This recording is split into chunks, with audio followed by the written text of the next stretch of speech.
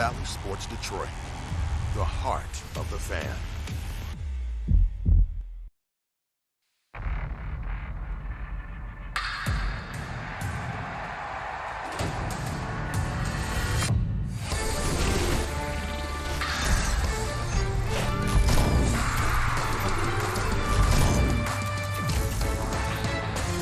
It's been a well-played weekend series in Toronto so far. The Tigers were the better team Friday night in extra innings. The Blue Jays bounced back to use their daunting power and their strong pitching to even the series on Saturday. We've brought you back here to Rogers Center for the rubber match. Who gets the upper hand this afternoon? Miguel Cabrera, does he send number 500 over the wall? We will soon find out on Bally Sports. Hi, everyone, with my friend and my partner. He's the former American League champ, Craig Monroe. I'm Matt Shepard. We've talked a lot about the energy this team plays with, but it really gets amped up, I think, with the younger athleticism of a guy like Derek Hill. And you can feel it both offensively and defensively. Well, you love the impact that he has on this Tigers team. He is an energy guy. But what I love about him, Shep, is the confidence in which he plays center field with. Yes, he takes tremendous routes, but even when he doesn't take the right route, the effort is there. He makes up for it with that speed. Now, you want to talk about the arm? Yeah, don't forget about that as well. He can throw it from center field. And then all of a sudden, he's made some adjustments in the batter's box. Yeah, a little bit more shorter, more direct to the baseball, driving the ball to the gaps, left center, right center. And he will lay down a bunt to get himself to first base so he can do this. Utilize his speed. This is another way he impacts the game. Still in second base, aggressively running the bases, being able to score from first base on a double. So you love the energy and the excitement that he brings to this Tigers lineup. 2 hits yesterday shows you why he's a first-round pick overall. He's back in center field today and batting in the leadoff spot for a second straight day. He could help the Tigers to a series win, and that would be really impressive against a really good Toronto team, because the big reason the Tigers are in this position at all is because of the pitching success they've had against some of these big dogs that Toronto calls key players. They've really done an excellent job of keeping these guys off balance. Well, this is, for me, how they've done it, Shep. It's firm fastball, two-seamers, 96, 97, in on the hand, crowding the right-handed hitters, and then going to those good secondary pitches, that split finger, the slider. We've seen these guys move the ball around the strike zone, making the Toronto Blue Jays big three in the middle very uncomfortable.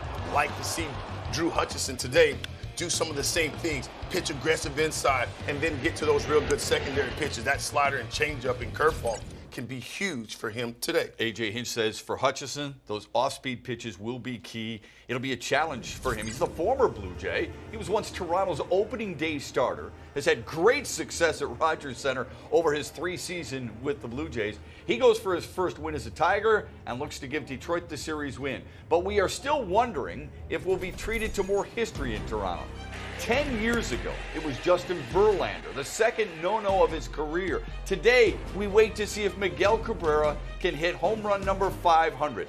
His march toward history continues on Bally Sports.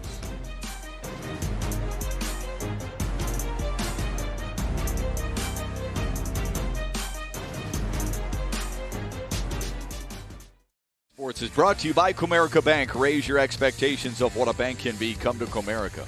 By Wallside Windows, we can do that. We are the factory. And by Ram.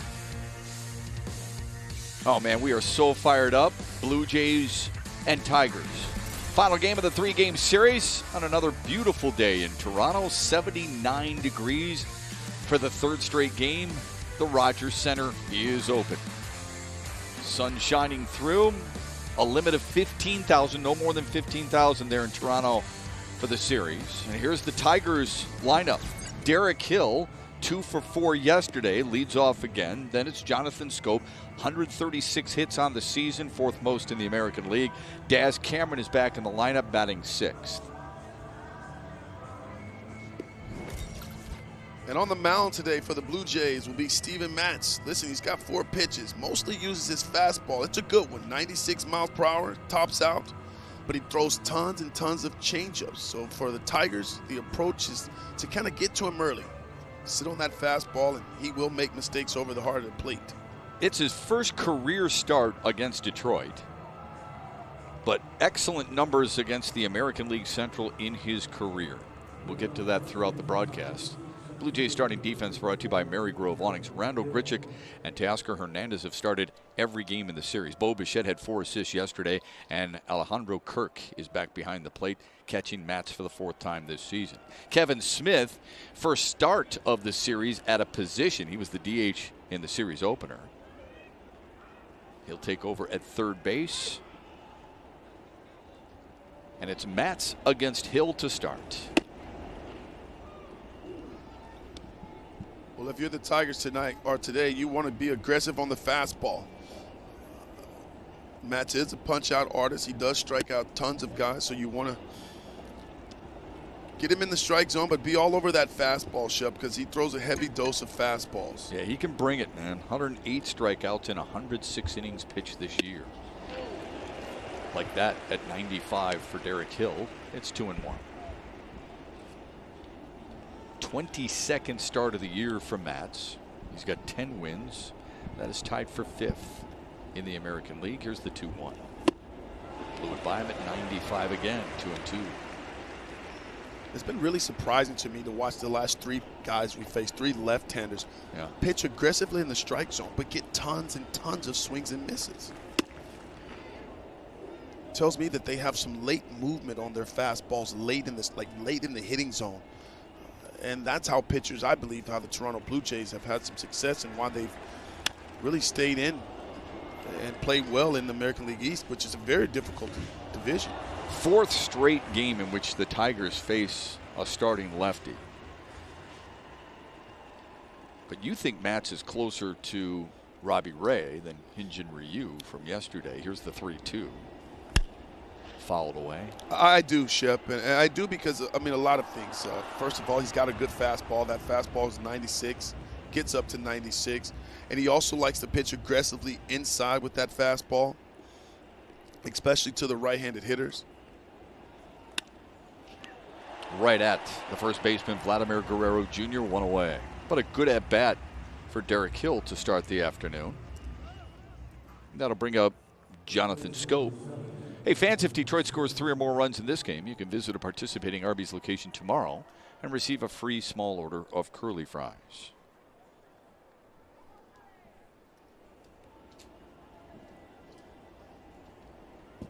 Frustrating day for Jonathan Scope yesterday in an 0-for-4 effort. Yeah, Jonathan didn't look like he was picking up the baseball well off Ryu yesterday.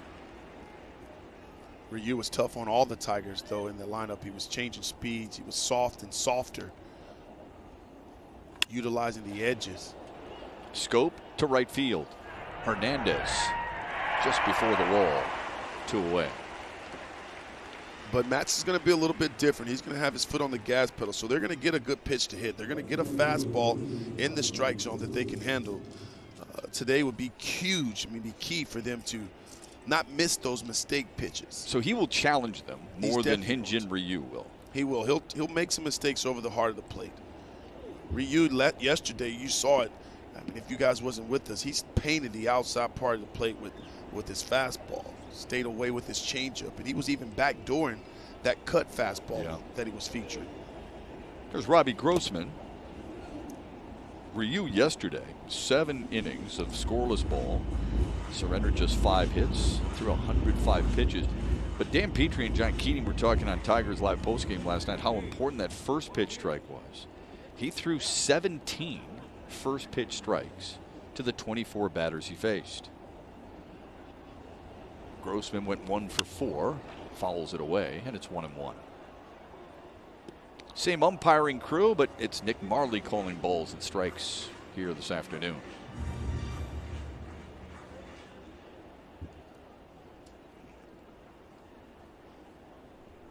A.J. Hinch likes how his team has battled in this series so far. That's a high strike to Grossman, 1-2.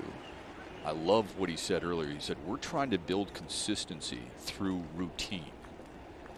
His team has been able to do that. If you ask him, where are you most proud? I like how my team has responded since the early part of the season. When we struggled out of the gate at 9-24, look at how we've turned it around. Well, they're just not accepting losing. They're not accepting the rebuilding. They're building now. And they've changed that mentality where guys are not thinking about losing. Well, it's okay to lose. It's a rebuild year. No, that's not the case. That's not the culture that he wanted to create here, or that he's creating now here. He wants to think about being a championship caliber team. Grossman gets hit by a pitch, opens the door for Miguel Cabrera.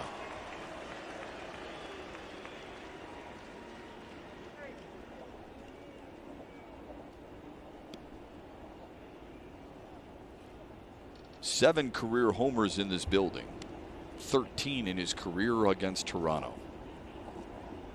They've really been throwing Miggy a heavy dose of fastballs.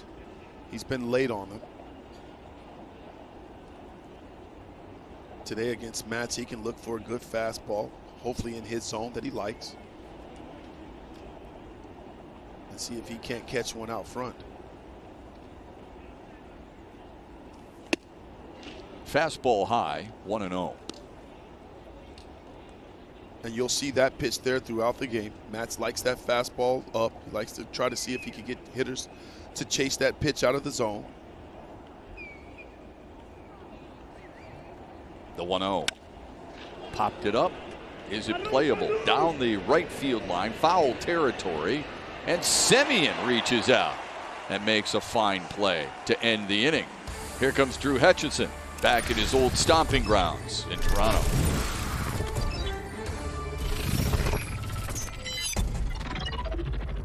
Wrap up, Tigers and Jays. Tigers left a man aboard in the first, and here comes Toronto's batting order.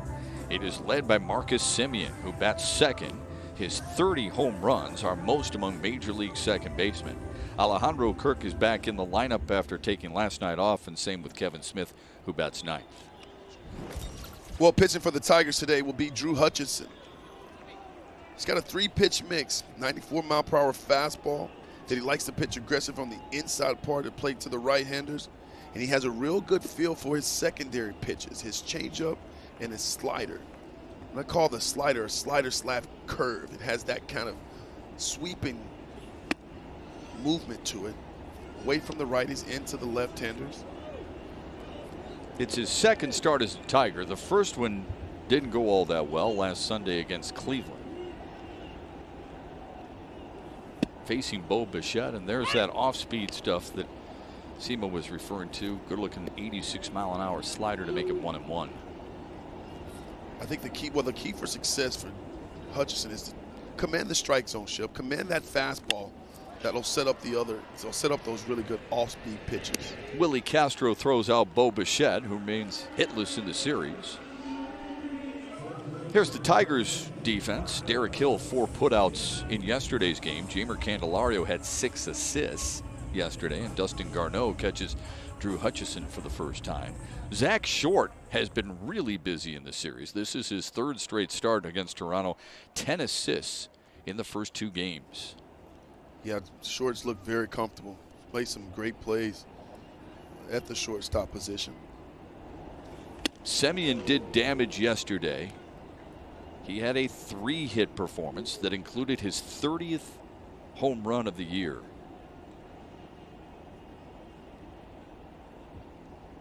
The 1-0. Fouled away. That home run he hit was in the 8th inning. StatCast powered by Google Cloud. Well, there's a 93-mile-per-hour 2-seam fastball that ran back over the heart of the plate. And again, with Semien having the power that he has and the swings that he's been able to take all season long and the consistency, you just don't miss those pitches. That home run for Semien carried 399 feet. The interesting thing about that, Simo, is he leads all second basemen in homers, but boy, oh boy, he's just the 2nd Toronto middle infielder in history to hit 30 or more. The 1-2 to him. Easy play for Hutchison, and there are 2 away.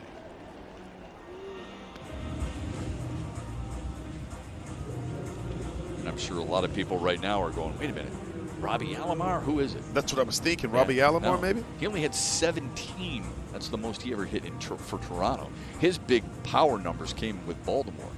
It's Aaron Hill. Aaron Hill Yes. had 36 bombs for Toronto one year. How did I not remember that? Well, Aaron Hill. It's easily forgotten. That was in 2009. Here's Vladimir Guerrero Jr. on the inside corner, and Hutchison doing a nice job early on, 0-1. Well, the Tigers have had some success in this series against Guerrero Jr. by crowding him with some good fastballs. You see there, that was a good breaking ball on the inner half. But I think that's how you're going to be able to continue to get him out, is when he gets extended, that's when he does most of his damage.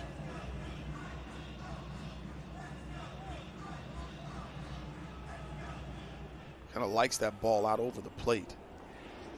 Ball boy's upset at himself. He wants another shot. Careful now. Careful what you wish for with this guy at the plate. No, I like that. He's taking responsibility. He's got to make that play. We'll say this. Guerrero Jr. is just not a guy who seems like he's really all that young, and yet he is. It's amazing. His 57 extra base hits are tied for most by a major leaguer who is 22 years old or younger. Fernando Tatis Jr. the other, the 1-2 in the dirt, swallowed up by Garneau. Maybe it's because we've heard so much about him, or maybe it's just because he's put up gaudy numbers early in his major league career. All of the above. Yeah. I mean, he's special. He's just special in so many ways. The fact that he can cover the entire strike zone. Again, he reminds me a lot of his dad, playing against him, watching that swing.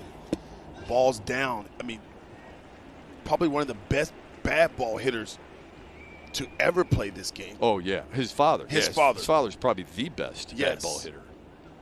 I agree with you. Good at bat for Guerrero Jr. He's worked it full. Hutchison delivers.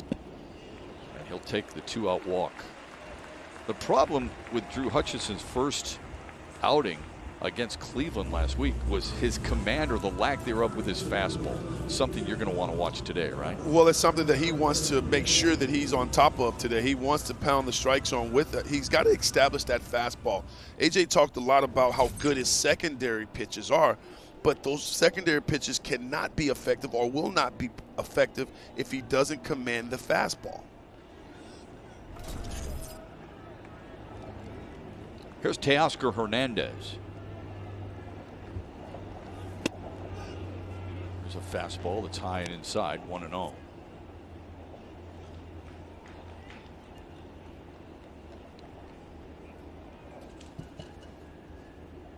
Hernandez with the American League Player of the Week for last week.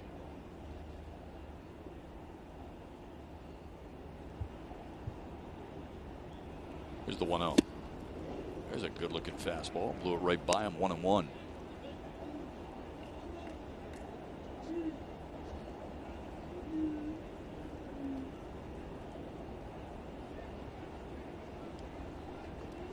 Hernandez might be the more unheralded of this big Toronto lineup, but 22 homers, 84 runs batted in, and batting .312.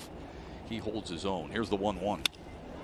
Sharply to short, and an easy play for Zach Short. Jeimer Candelario leads off the Tigers second. Looking forward to seeing who breaks through first in Toronto. Let's check out the T-Mobile coverage cam. Great camaraderie on this club, but they don't have as much fun as Craig Monroe and I do in the booth. I can promise you that. We do have a lot of fun, Jeff. But they're having fun in that dugout. I love the big kid in Miggy. And Willie Peralta part of it, too. He's hanging out. Willie Peralta, he pitched pretty well yesterday in 6 innings of work.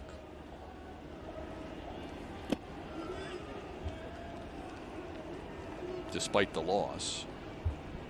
It was a good ball game in a 3-0 final. You can appreciate good pitching matchups, even though I know you love the offense, and so do I, but it was well played. Here's the 1-0.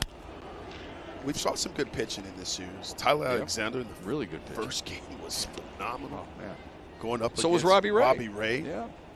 Ryu was fantastic yesterday. Peralta made one mistake. Those are tough acts to follow, but Yeah. they're trying. Candelario behind in the count, 1-2. Matz needed 17 pitches to get through the first. Candelario hitless yesterday and 1 for 8 in the series. Here's the 1-2 outside, 2-2.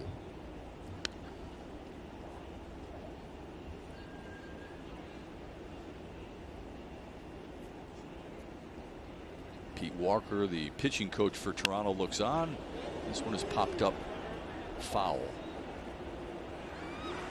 Seen a lot of hitters throughout this series grimace, kind of getting frustrated with themselves because they're missing some good fastballs.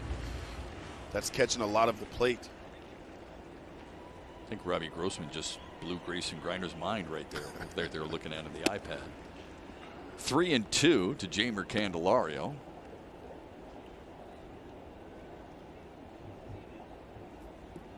Cameron waits on deck. The 7th pitch of the at-bat coming here.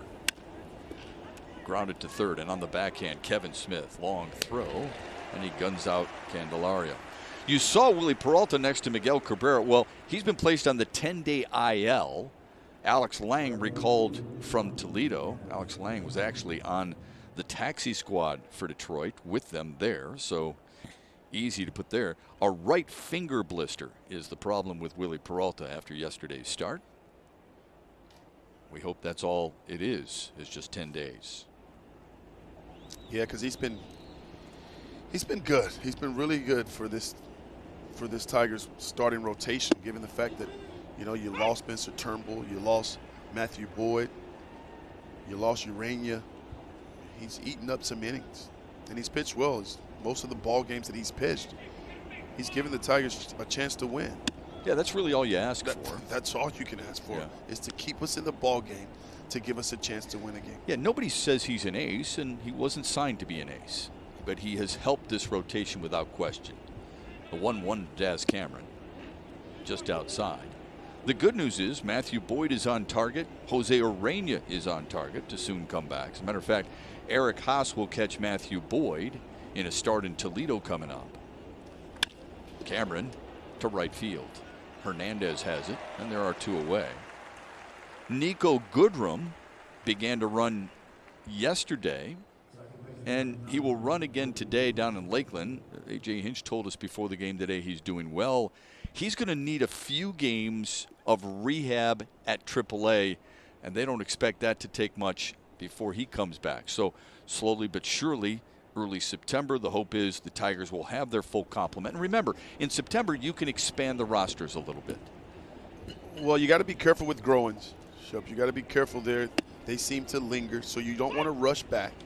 So if you're Nico Goodrum and the Tigers, you want to kind of give him some time, make sure that he's doing his running program, and make sure that he feels good, because again, that is an injury that seems to always flare up. It's a quick inning for Steven Matz. 13 pitches gets him through the second. 1, 2, 3. Well, you've heard Ken Griffey Jr. say, let the kids have fun, let the kids play. Well, these kids for the Toronto Blue Jays, after a win, you want to talk about party? Club Blue Jays jumping in the clubhouse here. Where they got are you? A little dance move. Where are you right there? I need to be right in the middle of all that, Shep, because I got some dance moves for you. Well, I've seen them. I don't have the best dance move, but these guys are having a good time. They're young, they're energetic, and again, playing the game that they love and having a great time doing it. I would ask Bo Bichette to first pull up his pants and then do the moves on the left-hand side. Oh, that's good stuff. What did you guys do after victories? Because you had a lot of them. Anything special? No, nothing like these kids in today's game, man. I love the personality. I love the way they express themselves. So there's a fine line there, though, right? The fine line is you don't want to get too high after wins, and you want to act like you've been there before. But you also want to have fun. Well, because baseball is every single day, and you're around these guys, so you really do want to make it fun in the clubhouse and allow the personalities to shine through. And having the club Blue Jay is a way to do it. I got to tell you, I'm picturing the 1984 Tigers when they got off to a 35-5 start, with Dan Petrie leading the way, dancing like that, and Kirk Gibson jumping into the fray, taking the record off the turntable, throwing it against the wall and say, it ain't good enough yet. That's all. I'd love to see Petrie's moves, though. Well, he'll cut a rug for you. Willie Castro in shallow right field. Hutchinson was covering, and they got him. Good play to get Corey Dickerson to start the second. Good job there by Hutchinson, though, getting over to the bag. And Willie Castro does a great job of getting to this baseball and leading Hutchinson to the bag. Good awareness of knowing where the bag was, gets his foot on the bag and beats Corey Dickerson there. And good nice work, play. Good work by Hutchinson. Off the bump, quickly to first base, not assuming anything, and now he faces Alejandro Kirk.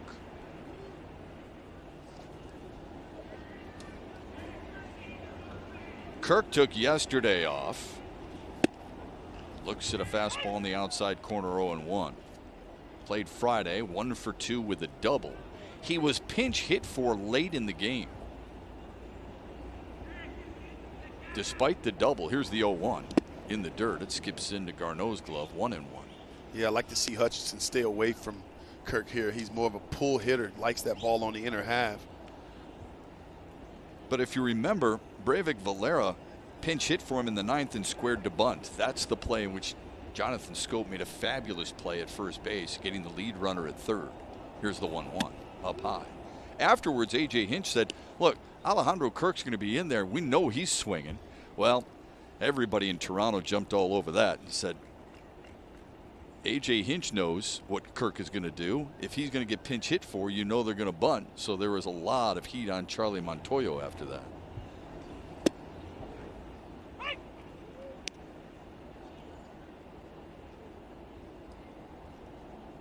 That was the bottom of the zone to make it 2-2.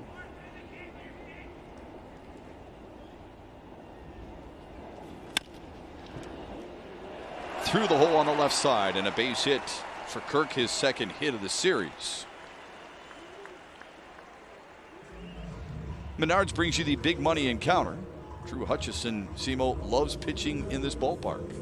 Well, I felt really good about Hutchinson taking the mound, given the success he's had there at Rogers Center. Again, when you've had some success, you tend to have more confidence. And I think that confidence comes from being comfortable. And he's very comfortable there when you see that 21-7. So wins and losses there in Toronto. 21 of his 30 wins as a Blue Jay coming in this yard.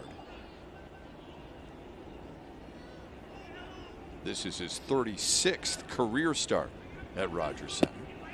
And he's facing Lourdes Gurriel Jr.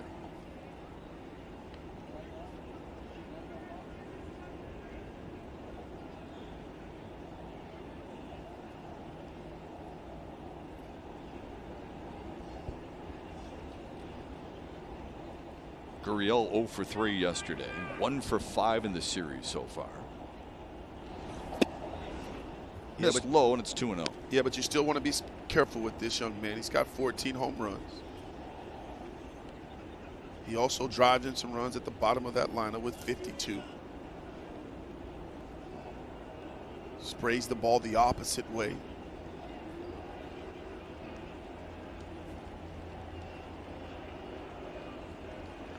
Here's the 2-0.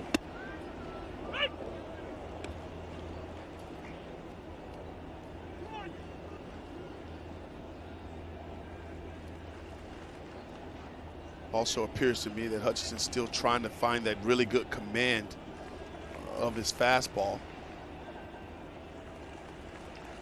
He's got a really good feel for his secondary pitches. The 2-1 fouled away.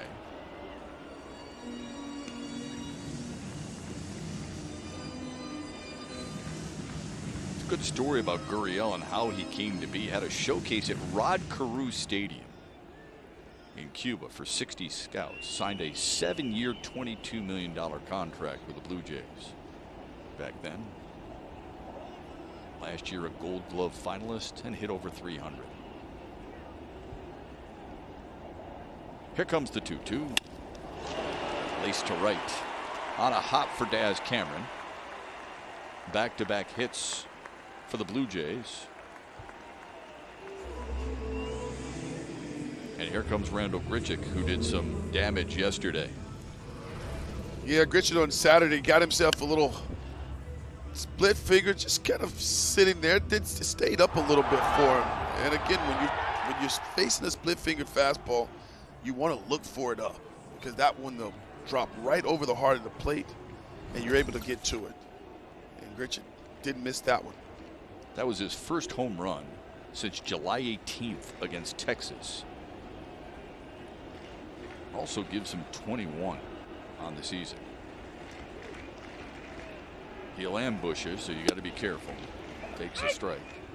Toronto as a team will do that. The Blue Jays have 49 first pitch home runs this year. By far and away more than any team in baseball.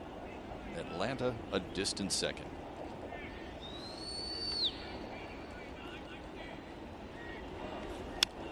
They've got a pretty impressive lineup when you look at it. You think about their 7 and 8 hole hitters have 35 home runs combined and over 120 RBIs. So there's not a weak spot in this lineup 1 through 9. So you have to be efficient and effective using the corners against this team. Hutchison ahead in the count, though, 0-2. Garneau took one off the left shoulder there. That'll smart for a while. You saw Grichuk with the home run yesterday, and then after celebrating number 21, he put on a jacket. Vladimir Guerrero Jr. did it in the series opener. It is a really cool celebration, and it's a celebration that includes everybody, because on the back of that jacket is the country in which so many Blue Jays reign from. Shep, I absolutely love it. I mean, that's what you love about this game.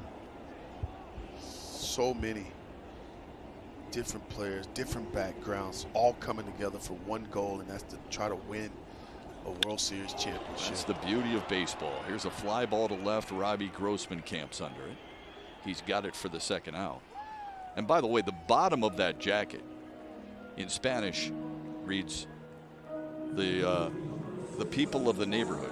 The people of the neighborhood. I was expecting you to do that because you're the Spanish-speaking member of our crew. But yeah, the people of the neighborhood. That's pretty cool. I don't know if I'm going to call it Spanish. I'm going to call it Spanglish. Okay. You get your point across better than most. Tu sabe. Yes, sir. All right, here's Kevin Smith, the number 9 hitter. See how much you put all this pressure on me, guy. You can't put all this pressure on me, man. You're going to take us to break in Espanol. Smith looks at a slider in for strike one. Twitter's going to blow up. Oh, Simo, you speak Spanish? No, I don't. I just try hard. That's all. It's better than most. No, I always love it. I love the culture. Got a chance to play over in the Dominican Republic, which is a very tough league. Played in Mexico, trying to learn how to hit a breaking ball. So, no, I've had my challenges. Smith sends a drive to left center. Hill dives and he makes the grab! Oh, my goodness! Derek Hill out of nowhere! Look at Smith stare him down. This was impressive. The speed, the athleticism, the style.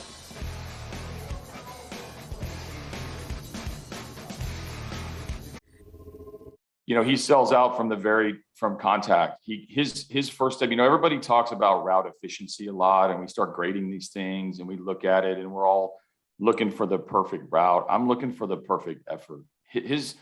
His first step, and he'll go to the direction and he will correct his route, but he has different gears that he can go to and turn it on to complete a play. That's amazing. That's what A.J. Hinch said before today's game about Derek Hill. And perhaps the greatest compliment he could give. He said he commands center field as well as anyone he's ever been around. And keep this in mind. He had George Springer in center field in Houston. That's impressive. And just to add to that, watching this young man work, during batting practice, he is working on his first step for at least one whole round of BP. You know, so there's 3 groups of batting practice. When he's out in the outfield and that first group hits, he is out there and you can see him reading the ball in the hitting zone, and you're watching him just take breaks, just make breaks left, maybe right, wherever the ball is coming off the bat. Shep, that's how you get better. That's why he's an elite defensive player, because he puts in the work. And I remember having a great conversation with Jim Edmondson, who's not fast at all like Derek Hill. But phenomenal, yeah. But he told me to watch the bat angles. When you're in center, he said, watch the bat angles, and you'll make more plays than you've ever made by doing that.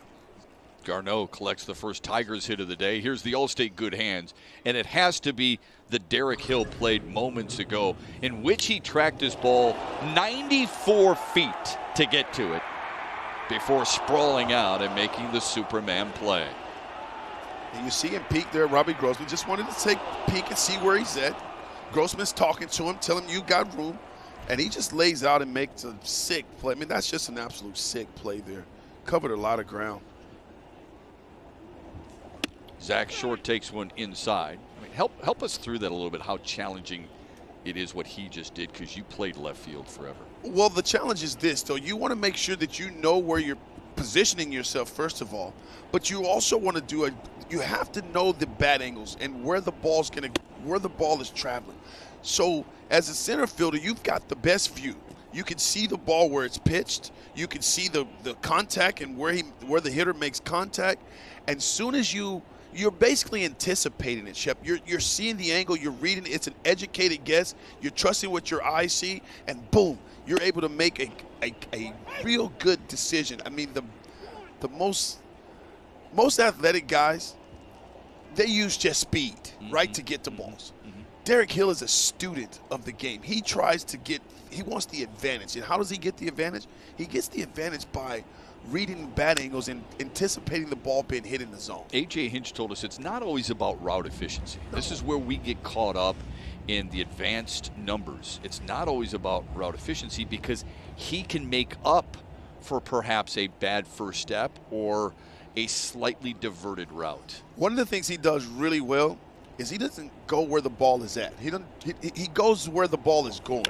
That's the difference in being a good outfielder than being an elite outfielder. And A.J. Hinch said he's the best center fielder the Tigers have in their entire organization. Some would argue, and it's a good debate, he might be the best defensive player in the entire organization. Doesn't matter what position, he's it. Very intelligent young man. He understands the game. Again, you want to be a student, man. You want to be a sponge, and this kid is. He just saved 2 runs, by the way. Short powers one to right. Back goes Hernandez. He's got it. That's the first out. And here comes the aforementioned Derek Hill.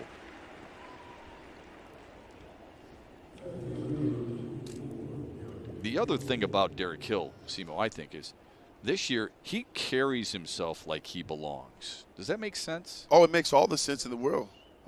It takes you some time, though, to get there, get to that point. He's got a manager that believes in him. That's huge. That's big for the psyche of a player. He made the necessary adjustments in the batter's box. He was swinging and missing quite often, and so now he's shortened up his swing. You see the hands a little bit more closer to the hitting zone, so there's not a lot of movement there. And he also realizes that utilizing his speed and putting that in his game is huge. Well, he's got to be able to, he's laying down bunts. He's bunting the ball to first base. He'll bunt it to third when he catches the guys being back, the infielder's back. So he's just understand who he is as a player now, I believe. Well, he's told me, I'm putting the ball in play. Yeah. Put the pressure on the defense because of his speed. If he hits one in the hole, that's as good as a bunt attempt, because they're going to have to hurry to get him. Well, if he hits the ball on the ground, right, it could be a knock for him because Absolutely. he runs so well. Yeah. Line to first. There's the bunt Simo was talking about, right in front. Kirk has to eat it. No one was at first base. The pressure applied by Derek Hill. Runners at first and second with only one away.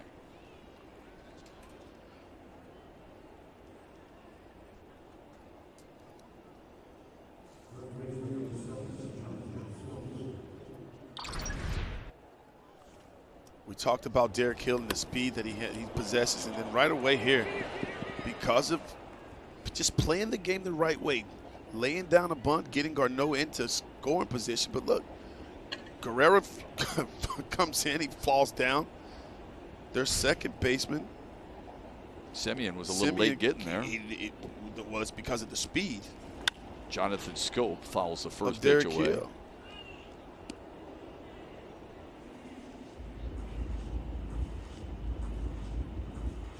And Chip, that's what we're talking about when we're talking about Derek Hill and the adjustment that he's made, right?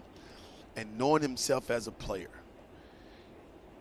He's got that in his back pocket anytime he wants to be able to lay that bunt down and cause havoc. It's a slump buster. It truly is.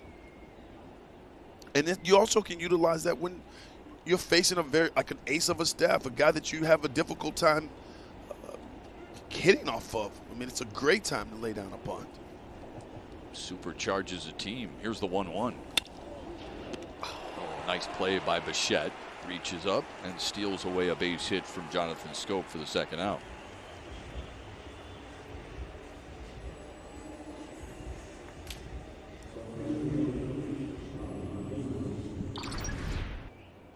We've seen this in this series time and time again. I feel like when the Tigers are barreling up, hitting line drives, they're finding the glove of Bo Bichette.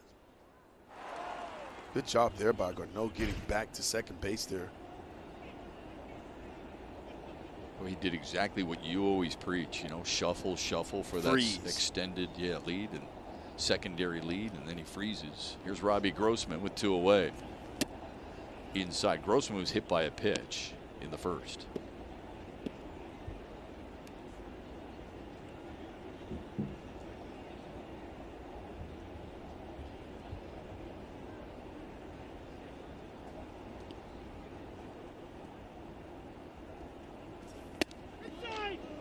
Two and 0 to Robbie Grossman. Seems like to me Grossman is pushing Matz out over the plate, pushing him away from him. He's taking those first 2 pitches on the inner half.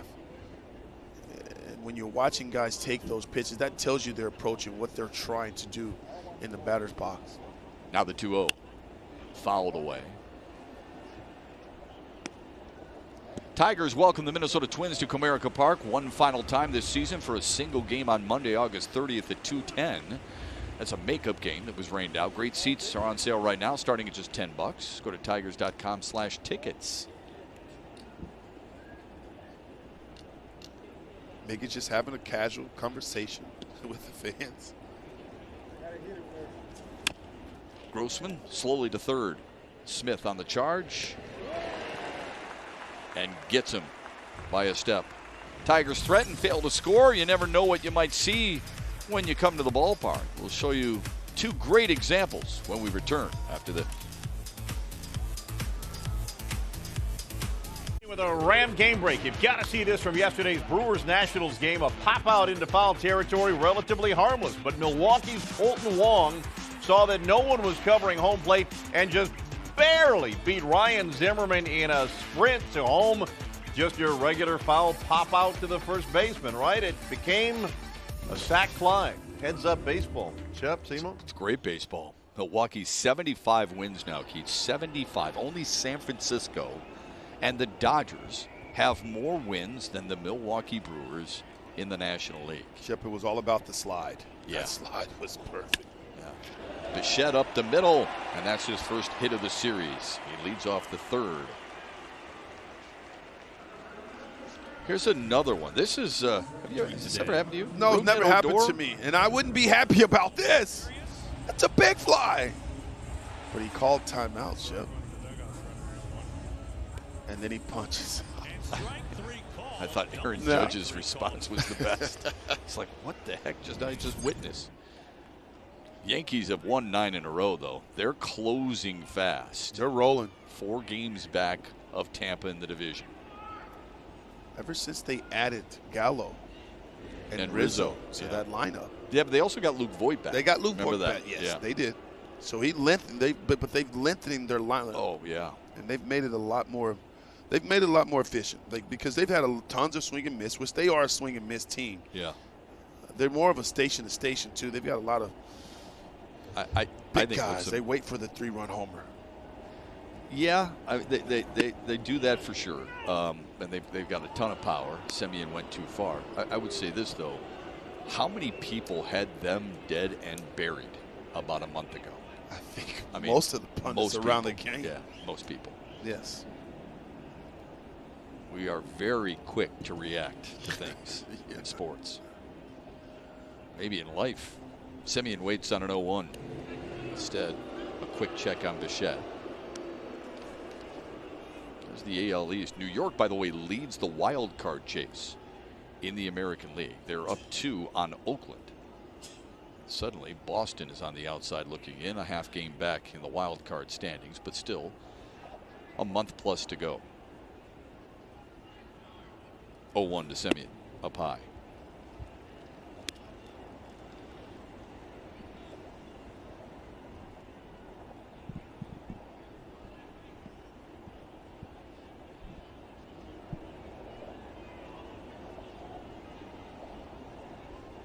Semien 3 for 9 in the series.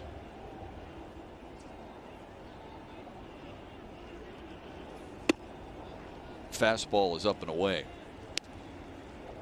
They'll keep an eye on Bichette, and for good reason. His 18 stolen bases lead the Blue Jays.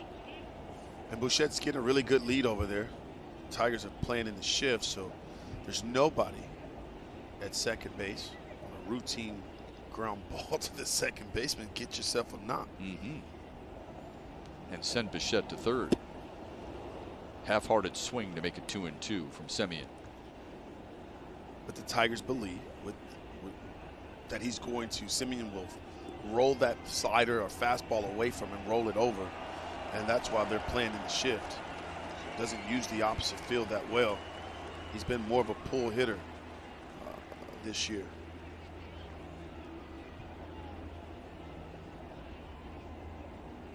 Here's the 2-2. Grounded through the hole on the left side.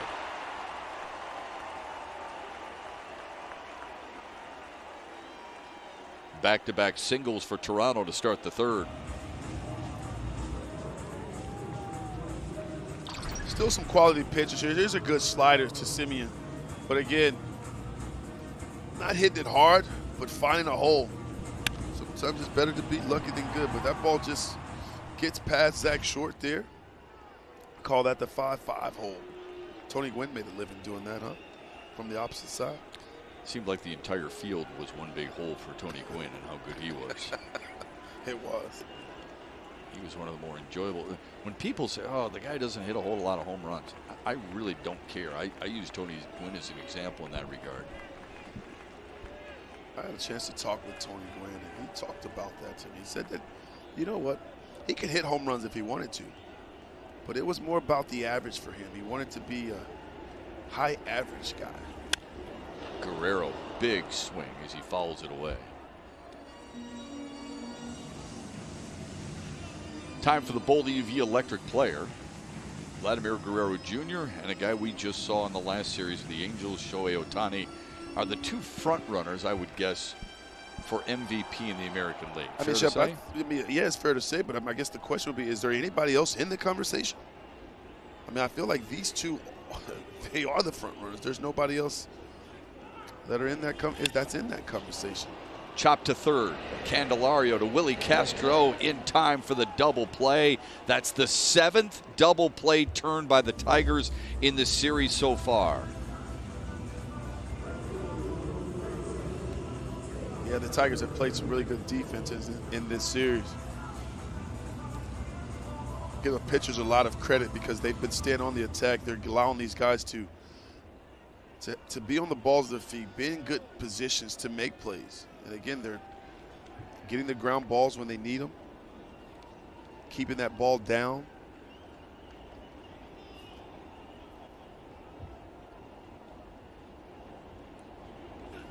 This is Teoscar Hernandez, who bounced to short his first time up.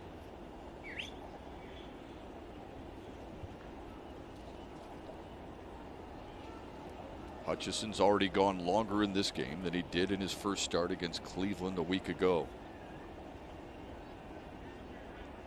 The 1-0.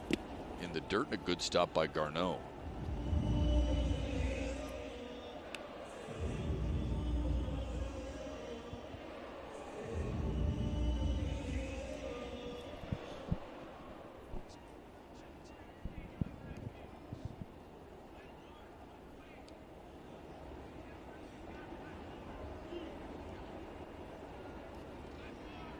Hernandez with homers in 4 of his last 6 games, giving him 22 on the year. Ground ball to third and booted by Jamer Candelario. That allows Bichette to score. Hernandez up to second, and Toronto has the 1-0 lead.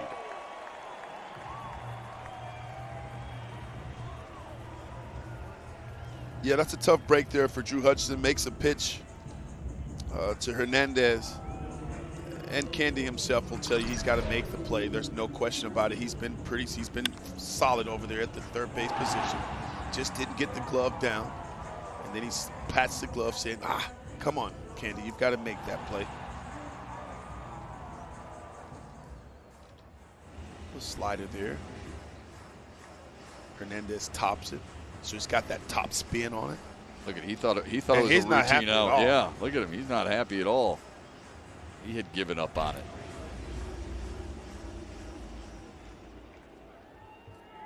Extends the inning for Corey Dickerson.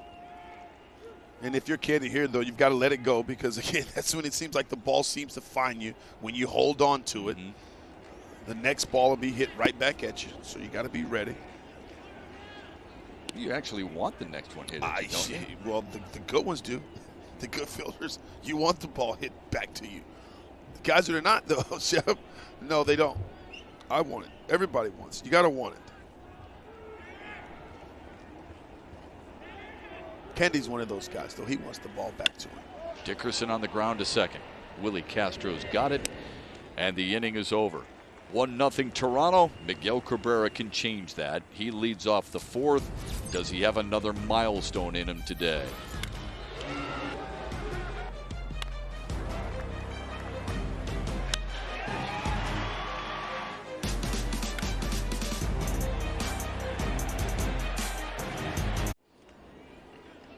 Top of the 4th in Toronto. Tigers trail 1-0. Miguel Cabrera, Jamer Candelario, and Daz Cameron to face Steven Matz here in the 4th.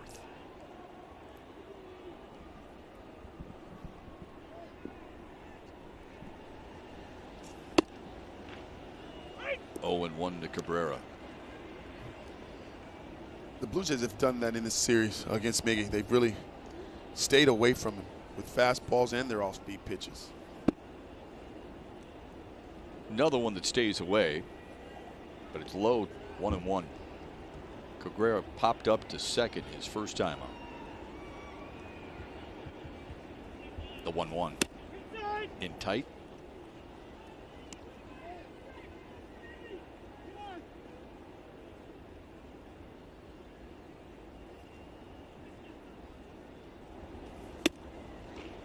At the top of the zone to make it 2-2. Good location there for Matz. Really trying to crowd Miggy with this fastball, but I thought it was more about showing him that pitch. Here's the 2-2. Check swing foul. 36 plate appearances since his last home run in Baltimore. Alex Rodriguez has the most since 1974. But who cares? The company is phenomenal, and he'll get there. The 2-2. Hard to shorten on a backhand. Bichette retires Cabrera.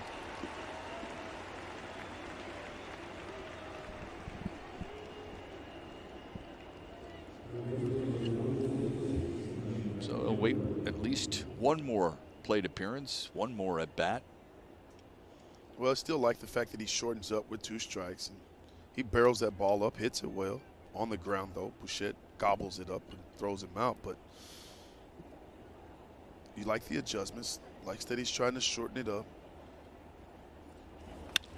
Candelario rips one to left. Into the corner. Gurriel will have to play it off the wall. Candelario hustles for 2, and he is in there with his 33rd double of the season. Candy's been a double machine this year.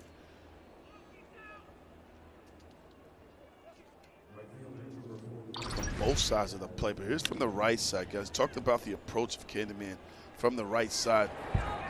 Hits for a higher average, but he drives the ball again to that pull side. He pulls this one right down the line, pulling the hands inside, getting the barrel to it. We've talked a lot about the base running, Shep, of this Tigers team, cutting those bases, hitting the corners, taking more of a direct path to each base. That allowed Candy to stretch that into a double. Yeah, I thought that was really well represented on Tigers Live the other day. Dan Petrie had some great examples of guys cutting the corners, the base running that has made a massive difference for this team all season long. Daz Cameron flew out to right his first time up. The doubles for Cabrera, or for Candelario rather, ranked 3rd in the league.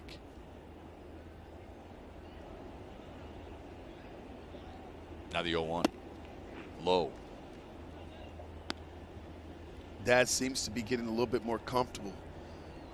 He's taking some pitches that are good pitchers' pitches. Again, before he went on the IL, I thought he had found his groove. Ground ball up the middle, good range by Bichette, and he throws him out. 2 away as Candelario moves up to 3rd.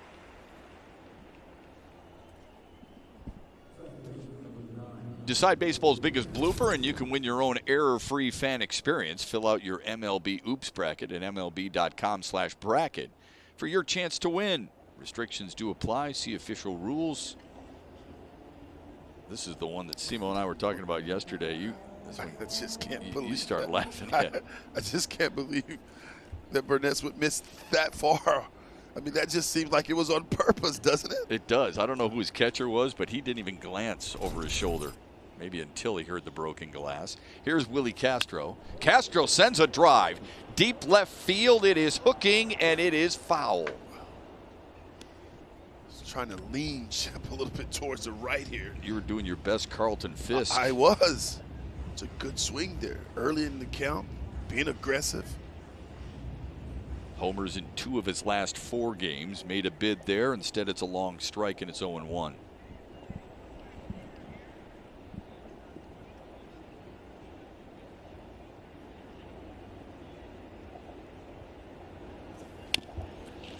Little nubber. They're going to have to hurry. Matz throws and gets him just in time. Tigers leave 1 at 3rd base. They trail by 1 as we head to the home half of the 4th. That we come to you today on the American military personnel who are serving overseas and watching this game on AFN, the American Forces Network. We welcome all those in countries around the world aboard naval ships at sea, and thank you for your service, your bravery, your commitment.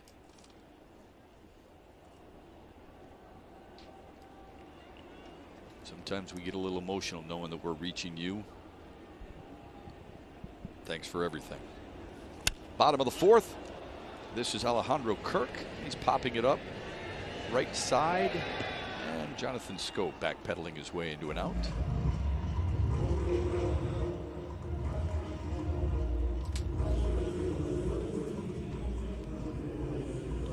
Here comes Lourdes Gurriel. So Drew Hutchison so far, and it's only 4 innings, or trying to get through 4 innings. He's been pretty darn good so far.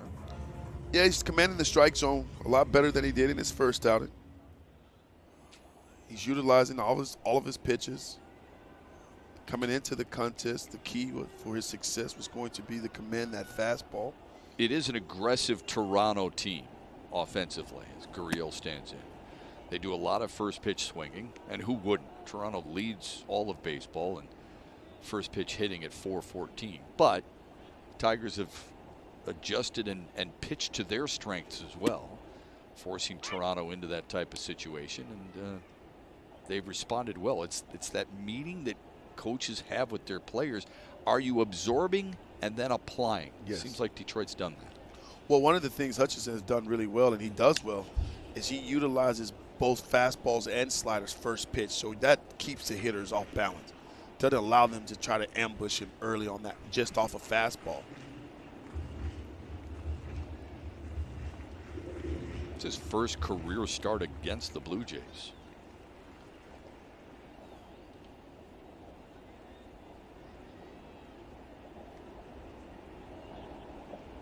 The 1-2. Fouled away. Gurriel singled in the second. Toronto actually had back-to-back singles with one out. And then Hutchison got Grichuk to fly out to left before the highlight reel catch by Derek Hill in center to retire Kevin Smith and the Blue Jays in the inning. Strikes out Gurriel, his first punch out of the afternoon. There are 2 away. Good location there by Hutchison, though. First at bat, Gurriel gets a fastball away. He hits it the opposite way. Hutchison makes the adjustment. Kind of crowds him with a really good 94-mile-per-hour fastball. Painted up and in. It's a first strikeout for either pitcher so far today. Hutchison's pitch count in good shape. Had the one long inning there in the second, which he threw 20 pitches. Smith on the ground to short. Howitzer, and actually that's Grichuk. And the Blue Jays are retired 1-2-3 for the first time today.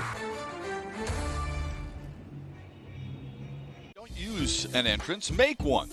Comerica Bank customers and up to 3 guests can skip the line for Tigers home games. Just show your Comerica Bank card and tickets at the Comerica VIP entrance located at Gate A. Comerica Bank, raise your expectations of what a bank can be. That's about how you roll, right? VIP. I'm just walking behind you, hoping to sneak in. No. That's all I'm trying to do. No, you're not. I'm with him. No, you're not. I'm with him right there. It's the opposite. I'm Hold saying on a I second. am with Matt Shepard. No. Believe it. That will get you escorted past the ropes. Here's Dustin Garneau leading off the Tigers' fifth. It's Garneau, Zach Short, and then the ever-exciting Derek Hill. Garneau singled in the third. That was the first hit for the Tigers, and one of just 3 for Detroit so far today. Another good pitching matchup. Outside 2-1. And Garneau's put together some good at-bats. Shep coming in, you know he's more of a defensive catcher. He understands how to, AJ call it putting the fingers down. He knows how to call a good game. But I'm liking what I see in the batter's box. He gives himself a chance. He's not chasing pitches out of the zone. He's got a favorable hitting count here.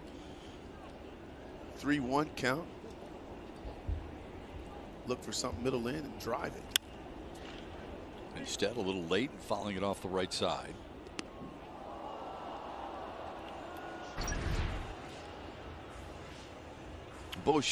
Bo Bichette reacts pretty quickly. It looks like he just got bit by a bug or a bee or something.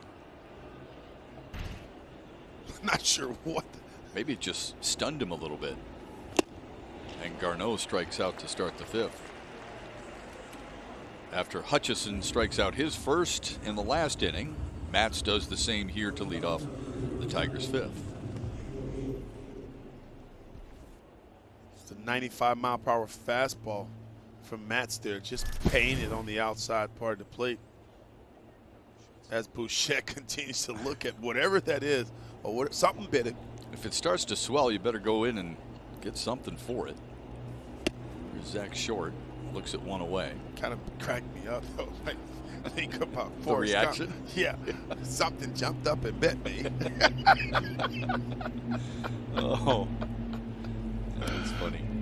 Did that ever happen to you when you're in the outfield? No. Anything coming, some type of awkward moment with an insect or an animal or anything like that? Well, you're always, mad. Something's coming around. You just. Ooh. Zach Short puts a charge into one into left field, and that'll hop off the wall. It'll bounce away from Gurriel, and Short cruises in with a 1-out stand-up double. Second double of the day for the Tigers. Chip, that swing is starting to get better. He's starting to look even more comfortable. He's been in a little bit of a slump here lately, right? The at-bats are starting to get better.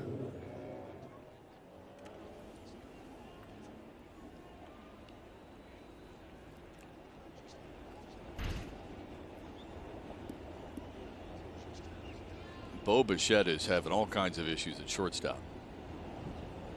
He can field ground balls that are coming at him 100 miles an hour, but look out for those little bugs that might bite you on the forearm. Here's Derek Hill. A bunt single his last time up, and a line out to first in the first. Heavy cut to make it 0-1.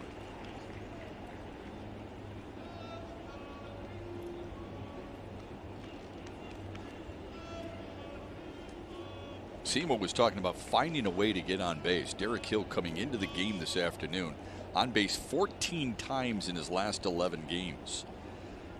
That'll endure you to your manager, won't it? Yes, it will. And well, if he continues to make the plays in the outfield, what we've seen, one of the plays we've seen today was. Well, that's a given almost. For he's me, gonna. Well, he's going to do that, right? Yeah, right. I like the confidence, though. I like the confidence that you have in this young man in the outfield, and rightfully so. Well, he's proven it. At some point, you got to buy in. In the dirt, not far enough away from Kirk for Zach Short to advance. Might have missed the opportunity there. Yeah. To steal that 90 feet. Gets a good shuffle up, but just didn't get the best read.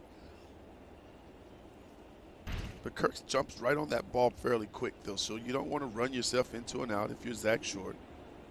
So he does, I believe he did the smart thing, get himself back. He's already in scoring position. Stole third base the other day. The 1-1. Hammer to right field. Hernandez on the warning track. He's got it. Zach Short will tag. He'll move to third, and there are two away. Second straight inning, the Tigers have had the tying run at third base with 2 outs. Be nice to see Jonathan Scope. The big 2-out knock. 2-out knocks are hard to come by. Pitcher doesn't give in to you.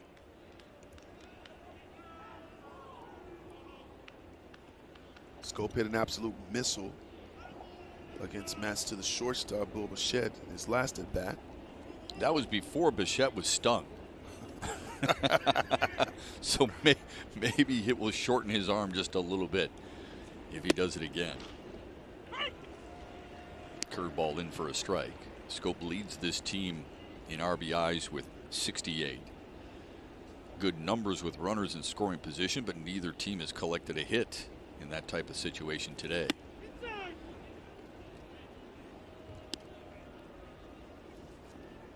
And it just seems like this third time through the lineup here, Mats is changing up the way he's attacking the Tiger hitters.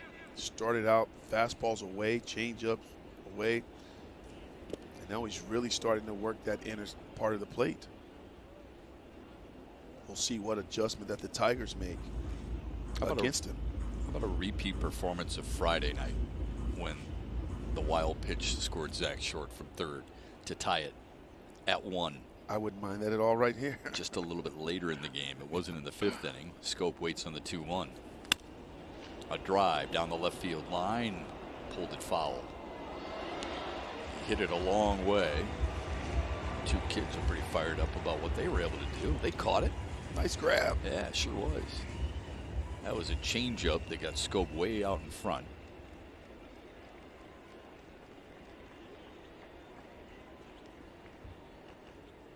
Two and 2 now to Jonathan Scope. He's got 64 hits with 2 strikes on him. That leads the majors. The 2-2 fouled it away. Took really good swing there. He's really shortening up on that pitch there. That's a tough pitch to get to, especially at 94 miles per hour at the top of the strike zone. To be able to foul that pitch off, you have to be short and direct to the baseball.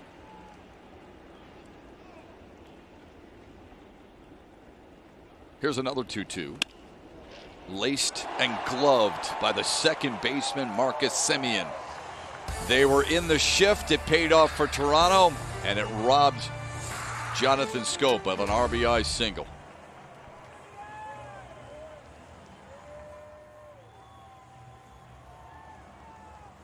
Incentives by renewing your seats for the 2022 season today. Early renewal incentives expire on September 2nd. Act now.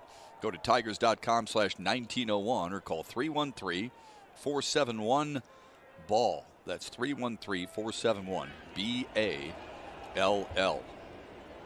With Craig Monroe, John Keating, and Dan Petrie.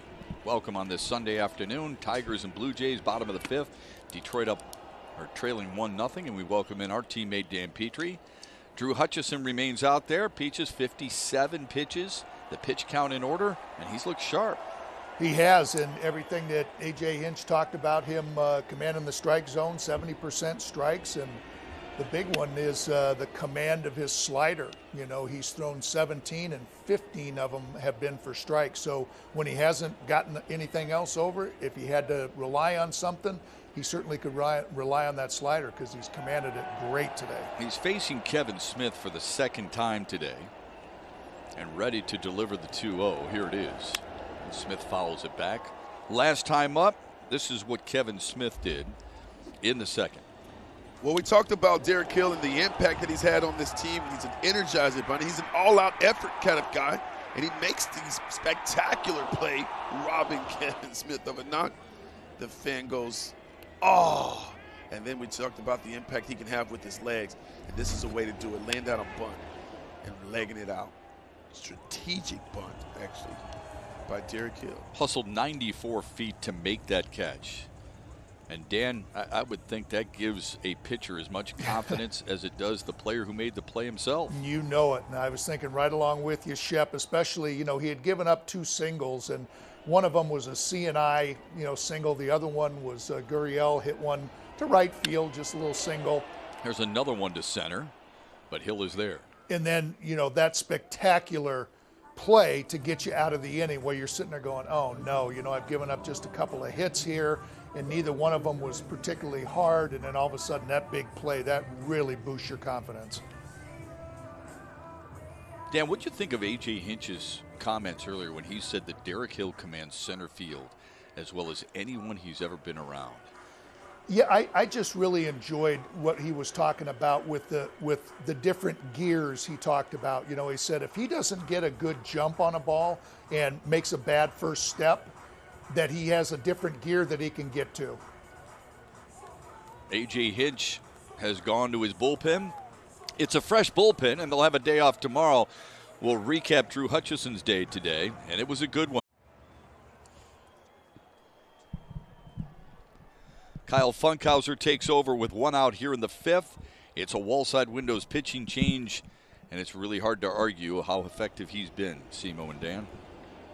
Yeah, Funk has really embraced the role coming out of the bullpen.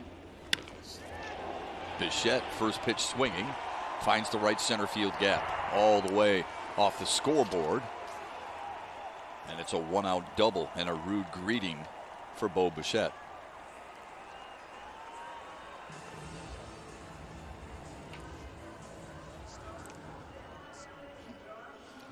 How about this, guys? You get stung by a bee at the shortstop position, and then you get in the batter's box and you sting the baseball to right center.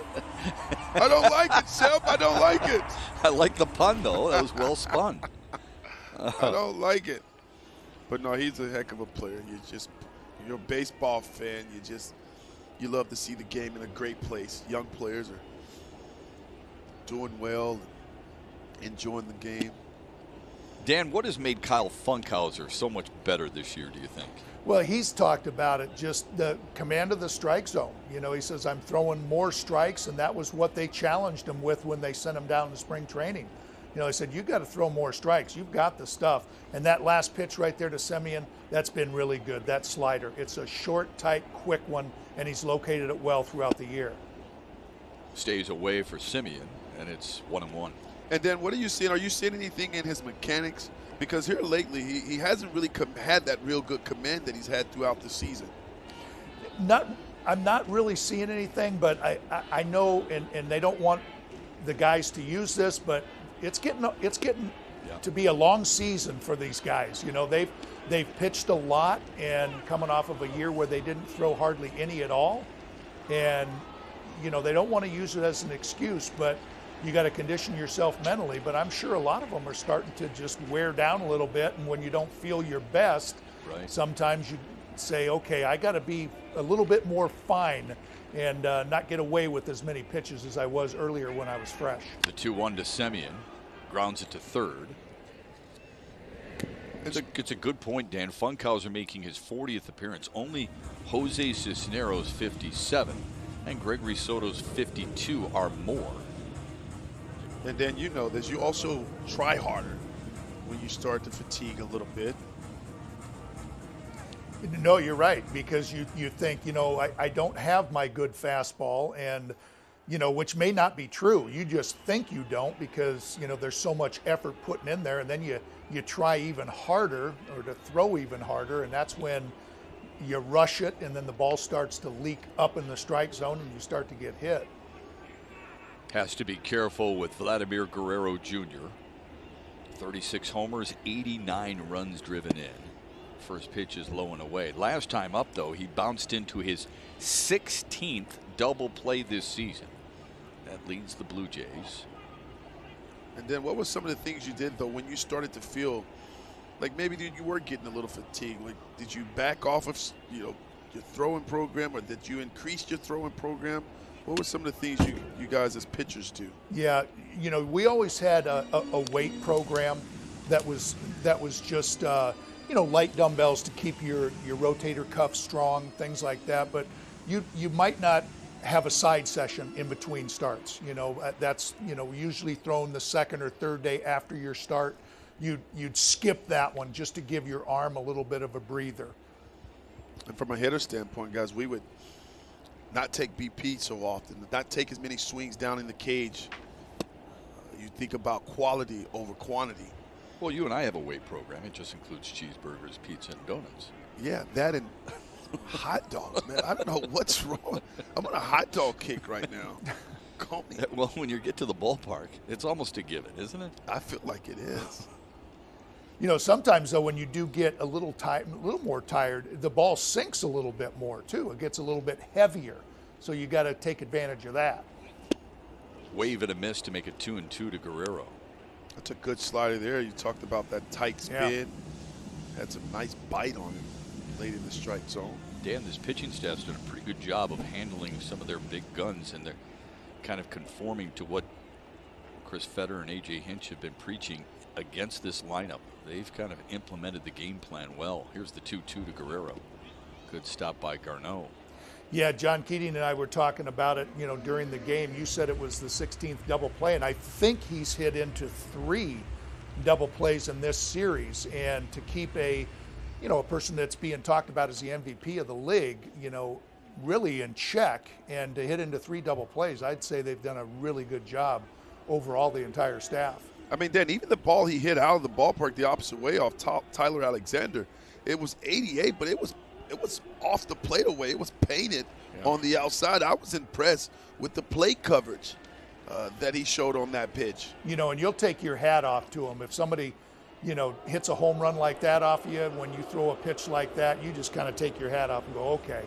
I'm not going to say that I made a mistake or anything like that. You just, get paid to, they get paid too, right? Exactly, we get paid too. We get paid to hit the baseball. You bet. I got to throw it over the plate. So it does show you his power, though. 425 feet away to the opposite way. That's a ton of power. He's a strong young man. Sure is. That home run, as soon as he hit that thing, it reminded me of one that I gave up to Fred McGriff. You remember the old crime dog? Yeah. Same location. It's funny how you see something like that and it just sends you back all those years. And oh my gosh, I know that feeling. Woke up screaming in the night. Here's the 3-2. Just missed. Second walk earned by Guerrero.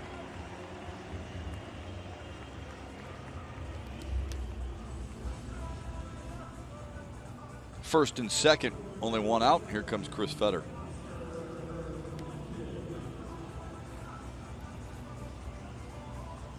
Now a message from MGM Grand Detroit. Go Grand at the destination that elevates every experience. Welcome back safely to MGM Grand Detroit.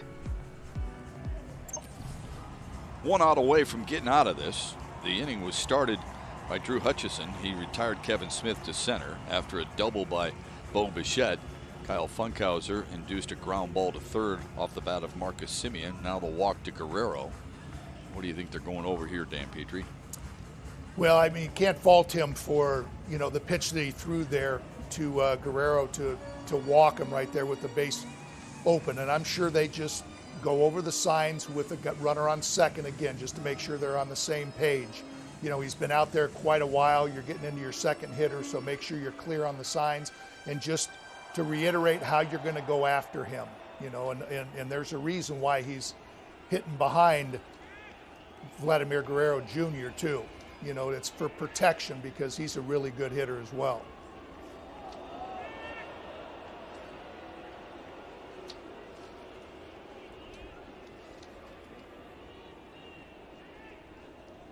Guerrero Jr. venturing off a little far.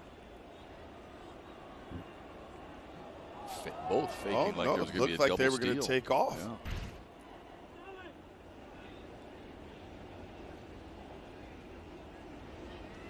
Hernandez grounds it foul. He's very aggressive on that inside pitch. And it's a pitch that he struggles to get to. He really likes that ball out over the plate. So I think Funkhauser, with that real nice two-seam, 96, 97 mile per hour fastball running in on his hands would really work well for Funk here. I think this is a really good matchup for Funkhauser. And to your point, Dan, with the base open there, I like that 3-2 slider to Vladimir Guerrero. Pickoff attempt, and he throws it into right center field. Bichette puts on the brakes at third. Both runners move up, though.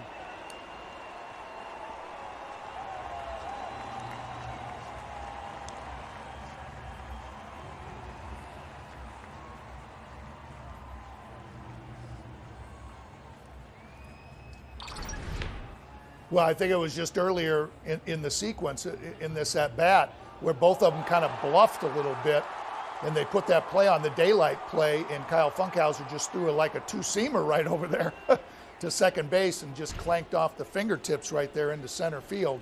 You know, AJ isn't real happy because now there's two runners in scoring position instead of one.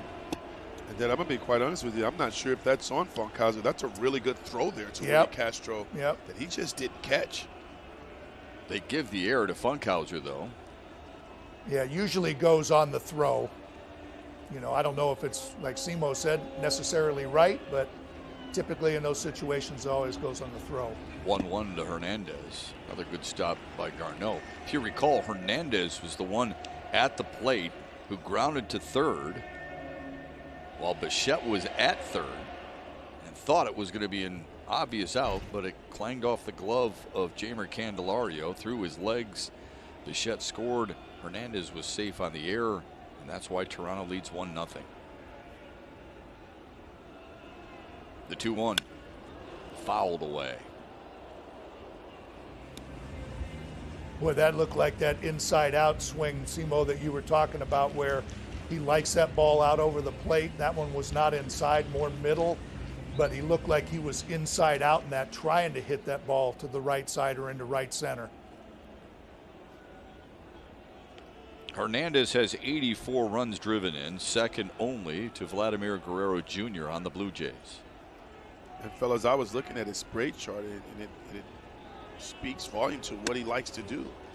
I mean, 24% of his hits are to the big part of the field, center field, right center. And he's got 29% of those hits to right field. So it does tell me that he's staying on the baseball, and he likes to drive it the opposite way.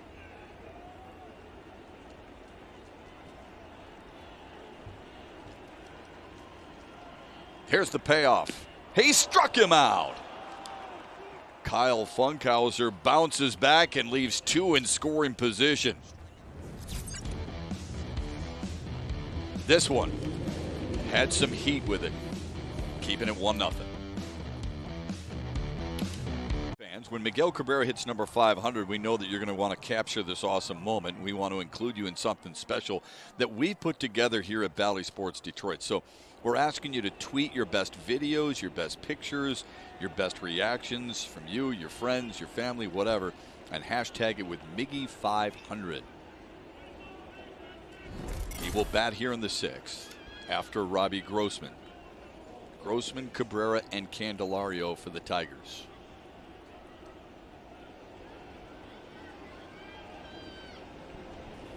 Grossman fouls the first pitch from Matz away. Grossman hit by a pitch in the first, grounded out to third in the third.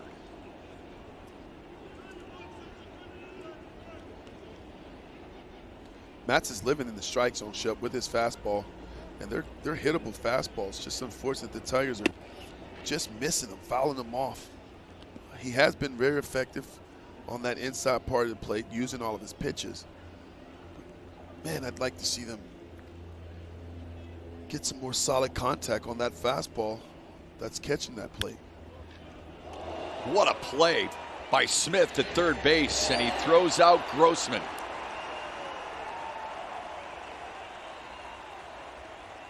Tough play on the short hop by the rookie Kevin Smith. The Tigers have really hit the ball hard, though, but they just haven't got the results, and it's because of this, the defense of the Toronto Blue Jays, and that's a very, very good play there. But Kevin Smith there leaving his feet and making a throw, and yeah, you can celebrate a little bit. Yeah, I think he was worried a little bit about the throw, but a nice stretch and a nice catch by Vladimir Guerrero Jr. at first base. Matz appreciates the defense, and here comes Miguel Cabrera. Takes one inside 1-0.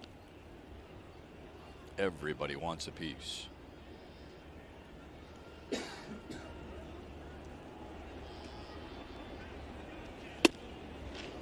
Couldn't hold up. It's 1-1.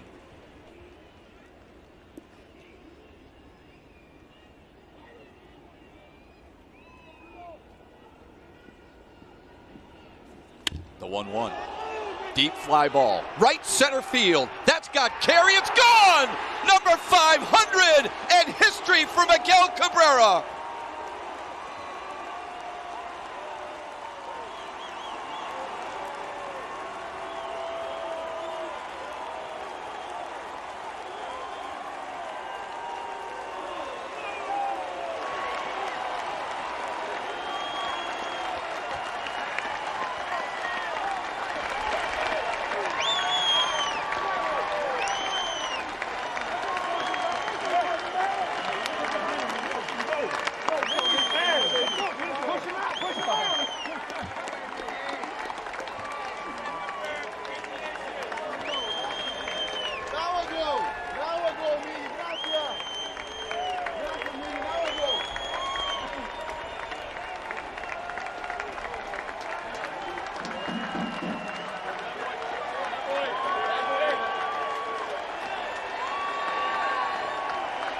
What an awesome sight.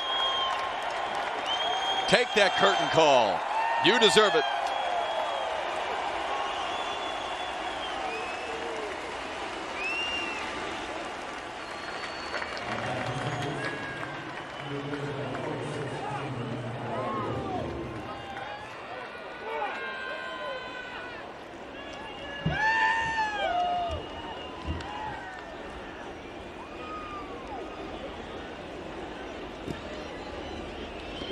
That's a special hat right there.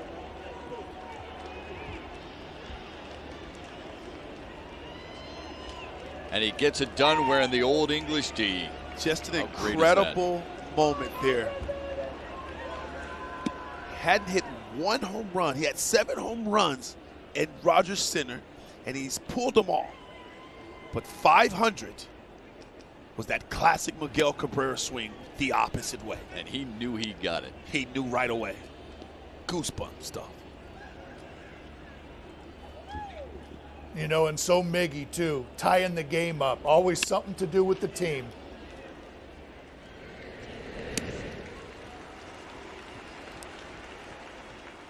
Well, guys, we've been anticipating the 500 home run. We've been waiting for the 500 home run. Well, here it is. It's an 84-mile-per-hour changeup off the plate away. And, yeah, the big fella covers it the opposite way. I love it. Yeah, you know what, Simo? Steven Matz threw a fastball up in that strike zone that Miggy was trying to get to, kind of cheating to get to, and Steven Matz slowed it up, sped Miggy's bat up right there, and that ball was off the plate. Miggy reached out and got it, and you saw Steven Matz's reaction as soon as he threw it. It was like, oh, no. And what a relief. You can sense the relief on his face that it is finally over. Yes. He's reached it. You could see it. I felt it. Just incredible. 1-2 to Daz Cameron.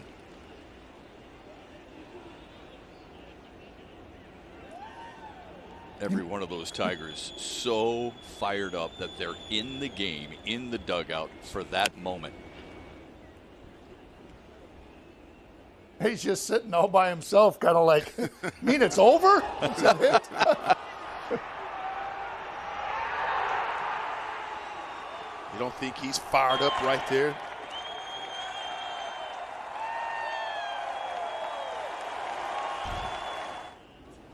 Cameron fouls it away. Boy, you got to be so happy for him.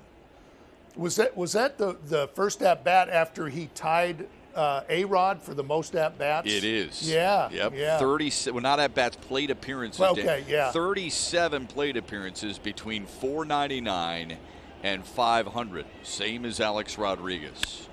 Cameron pops it up. Right side, Vladimir Guerrero Jr.'s got it, but history made in Toronto.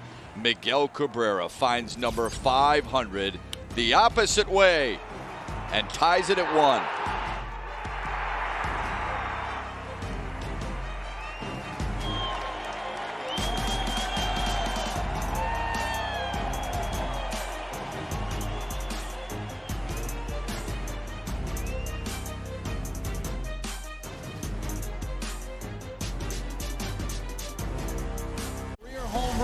Number 200, number 300, hits number 400. Deep and gone! A home run for Cabrera. Miguel Cabrera hitting number 500 in the 6th, the 28th player to reach that milestone. And they are all loaded with a ton of great numbers in addition to the home runs, just like Cabrera. What a moment here in Toronto. Try to settle in. Now you know what he's thinking. I want it to come in a victory. He's tied it up at 1. Bottom of the 6th, Corey Dickerson, Alejandro Kirk, and Lourdes Gurriel. A new pitcher for the Tigers. Alex Lang is into the ball game. Lang activated when Willie Peralta was put on the 10-day IL. Dickerson first pitch swinging middle of the infield. And Candelario puts it away. This is a wall-side windows pitching change. Alex Lang, it's been a while since we've seen him. His 20th appearance overall. Simo, what do you like about this kid's arm? Well, he's got good stuff. He's got a good fastball. Fastball's 96, 97. He's got some great arm side movement on that two-seam fastball. His biggest issue has been command. So hopefully he's worked out those issues and he can come now enjoy some success at the major league level because he's got the stuff to do it. He could be a major piece moving forward for the Tigers out of that bullpen, don't you think, Dan? No, he really can, Chip. But Dan, what do you think? No, and obviously they like it too because this is a tie ball game and they don't waste any time in getting him into this game, and he comes right out firing strikes first 2 pitches he throws. So it doesn't appear to me like he's nervous, jittery, anything like that, but just a high leverage spot for just being activated. So they're saying, here you go, take it and run with it. Looks like Harold Castro, Victor Reyes, Casey Mize, and Miguel Cabrera are staring at number 500. Yeah, Harold Castro looked like he jumped like over the fence or was right out of that dugout. As soon as that ball left the bat, I mean, you can just see the joy from Harold Castro when Miggy hit that. Deep fly ball, left field. Off the bat of Kirk. Grossman's got room.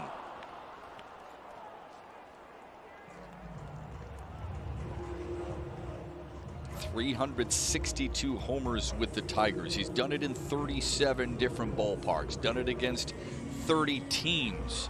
346 pitchers. 7 walk-offs.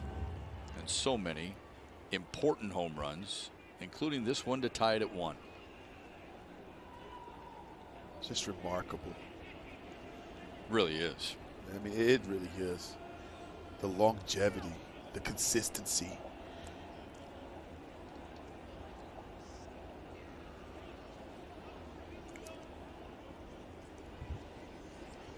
the team-first mentality.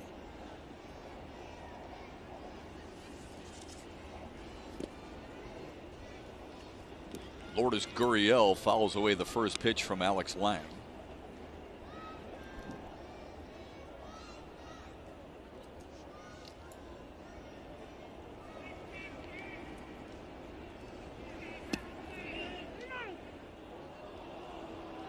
Couldn't hold up, and it's 0-2. Well, there will be even more baseball greats pouring in their admiration for Miguel Cabrera now that he's reached the 500 home run mark. 0-2 to Gurriel, a little low.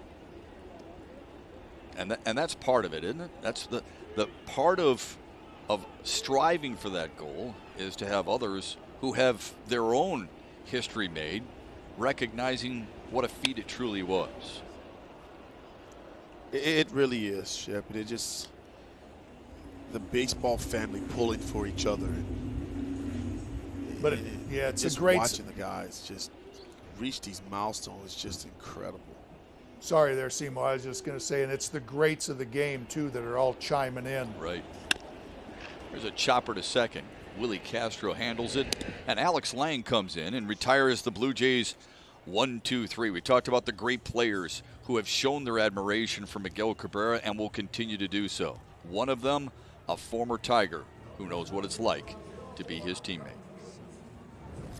Miggy, what's up, my brother? 500 home runs, man. Congratulations. What an incredible accomplishment. Not too often in this game that you get to really reach some of these milestones and really sit back and enjoy it. And I know that you're not the type of person to have everybody tell you how great you are. But I'll tell you, man, you're incredible. You're the best player. You're the best hitter I've ever played with. And I hope that you're able to take a minute and sit back and appreciate this milestone. I don't know if you remember, but another incredible milestone you had when you had your Triple Crown. I asked for one thing. I said, Miggy, when you come off the field, can I get something for my personal collection? And you gave me your helmet. So I'm not going to ask for too much this time. Whatever you can spare, maybe the helmet again. If you get the ball, maybe that, the bat, cleats, your socks, heck, maybe even your underwear. I'm just kidding, man. But seriously, congratulations. I wish I was there to celebrate with you in person, my brother. This is one of those moments that I hope everybody's able to appreciate, including you. And you're going to have your statue out there in center field in Comerica Park one day. And you deserve it, man. Congratulations on all your success. Love you. See you soon. That's well said, isn't it? Although asking for the game ball might be a little much. Yeah, maybe. What I love most is the fact that he's going to get that ball. No fan got it. There's no negotiation to take place. Miguel Cabrera will have that ball. He's had his moment, and there are more to come. There are definitely more to come. And you can see the weight lifted off his shoulders. He's smiling. He's having fun. He's just – and I love that the players, that his teammates – are going back to the video and they continue to watch it and they're breaking down everything about the swing. And you watch Miggy there hit it and show his finish and how he hit it. And, I mean, that is just all excitement. I mean, this is exciting, not only for Miggy but for his teammates. I mean, just a classic Miguel Cabrera swing. And the smile, the big kid, playing a kid's game. Embracing the moment. Folks, that's his first hit of the series. What timing. We're into the seventh now. Trent Thornton is the new pitcher for Toronto, and facing Willie Castro, who turns around and hits from the left side. Castro, Garneau, and Zach Short due up for Detroit here in the seventh.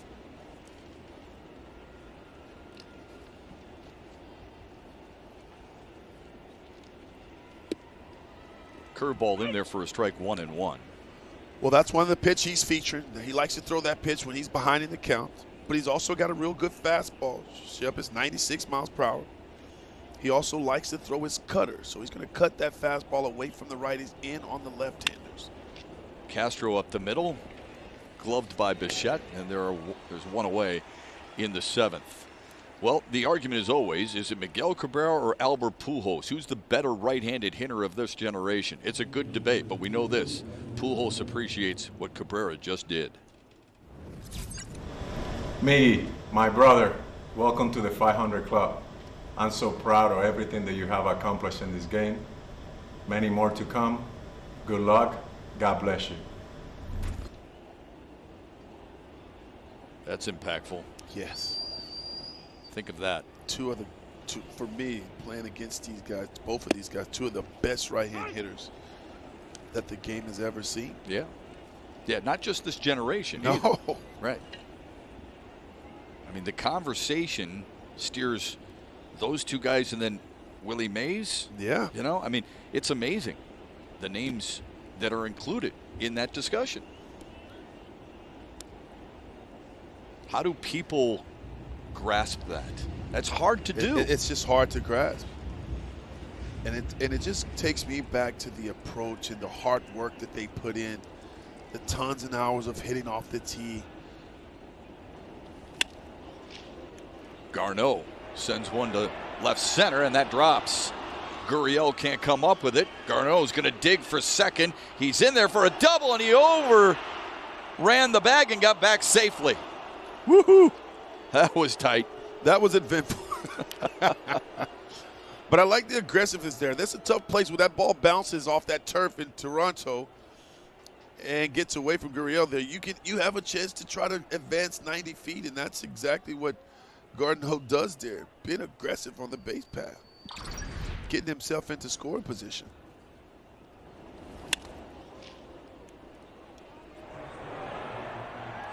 It's the second hit of the day for Garneau. Third double of the day for the Tigers. And with one away, Zach Short with a chance to drive in the go-ahead run, and he doubled his last time up. Garneau might hear a few words about that from teammates. Yeah, he's got some indecisiveness on sliding or standing, right? Yeah. Wait, where am I going? Runs good for a catcher, they'll say. Yeah, that's right. So, Dan, we were just having that conversation. Throw in any other name. My apologies to the great Hank Aaron, because oftentimes he gets overlooked way too often. But it's those two guys, Mike Schmidt, Jimmy Fox. What do you think? Well, I'm just a big Willie Mays fan. Yeah. I mean, since I was a kid, but I just sit back and look at just how lucky we have been to watch most of that career, Miguel Cabrera's career, yeah, and all of his accomplishments. I mean, sitting here watching that, seeing him win the Triple Crown and MVPs, and selfishly, we've been very, very fortunate to see his greatness on display.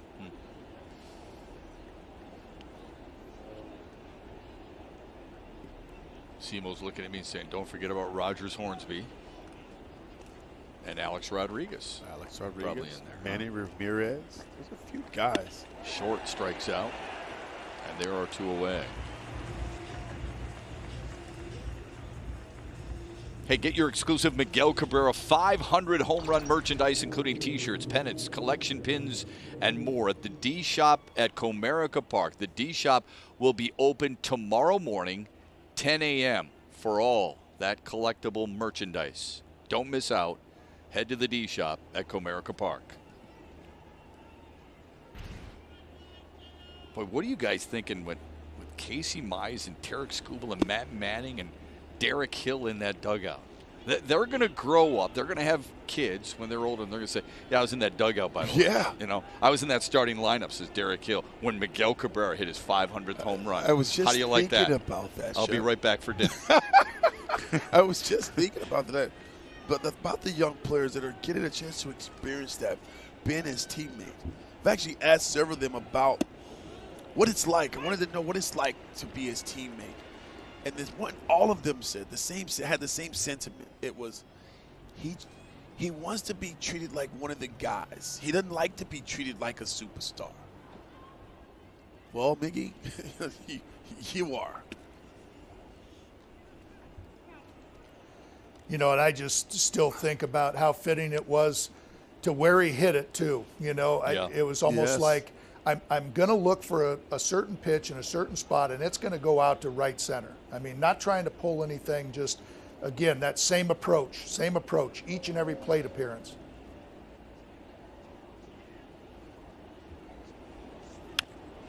Derek Hill fouls it away. It's 2-2.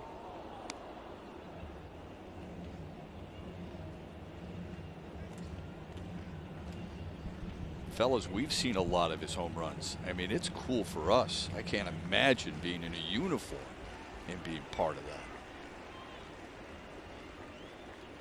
You guys have both shared plenty of big moments with great players and your own personal moments. This is pretty awesome right now. 3-2 to Derek Hill. But Miguel Cabrera will be the first to tell you, look, I want to win here. I want that to come in a victory. Jim Schmeichel is hustling, getting everything, making sure it's identified. Miguel Cabrera verified. And he'll have it ready. Look at new batting gloves. Yeah, I was just going to say, new batting glove. Derek Hill knew it was strike three. Hey, Dan, a lot to talk about on Tigers Live. Enjoy it with John Keenan, okay, my friend? You got it. Hey, thanks. Glad to be a part. You bet. Miguel Cabrera, number 500. That's the swing that got him there. Will stretch in Toronto. Brought to you by DTE.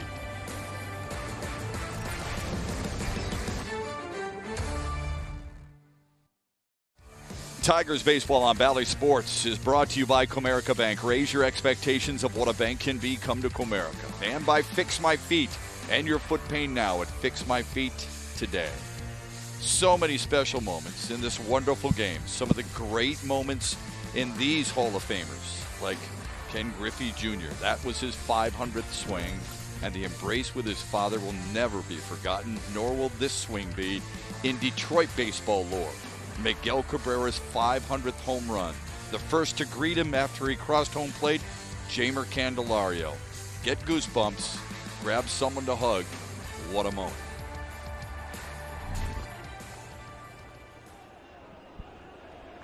Meanwhile, heck of a baseball game, man.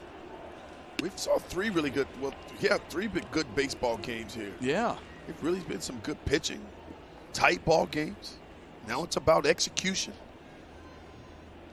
It's a wall side windows pitching change. Jose Cisnero gets the 7th. Facing Randall Grichuk, Kevin Smith, and Bo Bichette. Cisnero's been a workhorse out of that bullpen. He's been coming in high leverage situations. He's had a lot of success. Firm fastball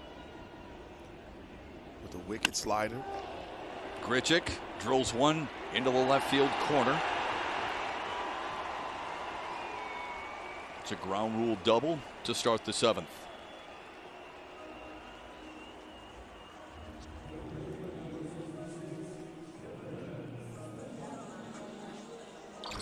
Again, we talked about how good this Toronto Blue Jays lineup is. There's a little fastball there. Gets it way out in front, but he's able to keep that ball fair.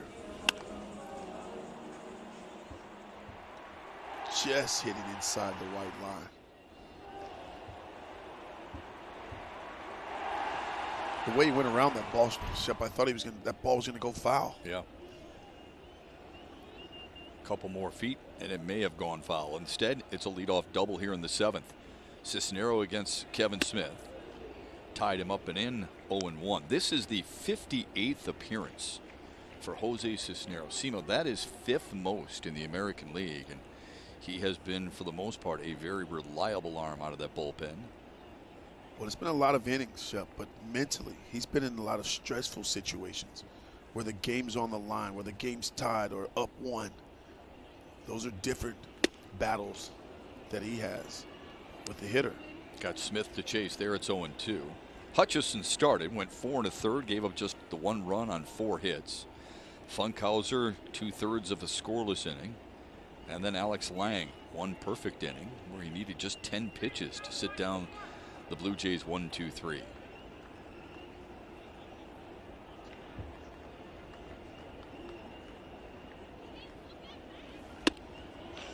Just outside.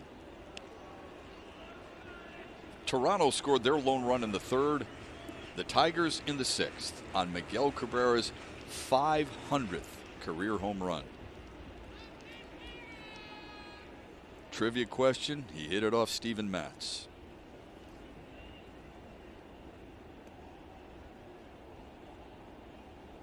The 1-2. Sits down Smith, 1 away. Nice. You heard the ode from Justin Verlander. He mentioned the Triple Crown that Miguel Cabrera boasts in a Tigers uniform. Here are the other Triple Crown winners in the 500 home run club. Robinson should be mentioned among the great right-handed hitters of all time. Yes. Mickey Mantle was a switch hitter. Jimmy Fox, a right-handed hitter. Ted Williams, arguably the greatest left-handed hitter of all time. Miguel Cabrera joins that list. That's incredible right there. Those guys are some of the greatest players to ever put on a uniform, ever put on spikes, are talked about to this day, those guys. And you just, you marvel at these players. I do. And even having an opportunity to play this great game and putting in the hard work and still not being able to beat these guys. They are different. They are special in their own rights. That's just who they are. If you're the opponent, you're always feeling uneasy when that person's at the plate. You do. And it's Miggy, it's, you know, not necessarily call it struggling. He hadn't had a hit until his 500 home run. Mm-hmm. But every time he went to the batter's box, he was a threat. Oh, yeah. And the pitchers were being careful. Bichette deep in the hole impact. to Short. That's a nice play from Zach Short. He gets Bo Bichette for the second out here in the 7th. Oof.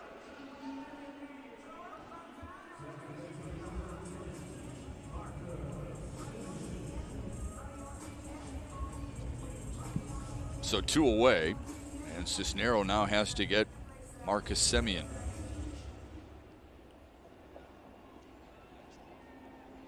Each team with 6 hits. Toronto's run, by the way, is unearned back in the 3rd. Tigers have a couple of errors on the day. Semien fouls it away. A single for 3 for the All-Star second baseman Marcus Semien.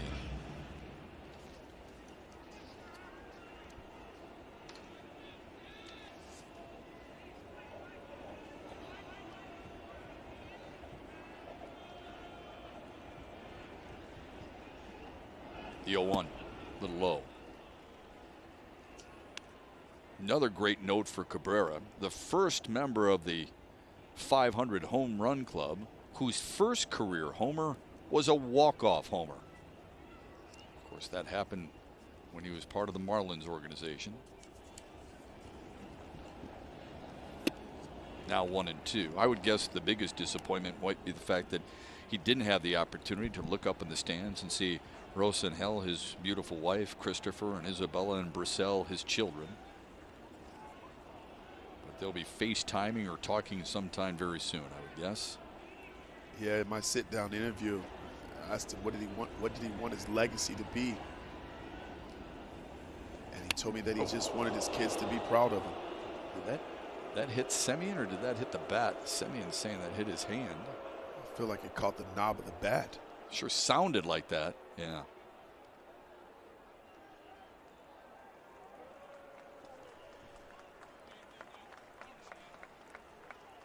Boy, that ricocheted a long way for catching flesh. It's a 4-seam fastball. It's 97 miles per hour, but I really believe this hit the knob of the bat. But no, it gets a little bit of this hand.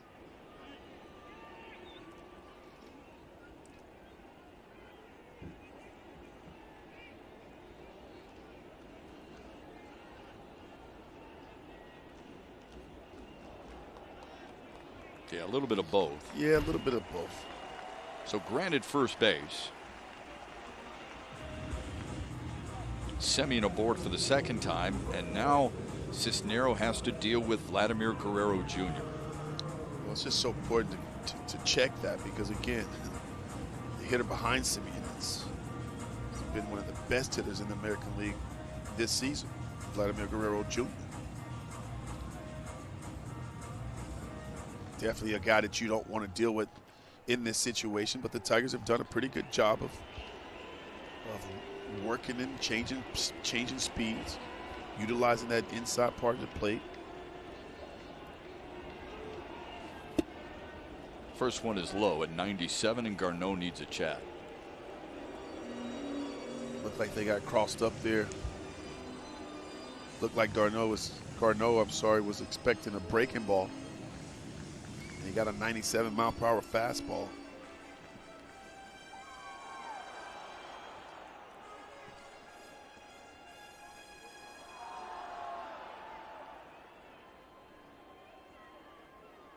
May have had their signals crossed, thus the visit from Garneau. First time he's catching Cisnero. 1-0 to Guerrero.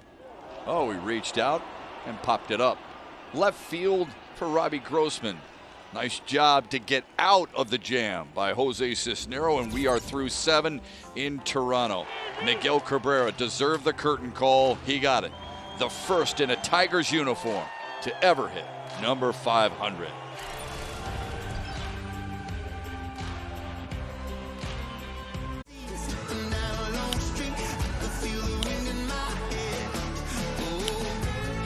That got carry, it's gone!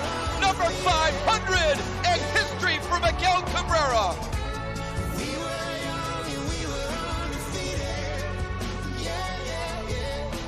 He makes you feel young, doesn't he? Yes, he does. Number 500 the other way for Miguel Cabrera, the second to ever have multiple MVPs, multiple batting titles, and a World Series. The other, the great Jimmy Fox. Some select company that we will continue to give you throughout our broadcast here on Bally Sports. Simo and I kind of rolled up our sleeves moments ago and just goosebumps, compared those goosebumps. It is something else.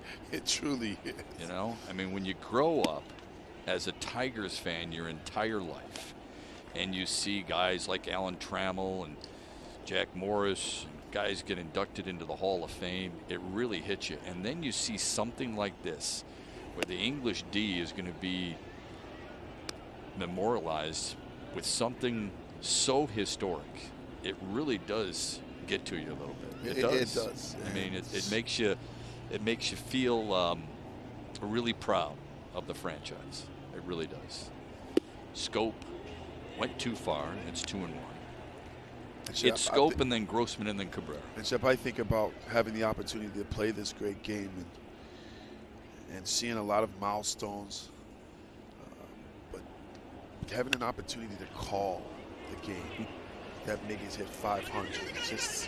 Just an incredible feeling. Yeah, pinch me. Well, Jim Leland needs to be pinched a little bit too. He used to manage Miguel Cabrera, and he's one of the many to tip his cap to him.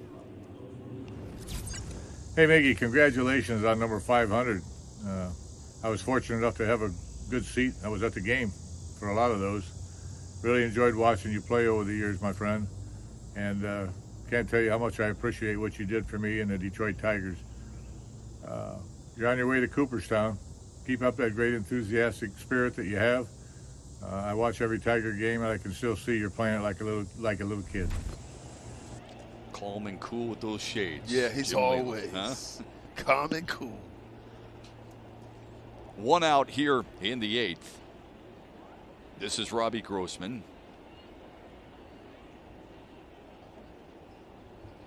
Hit by a pitch in the first and then a couple of ground outs to third, including in his last at bat. Really nice play by Kevin Smith, who stole extra bases away from Grossman and threw him out at first base. There's the 500 home run club hitter on deck.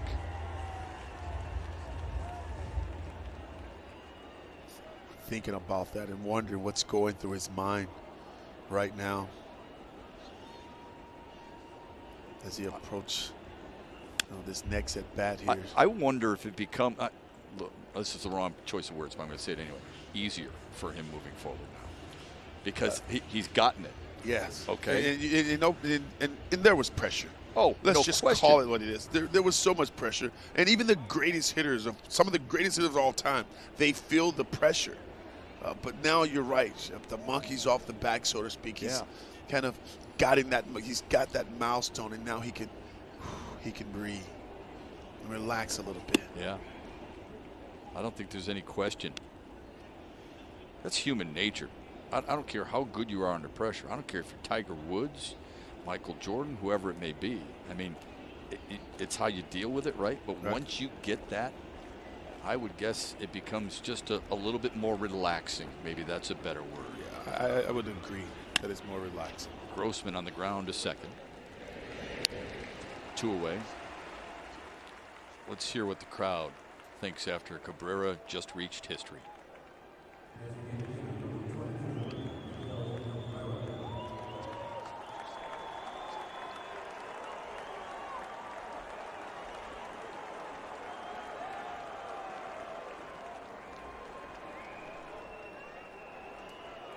I hope there's more than just a select few who understand what they witnessed today. It's not lost on any Tigers fan, I promise you that.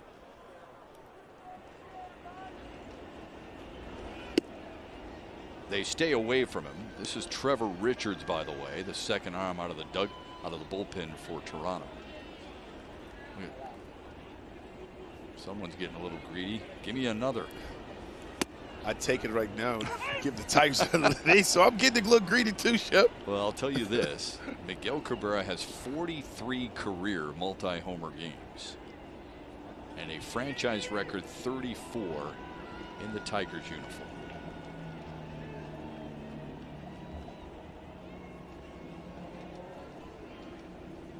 The 1-1. To left center.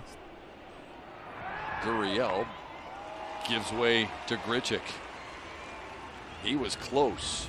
He just missed that one. But we'll all be remembering what happened in the 6th.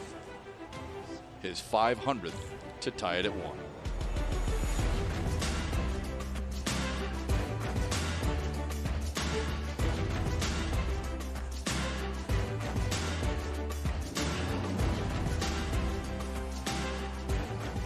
The pride is everywhere, including by the owner of the Tigers, Chris Ilitch. Congratulations, he writes to Miguel Cabrera, on your 500th career home run as the first player in the 121-year history of the Detroit Tigers to accomplish this amazing feat. Our organization is excited, proud, and thrilled to join you in celebrating this historic moment.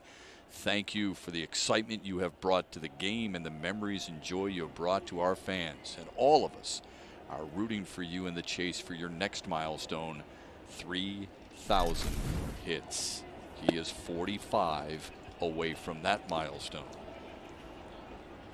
Michael Fulmer is in for the Tigers in the bottom of the 8th to face Teoscar Hernandez, Corey Dickerson, and Alejandro Kirk.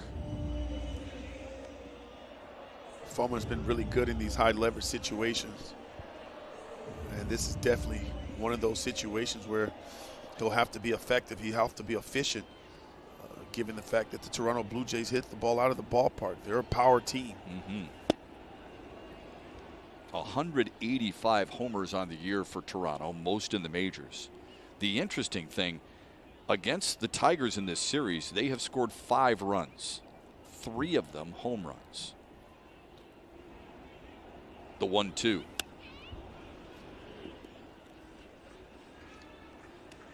Would you categorize them as an all or nothing kind of team? Toronto? Yeah.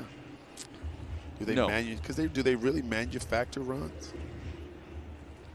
Well, that's a good point. They probably don't, but perhaps they don't need to. No, not with the lineup that they have, 1 through 9.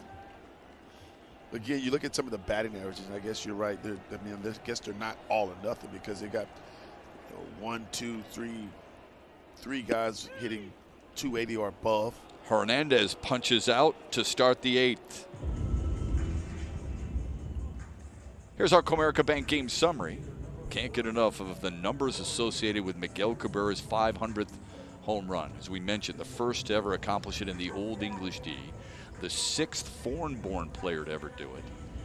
The 9th to do it with a 300 average, and the 9th with 2,900 or more career hits, which is interesting.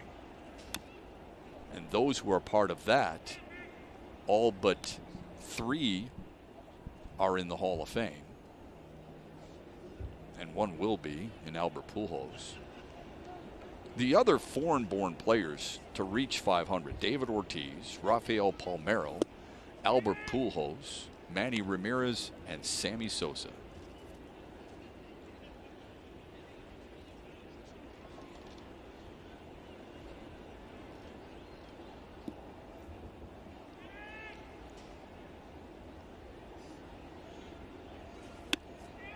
At 97, high and away. I would guess A.J. Hinch is pretty happy right now. No more questions for him about number 500 after today, except from visiting media. Slowly on the left side, Candelario on the charge. Not in time.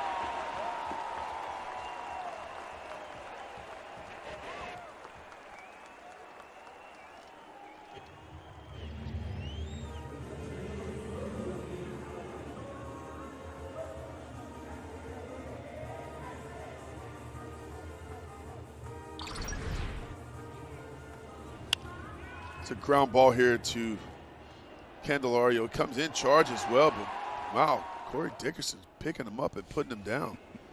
Surprised you a little bit here, here, He did surprise me there, how quickly he got down the line. Your reaction is fantastic. Wow. Wow.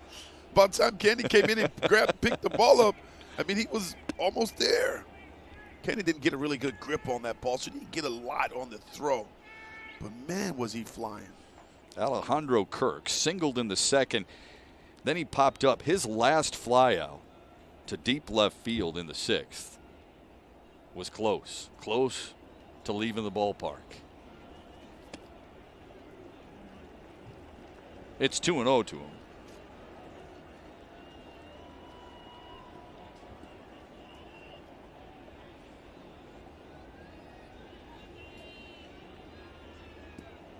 Another close one here in Toronto. Yesterday, 3-0 was the final for the Blue Jays. Tigers won the series opener 4-1 in extra innings. The 2-0. Dandy of a pitch. Slider at 91. Like the location there, Ship. He's been filthy most of the year. He really has. And Kirk got in. He was in a good hitter's count there. Didn't give in with the fastball. Looking for that ground ball double play, a double up with that slider down and away.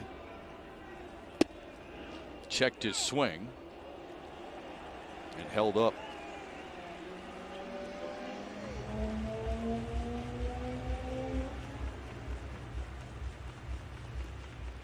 He's lived outside. Fulmer's lived outside with two good sliders down the way. He does have a real good two-seam fastball that he can run in on the hands here. The 3-1, right down the middle. That's that two-seamer though, Ship. You see that late bite on that pitch? Yeah, that's some movement, huh? Yeah.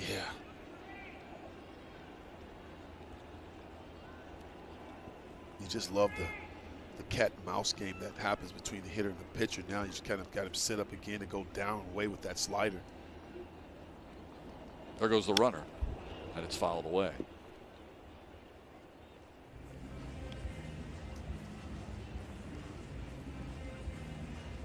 We last saw Fulmer on Thursday against the Angels. Threw an inning and gave up a few runs in a tough loss to the Angels, 13-10. That's the game in which the Tigers led 10-2 at one point. They bounced right back and won the series opener here in Toronto. They played the Blue Jays really well. Runner on the move again. On the ground to short. Only play is to first. 2 away. Time now for a Miller Lite moment of the game. And it's one of the most beautiful swings the game has ever seen. And it's the big fella, Miguel Cabrera. Oppo, Taco for 500. Man, that's beautiful. Boy, he's done that a lot this year. Might be, I mean, this is always a good debate too, but might be the best right-handed hitter who goes the other way I've ever seen.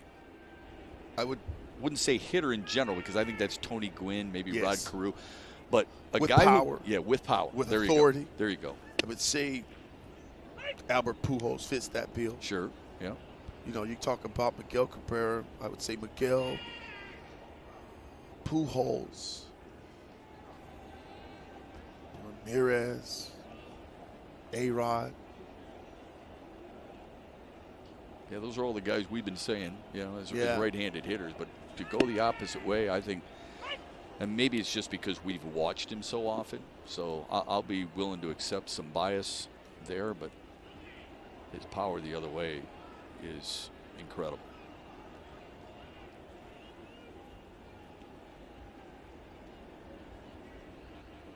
The 0-2.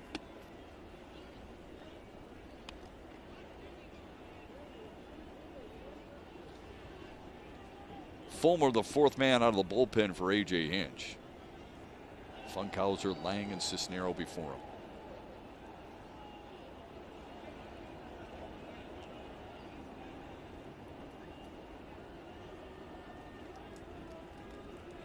The Tigers will have the 5, 6, and 7 hitters in the ninth. The 1-2. So tempting, but it's even.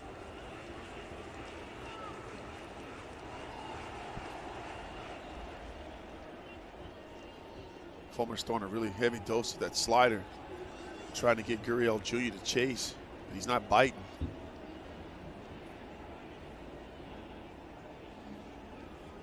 The 2-2. Just able to get a piece of it.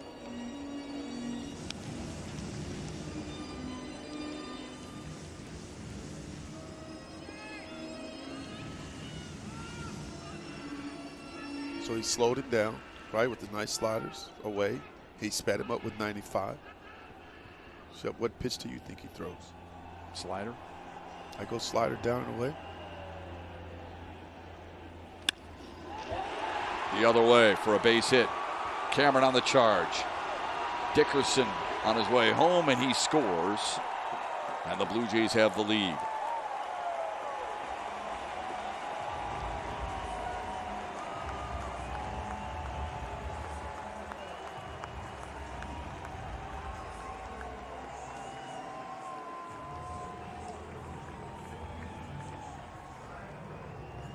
That's what makes this Toronto team so tough.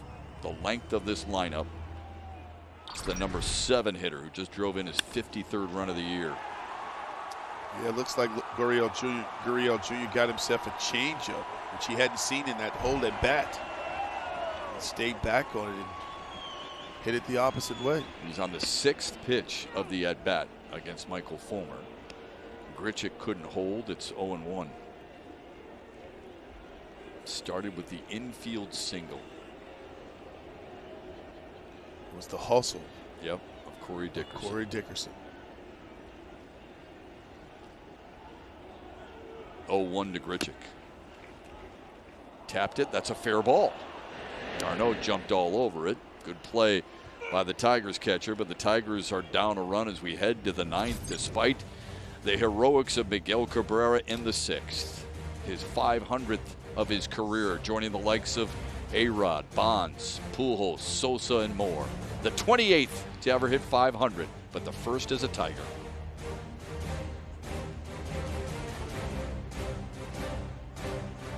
Is that swing in Ram Pick the Stick.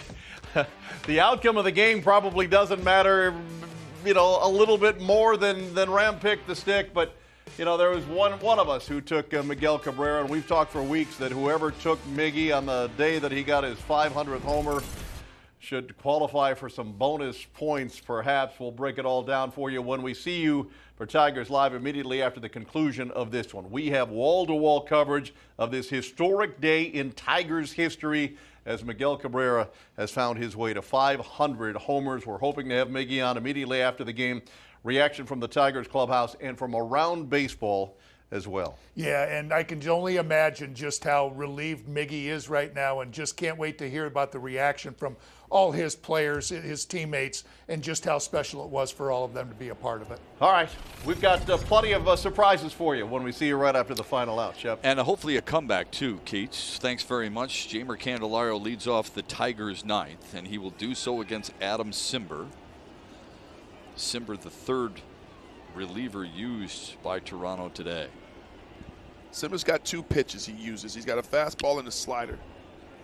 He really gets hitters out because of his deception.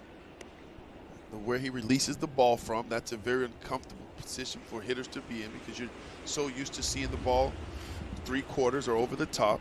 He's more of a down-under guy, which means that slider will continue to chase inside on the left-handed hitters away from the righties. Just like that. Simber was used in the series opener. Came in the 10th. Allowed an RBI single to Jonathan Scope. That was charged to Richards, who took the loss that night. The 1-2. Candelario muscles one to third. It's actually on the left side. That's where Bichette was playing. He takes care of it, and there is one away. Here's the upcoming pitching matchup presented by Wallside Windows. After this, Detroit goes to St. Louis. Just a 2-game series. Casey Mize against one of the best pitchers in all of baseball, Jack Flaherty. And then it's Tarek Skubal against John Lester in a duel of 2 southpaws. We'll have them both for you right here on Bally Sports. Should be two great pitching matchups, especially going up against Flaherty. Oh. 9-1. Yeah. He's filthy. And Lester's got a heck of a MLB resume. Daz Cameron fouls the first pitch back.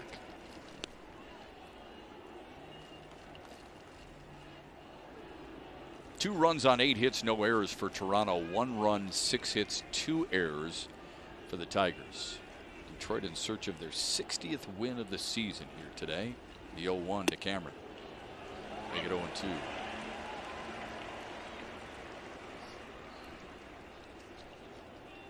Simber can be really tough on a right-handed hitter, given his delivery and where he releases the ball from. Ball kind of starts behind the right-handed hitter. So the challenge there is to make sure that you keep that front side in, your front shoulder closed. A lot of times you'll see a right-handed hitters facing a guy that's a side armor. They'll think more about driving the ball the other way, almost getting beat on that pitch on the inner half. Simber's been really good for Toronto. 28 of his 53 outings this season have been scoreless. Yeah, this is exactly what I'm talking about here. This gives you the best chance. Take a look at the angle. So important for a right-hand hitter to think, let it get deep, and let that ball travel. The 1-2, cued foul. Since coming to Toronto, Simber has an ERA of 2.3, a whip below 1, and a batting average against of about 200.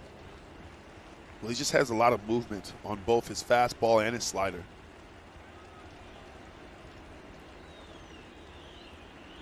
Cameron in search of his first hit today. The 1-2. Did he hold up? He did.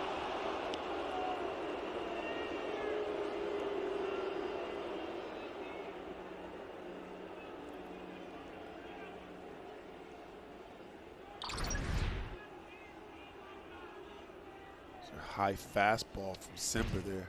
A rising fastball. 7th pitch of the at-bat coming.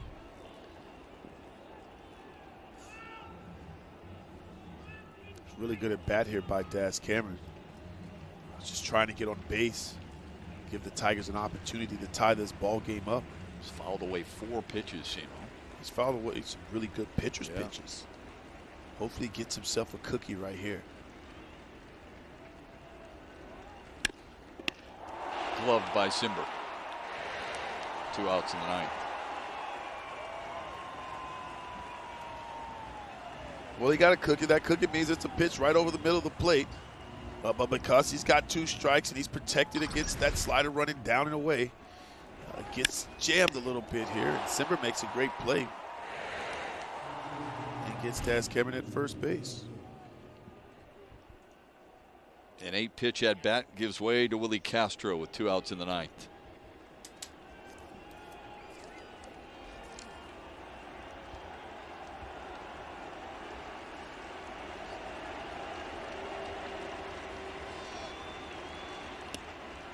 Castro takes strike 1.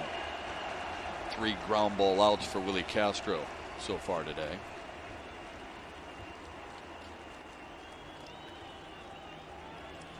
Toronto just 8 and 14 in 1-run games. Here's the 0-1. Oh, did it hit him? It did. Yeah, hit him, but he swung, Shep, on that pitch. And that's that slider that we talked about, just going to continue to chase in on the right-handers. And it's a tough pitch to lay off, but it hits him in its hip. But that ball starts out over the plate, and look how it runs in on Willie Castro there. Tough pitch to get out of the way of, a tough pitch to lay off of. 0-2 to Castro.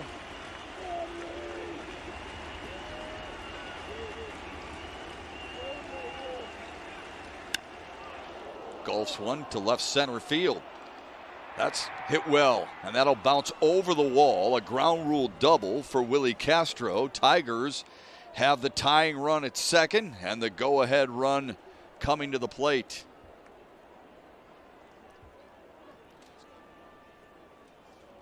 Thought Simber there did Castro a favor here on this pitch, Shep. You see the sidearm? Stays away from him, though, right? Stays away, gives Willie Castro an opportunity to get some extension. Castro hits this ball to deep left center for a ground rule double. And Harold Castro has grabbed a bat. It looks like he's going to pinch hit for Dustin Garneau. Charlie Montoyo comes out for Toronto. He might go to one of his lefties in the bullpen. Maybe Brad Hand in this situation. We'll soon find out. Simber's day is done with a smile and a yuck. And Toronto will go to their bullpen.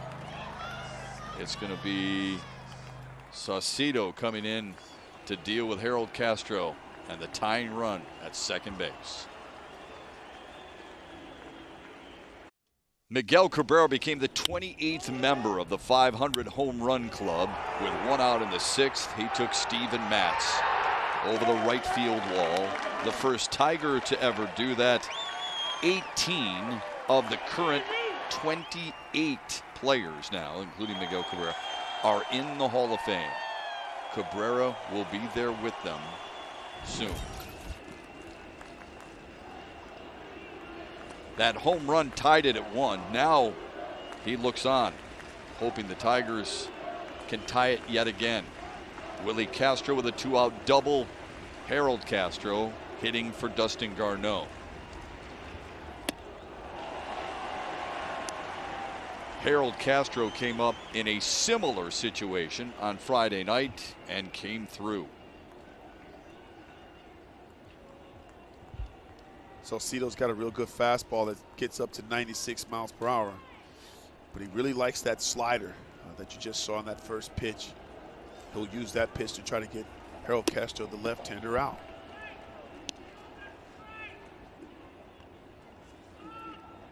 Castro hitting just 200 off lefties, 6 for 30. But the 6th hit off a lefty this season came the other night.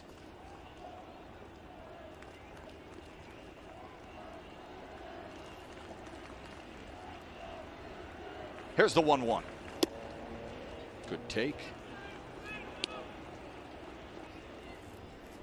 Saucedo's trying to get Harold Castro to expand the strike zone. That's how he's had success throwing that slider, because guys have chased. Castro doing a good job of trying to get him in the strike zone. The 2-1. Tigers down to their final strike.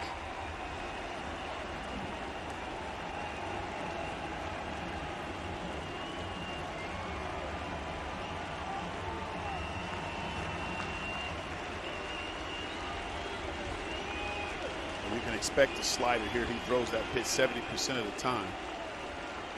Now the 2-2. Ground ball to second. Semien takes care of it. Oh, and then Guerrero couldn't come up with it. It was in the dirt, and we're tied.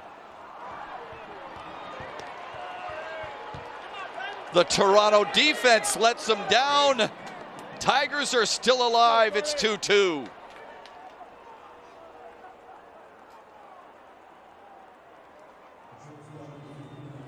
Just a routine play there. Yeah. And again, you like the encouragement there from Saucedo to Semien. But Semien was a little lackadaisical there. Took that ground ball there. Granted.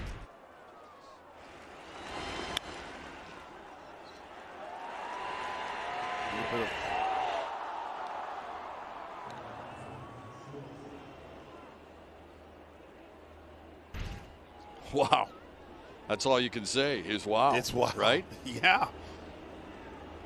Good job by Willie Castro to hustle all the way. Short into left field, foul territory, and out of play.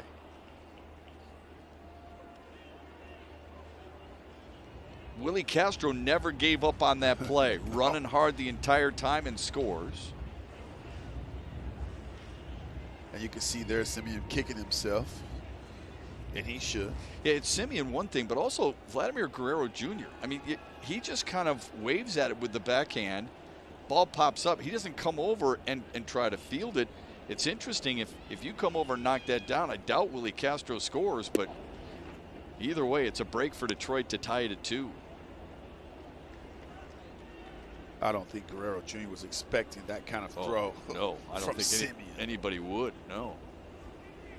Like you said, it's routine. It's routine. Yeah. Short drives one to left center field. Over is Randall Grichuk. He's got it, and the Tigers are out in the 9th. But the Tigers celebrate the tying run. Miguel Cabrera says it's never over until it's finally in the glove. We've tied it at 2 as we head to the home half of the 9th on Bally Sports.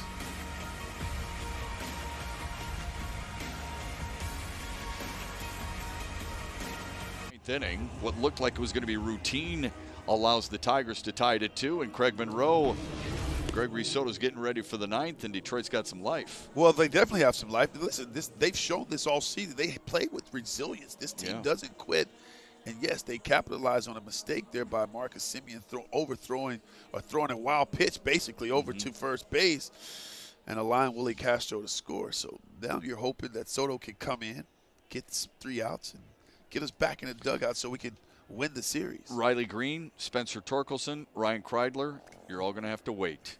I know this man was going to come see you in Toledo I was on tonight. my way, guys. Not so fast. We've got a bottom of the 9th to get to. Gregory Soto is on for Detroit to take on Kevin Smith, Bo Bichette, and Marcus Semien. Grayson Greiner is the new receiver for the Tigers because Harold Castro pinch hit for Dustin Garneau.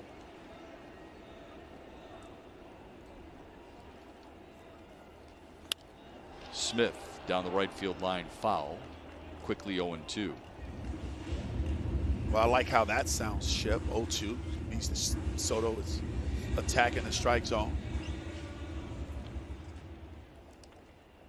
Saw Soto Friday night. He claimed the win for the Tigers in that 4-1 extra inning affair. He's so effective when he's commanding the strike zone. With that fastball, setting up that wicked slider.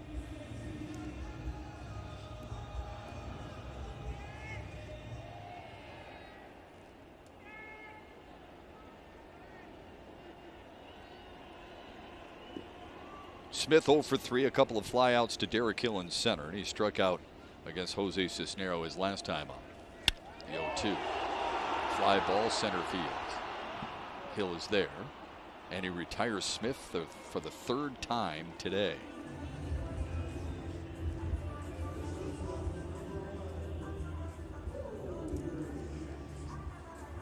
To the top of the order, and Bo Bichette.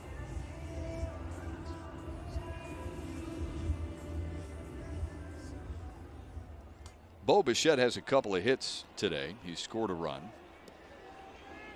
The 2 hits are his only 2 hits of the series. Well, the top of this Toronto Blue Jays lineup is a very dangerous lineup. Bo Bichette has 20 home runs. He's got 77 RBIs. And Marcus Semien hit his 30th home run last night. Who's on deck?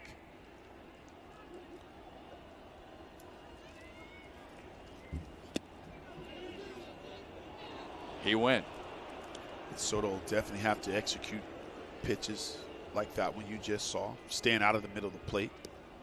Because these guys will walk you off with the pitch over the plate. Yeah.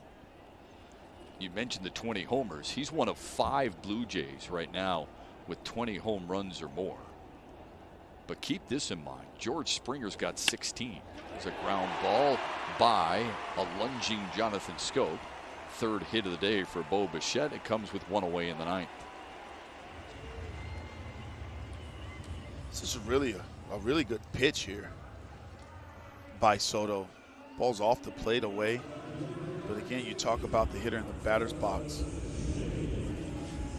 What dangerous hitter in Bo Bichette being able to drive that ball the opposite way. Marcus Semien has 30 homers under his belt. His 30th came yesterday. Stands in against Gregory Soto with a man at first. They'll keep an eye on Bo Bichette. By the way, the Springer home runs, the 16 that I just talked about, he's done that in 49 games.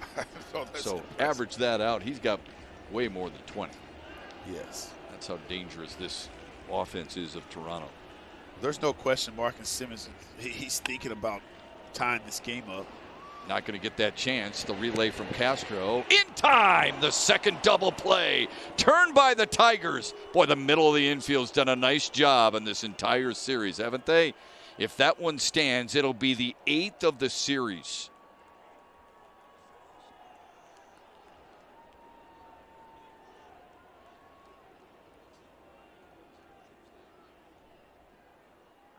They want to challenge it.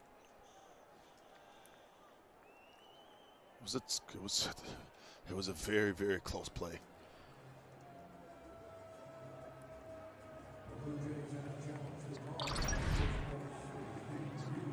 Let's just take a look at it here. Castro does a great job with Bo Bichette bearing down on him, getting that ball over to Soto. I mean, getting it over to Jonathan Scope. Scope reaches out and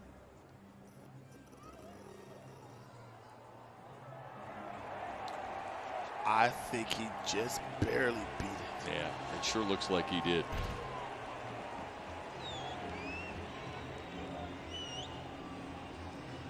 We've heard and seen on numerous occasions, though, inconclusive, right? Right. Yeah, we've said that before in order to overturn it, but they did find clear and convincing evidence to do that, and it keeps the Blue Jays alive in the 9th and opens the door for Vladimir Guerrero Jr. Don't want to see this guy in this situation. But listen, if you're at Soto, you have to embrace it. It's power versus power. And this is why you play the game. It's all-star versus all-star. Let's go. Closer against home run hitter. Only Shohei Ohtani has hit more homers in baseball than that man.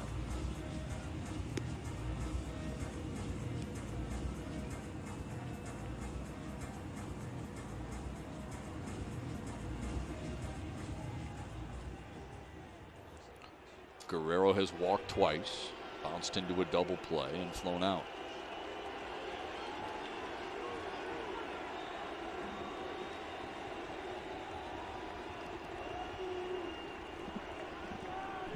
What a cool matchup this is, huh? Here we go. First pitch swinging off the glove of Soto. They'll have to hurry, and they get him. Despite the head-first slide, Willie Castro with a heck of a transfer to get Guerrero at first base. It forces extra innings in Toronto for the second time in 3 days. The Tigers and Blue Jays tied at 2 on Bally Sports. Extra innings because of this. The Tigers, usually sure-handed, Jamer Candelario couldn't handle that ground ball from Hernandez. That made it 1-0. Miguel Cabrera made history and made it 1-1 with his 500th career homer in the 6th. In the 8th, Toronto took the lead thanks to Lourdes Gurriel Jr. shooting it to right field. It was 2-1, and then the Tigers got a bit of a gift. Marcus Semien got the yips, threw it in the dirt. Guerrero Jr. couldn't handle it. Willie Castro kept running, tied it 2, and that's where we stand as we head to the 10th. Brad Hand is in for Toronto in the 10th.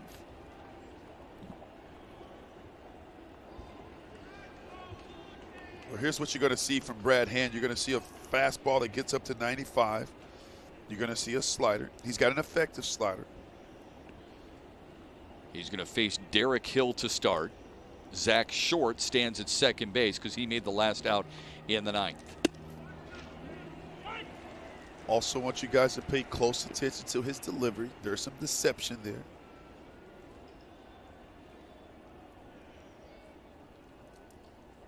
When you have deception as a pitcher, you keep the hitter off balance because hitting is about rhythm and timing. When you have that kind of deception, it disrupts your timing.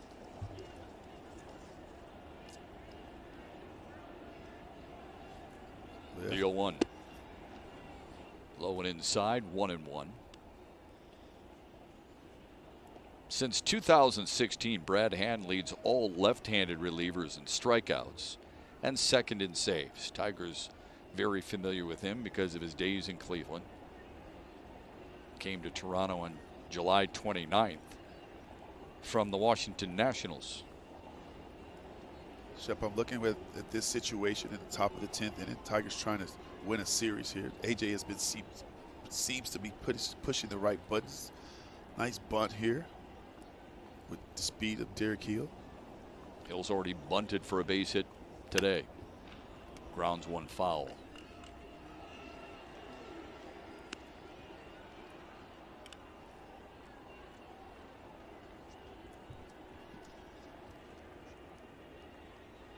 And now with Derek Hill with 2 strikes, his one job right now is to get Zach Short from second base to third base and give the Tigers an opportunity with 1 out, with run at third base, to score a run. Give yourself up if you have to here, right? Right. Waits on a 1-2. Here it comes. Fouled away. That swing tell you he's trying to do just that? Absolutely. That's intent. And one of the things that AJ preaches and talks about is just having the right intent. The intent has to match the situation. And he's not saying that you're going to get it done every time. He's just saying everybody in the ballpark and the teammates, everybody should know what you're trying to do. And he'll accept the mistake as long as the intent was the proper intent. Absolutely. Another 1-2. Another example of what Sema was just talking about, trying to go to right field to help the runner advance. Right. And guys, we're talking about this because this is situational hitting. And you're trying to get a pitch that you can hit to this ground ball to the second baseman or ball to the other opposite side of second base. You don't want to roll over now. That's when you start thinking about, is this a good at bat or is it bad at bat? Well, a bad at bat would be rolling over to the third baseman to the shortstop. A really good at bat would be stand on it and hit the ground ball to the second baseman.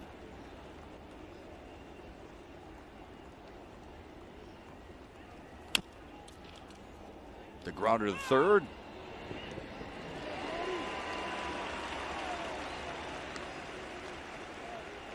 Sure looked like it was a foul ball.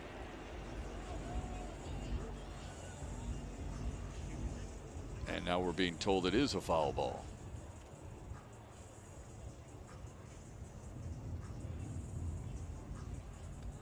That's Nick Marley's call, the home plate umpire.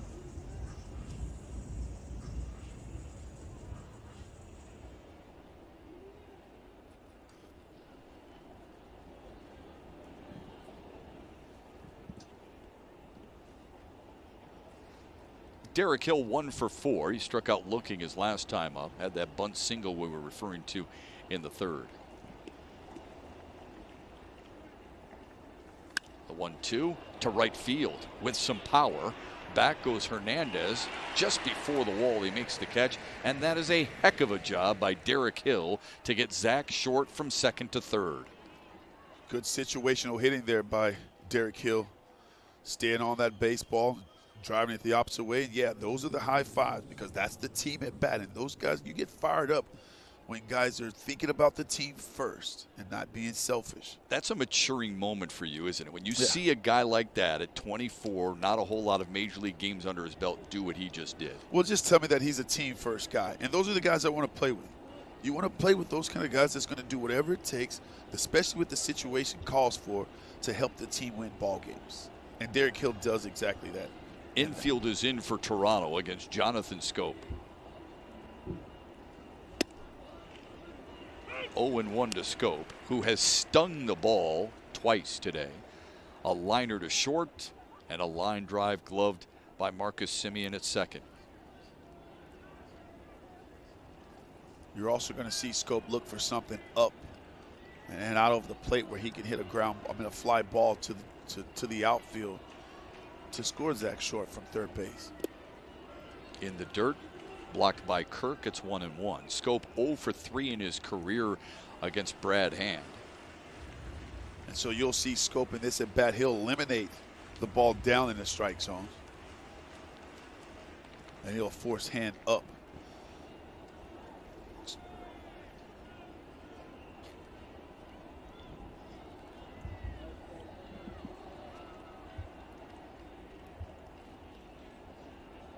The 1-1.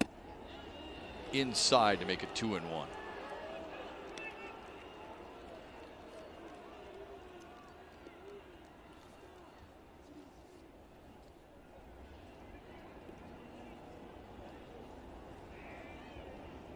Schoop has really put some good swings on the ball today. Shep, he's lined to shortstop. He's lined to the second baseman. Now the 2-1. Fly ball deep left field, but way foul.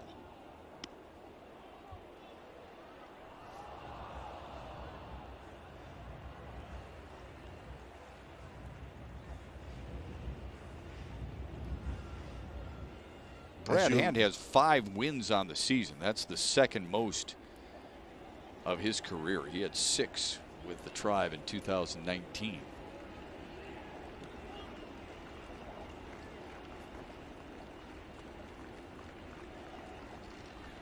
Here's the 2-2 to Jonathan Schoop. Good take to make it full.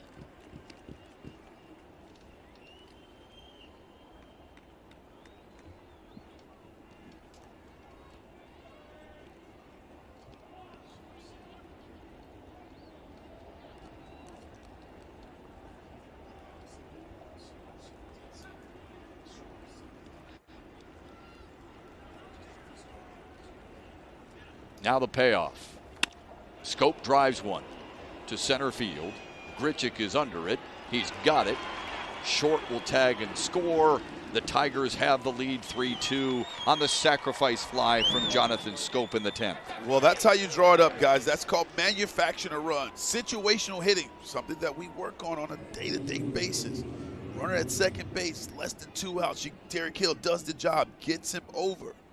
And Jonathan Schoop with the runner at third base, less than 2 outs, drives a fly ball to the deep part of the field, which is center field here. And he drives in Zach Short. Back-to-back unselfish at-bats. First by Derek Hill going to right field to move the runner along, and then Jonathan Schoop to deep center field to get the sacrifice fly in a 3-2 Tigers lead. Grossman takes a first pitch strike.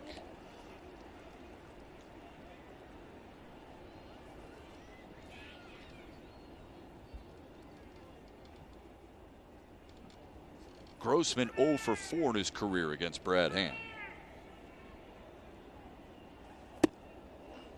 Missed away.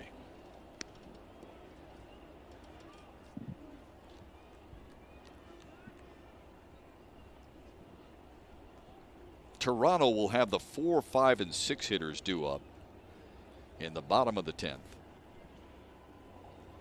Vladimir Guerrero Jr. will start at second base. Grossman on the ground, deep at third. Smith with a long throw and he gets him in time.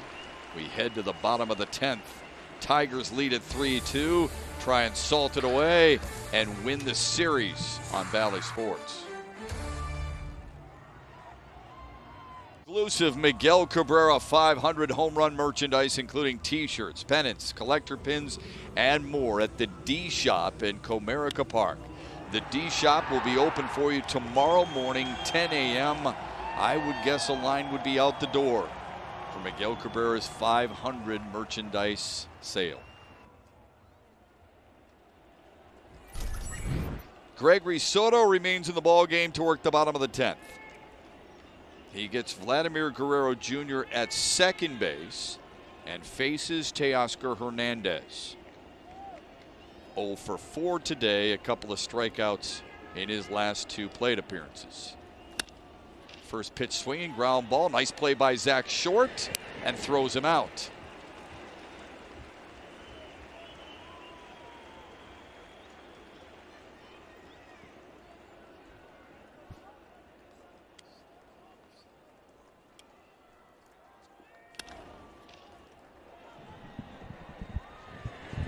Zach Short continues to make great plays at the shortstop position during the series. Here's another great play here. Plants his feet, turns and squares up to first base, his target, Jonathan Scopes, and throws a missile across the diamond. Plenty of accuracy, too. So important, right, in a play like that. Guerrero was able to move up to third. And now a pinch hitter. Santiago. Espinal's been a really good. Espina has been doing a nice job at third base for Toronto in the previous 2 games. But Espinal takes ball 1 there. Well, he's more of a contact hitter, so the Tigers right now have the infield in. Good stop by Griner. And Shep, what do you think here with Vladimir Guerrero Jr. at third base? It's gonna have to be a deep fly ball, right, to score. It doesn't run well. Well, it doesn't run great. Derek Hill has an exceptional arm in center. The 2-0. Popped it up. And that'll drop in foul territory, and that's actually a good thing for the Tigers. Somebody makes a whale of a catch there, would be difficult to throw out Guerrero Jr. at home. Well, especially with your back to home plate. You'd have to spin, turn around, and make a good throw. Be a difficult play.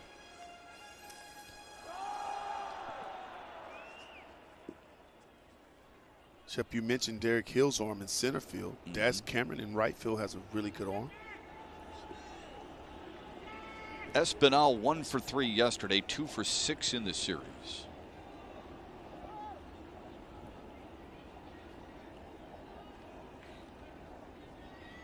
The 2-1. Another one fouled away.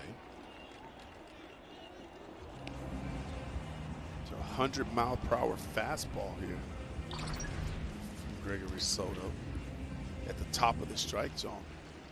Really surprised that Espinal even able to foul that pitch off. It's really good location there. Hitting well over 300 in his last month and a half. Here's Soto's 2-2. Got away from him.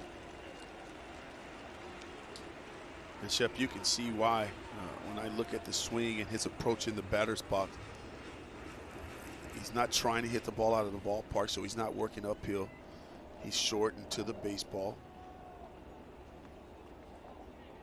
Looks like he tries to keep his hands above the baseball, like barrel above the baseball, where he hits more line drives. Want the strikeout from Soto here. Foul ball.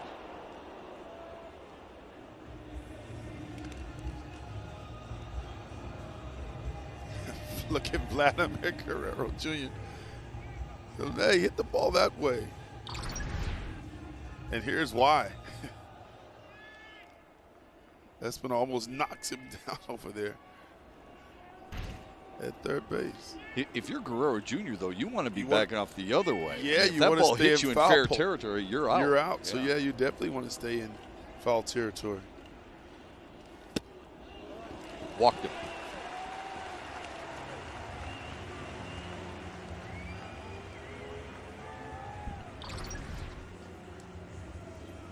See, check the location here. That ball there catches the plate. It's at the very bottom of the strike zone. But Gurno didn't catch it well. He's got to hold that up a little bit, pull it up, and he might have got the call.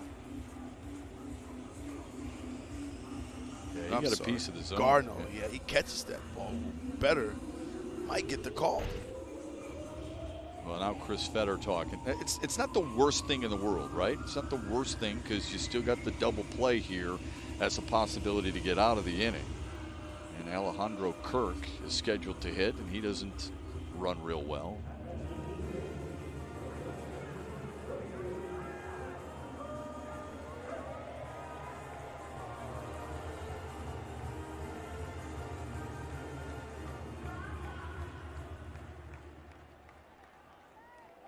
Kirk singled his first time up.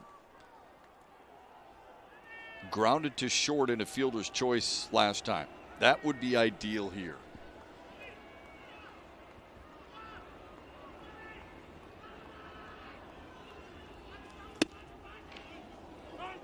Fastball at 100 catches the zone 0-1.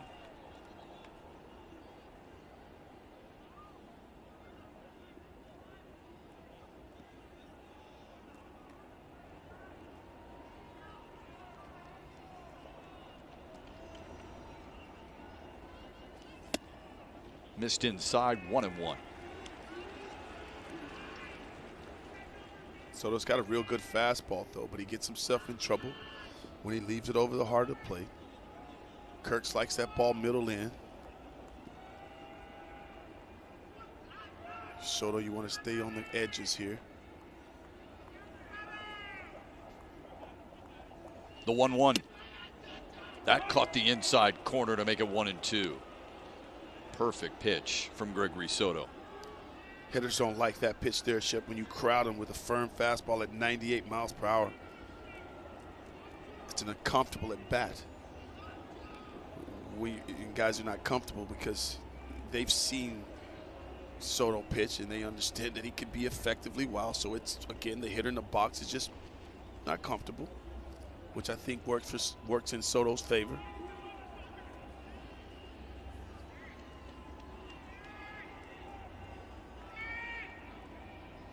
Here comes the 1-2. Tried to hold up at 101, and he did.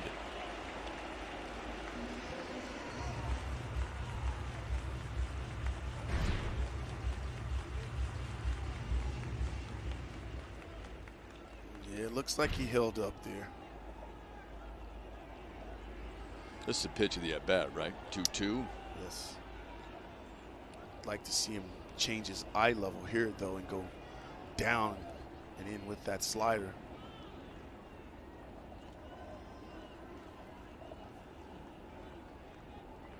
Here's the 2-2.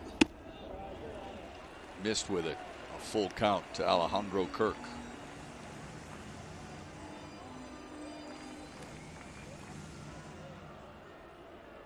Espinal at first base. Will he be on the move? Well, given that Soto throws a 100 miles per hour fastball with a wicked slider, he's a legitimate swing and miss pitcher.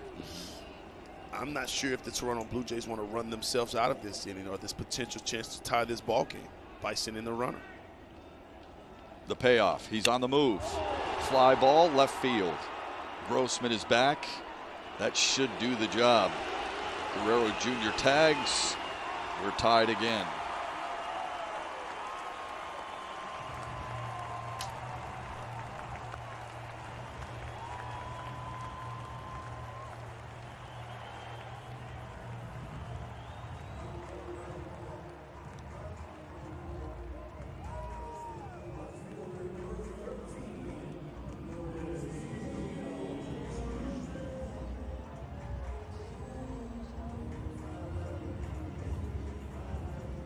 One more out to get here in the 10th. Lourdes Gurriel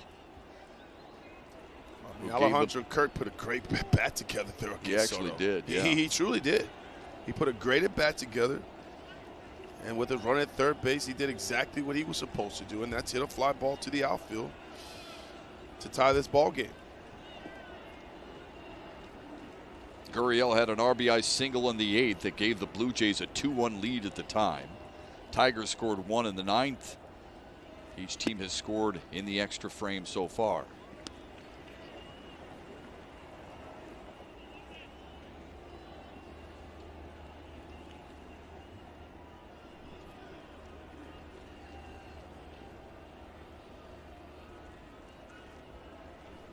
Two for 4 on the day for Gurriel. Now 1-1.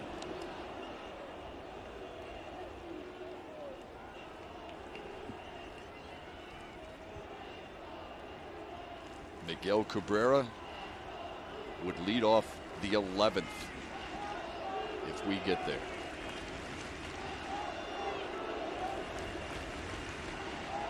The 1-1. It's a good spot there, too, with 98, again, at the top of the strike zone.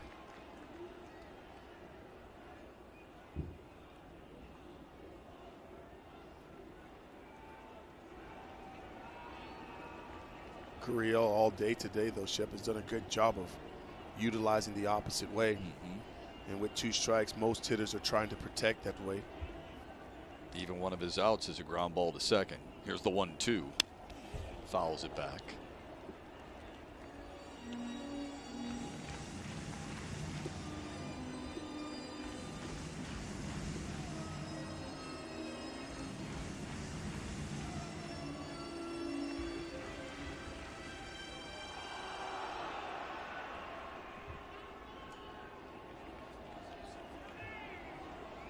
Every game in this series has been close. Another 1-2. Another one to right field for Gurriel. Espinal will chug for third. He's there. Runners at the corners. 2 away here in the 10th. In a 3-3 ball game for Randal Grichuk.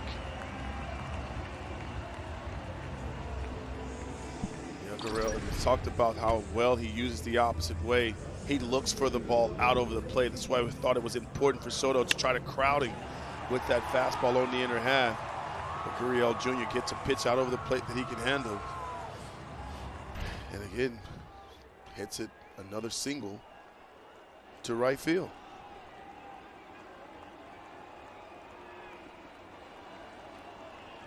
Grichuk 1 for 4. He doubled in the 7th.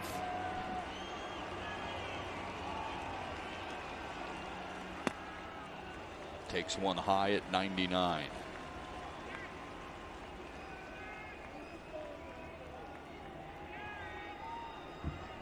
If you're a grinder behind the plate, you want to make sure, if you do call that slider, you want to make sure that you keep that ball in front of you.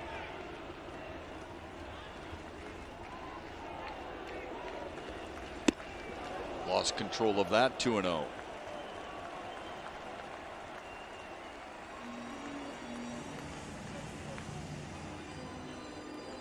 See Griner there taking his time, kind of giving Soto an opportunity to kind of take a deep breath and kind of gather himself and get back focused and attack the strike zone.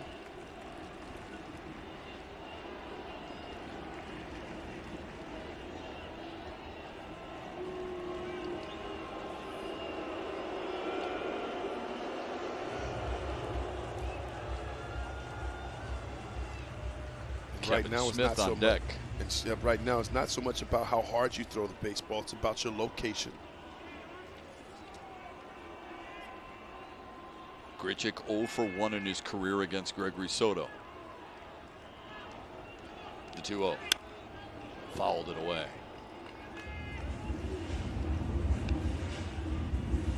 On a 2-0 count, that's a really good pitch. Slider back door.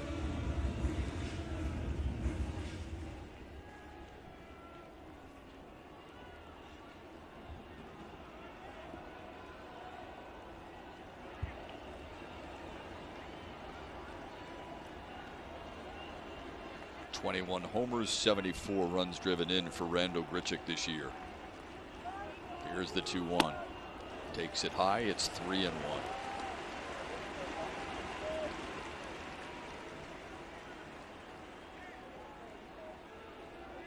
And with the base open, with first base open, though, no harm, no foul. You don't want to give in to him here. Right. See if he will expand the strike zone. Got the number 9 hitter and a rookie on deck. Yes. So. You can even go slider here. You don't have to throw that fastball. The 3-1. Fouled away.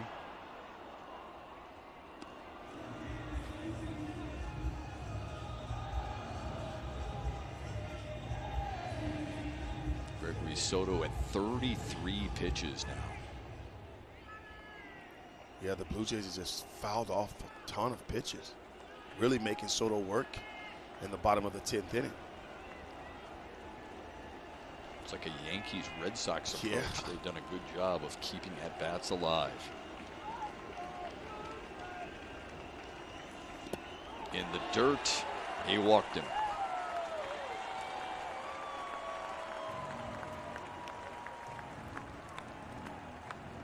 Sets the stage for a rookie named Kevin Smith.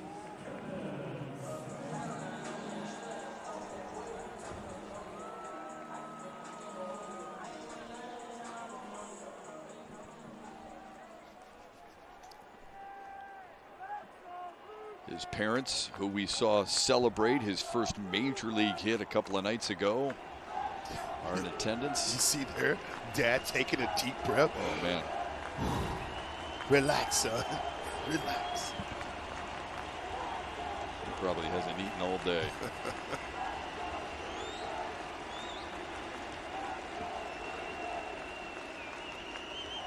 Huge moment for this University of Maryland product, who has flown out 3 times to Derek Hill in center field and struck out once. Takes a nasty slider at 88 to make it 0-1.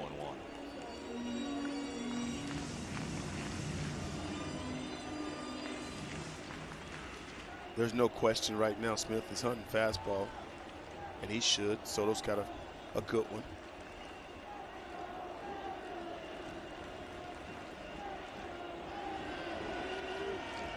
The 0-1. Fouled it away. Soto in the driver's seat.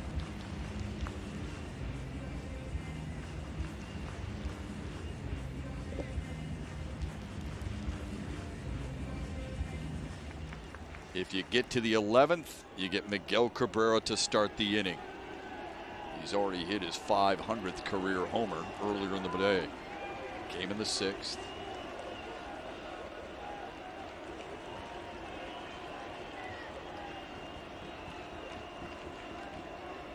The 0-2. Fouled away to stay alive.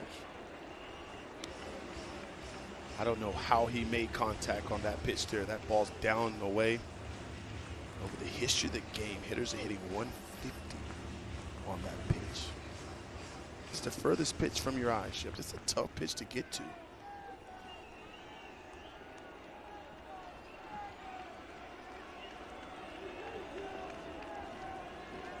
Toronto has fouled off 8 pitches of Gregory Soto's in the inning.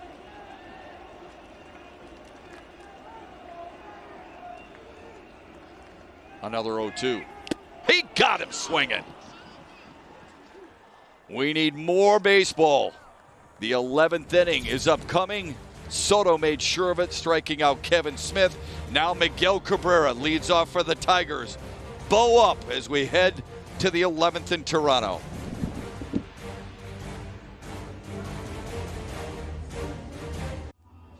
Well, we're back, and if you missed it, you missed Miggy's 500 home run the opposite way, that classic Miguel Cabrera swing, and the excitement. You hear it, you see it in his facial expressions, and his teammates celebrating with him. And now he's up in the 11th inning to lead off the inning, trying to get the Tigers a go-ahead run. And what a relief, huh? Oh, I know he feels so much release. Like, the pressure was on, Shep, and you started to see, you saw it in his face, in the grimaces. But now that monkey's off his back, and now he can just continue to enjoy playing the game. Now he'll chase down 3,000 hits. Now he faces Kirby Snead to start the 11th. Grossman starts at second base. He made the last out in the 10th. Can you imagine 501? I can. In a dramatic win in Toronto in a second extra inning. One guy's got a bullseye. One says 501, and one says hi, Mom. Well, he's going to have to deal with Snead, though. He's got a fastball that gets up to 95, a sweeping slider and changeup. Here's the 0-1. Waited on it and fouled it away. Our active home run leaders in baseball, Albert Pujols closing in on 700. Cabrera hit his 500th earlier today. Nelson Cruz would be up next.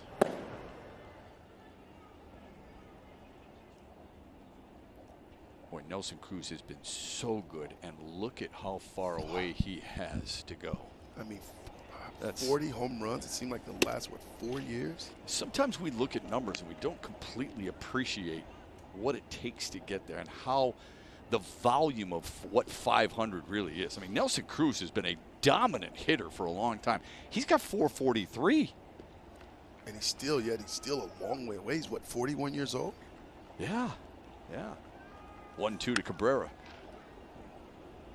That gives you an indication what he's trying to do right there. Chip, you have to ask yourself the question, I mean, who's next? I mean, is Miggy the last guy for a while now to hit 500? Yeah, well, like I said, I mean, when you're talking about being, 57 away, that's a couple of years. Yeah. Productive years, too, for a 41-year-old like Nelson Cruz. Now the 1-2. At the bottom of the zone, he got him looking.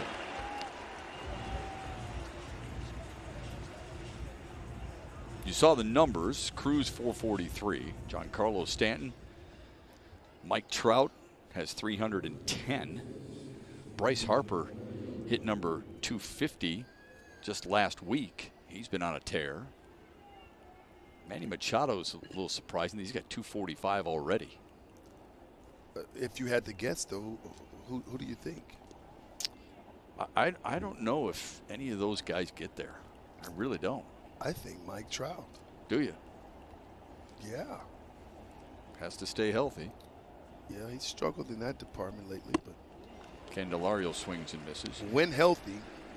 But to your point, he's got some guys around him with Ohtani and Upton who can really help him, probably. A healthy Rendon. Yeah, Anthony Rendon. Yeah, it's too bad that the Angels lost him. David Fletcher setting the stage at the top of the order. Could be a decent lineup next year if they're all healthy.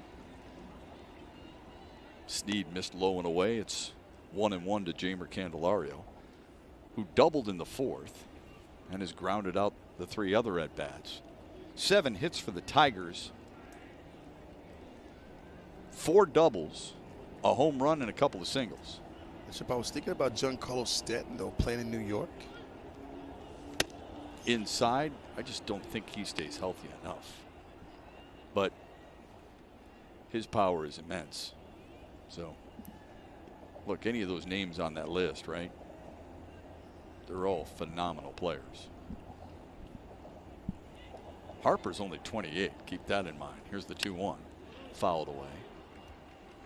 And I like the ballpark that he plays in, too. Phillies. He signed a long-term deal. He'll be there for a while. Oh, yeah. A while. Probably retire there. Yeah, was it 13 years? Something like that, yeah. 13 years, something. Forget exactly where it is.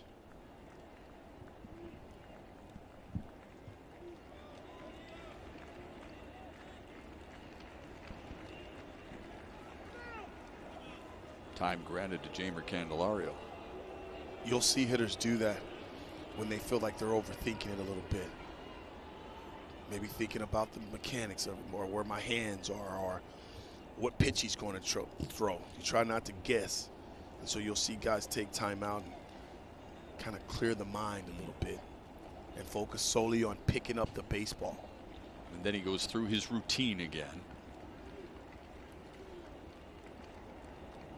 The 2-2. Jammed him, and he popped it up right field. Teoscar Hernandez has it. 2 away in the 11th.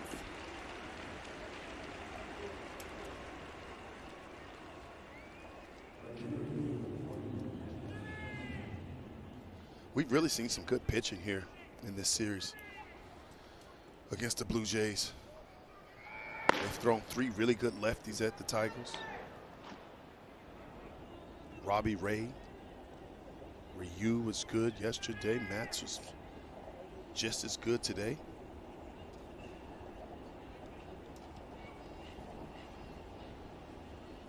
How will they pitch to Daz Cameron here?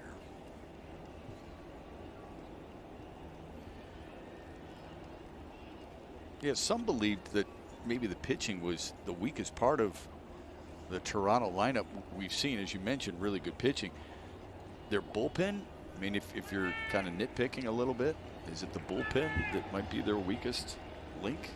Well, every guy that I've talked about is trotting out of the pen is throwing 95 plus. So what prevents them from making up ground in the East? I think it's the division. I think the Tampa Bay Rays are just a better team all around. More, I call it a veteran team, a team that knows how to win. It's been through it already. You think about the Yankees in that division, the Boston Red Sox. You're talking about some veteran teams that truly understands how to win. And with the Toronto Blue Jays being a young team, I think they're taking the right steps. They're headed in the right direction. But I think you have to learn how to win at this level. So it's a growing experience. It's definitely a growing experience. 2-1 to Daz Cameron in search of his first hit today.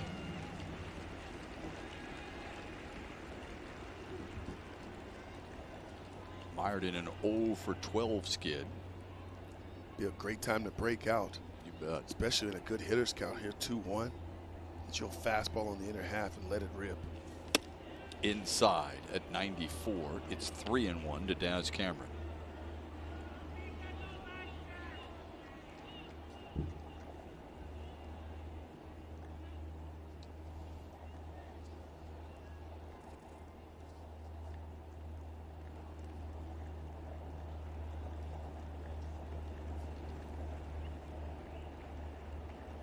Now the 3-1. Ripped to left and a base hit. That'll drive home Grossman. Daz Cameron will dig for second. He's got himself an RBI 2-out double here in the 11th to push the Tigers back in front.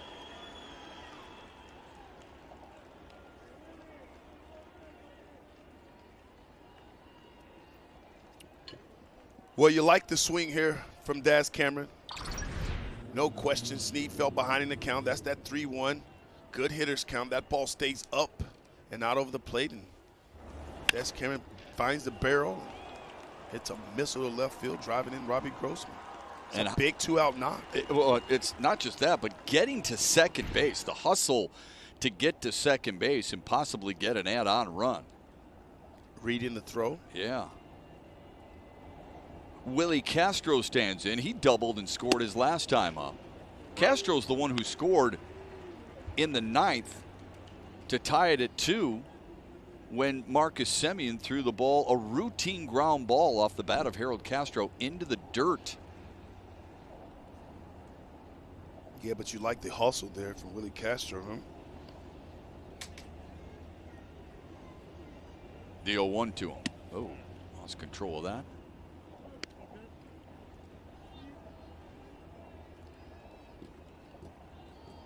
Willie's been taking some better swings, getting better pitches to hit.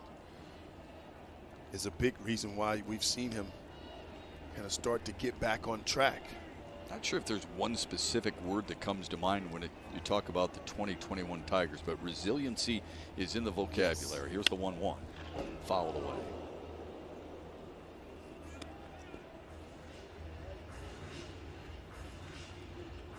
That resiliency was put on display in the first game of the series after losing a 10-2 lead in the final game against the Angels and falling in heartbreaking fashion. They beat the Blue Jays in extra innings, lost a tough one 3-0 yesterday, and in this one have been battling all afternoon. Back in front 4-3 here in the 11th. The 1-2 to Castro. To left field, another base hit. Cameron's going to score. All the way to the wall. Castro has his second straight double. This one drives in a run, an insurance run, and the Tigers lead by 2. How about that, Shep? Huge insurance run there. That's a slider down in the zone. But we talked about Castro being more comfortable, looking comfortable in the batter's box. And how about that slider down and in, heads down, gets through that baseball, and Daz Cameron scores easy. And now the Tigers, with Willie Castro hitting his double, get another guy in scoring position. They have forced the hand of Charlie Montoyo. Connor Overton comes in with the Tigers in front by 2 in the 11th. Social media, the Pistons have tweeted out congratulatory sentiments toward Miguel Cabrera and his 500th career homer, and of course the Detroit Red Wings have done that as well. We are all one Detroit.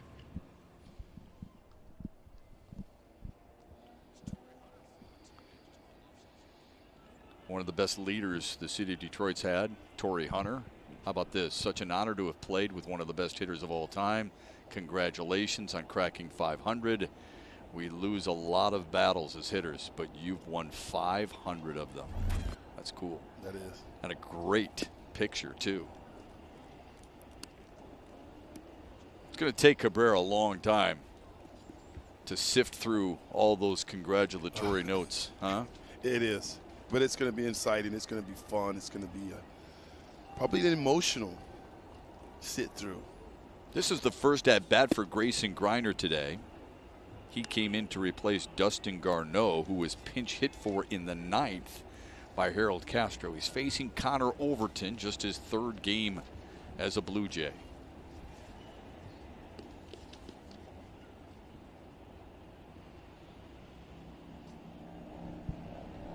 The 2-0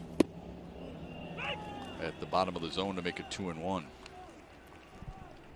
Well, Overton's got a 4-pitch mix too, Shep. He's got a fastball we just saw there, 92, 93. That's where that fastball will sit. He's got 3 different all-speed pitches, a slider, changeup, and a curveball. Just outside, and it's 3-1. And when he falls behind in the count like he is now, he likes to throw that changeup.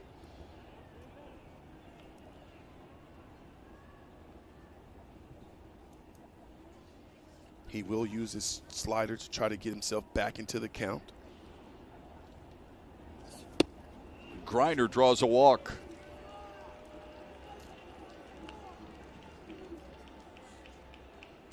That brings up Zach Short.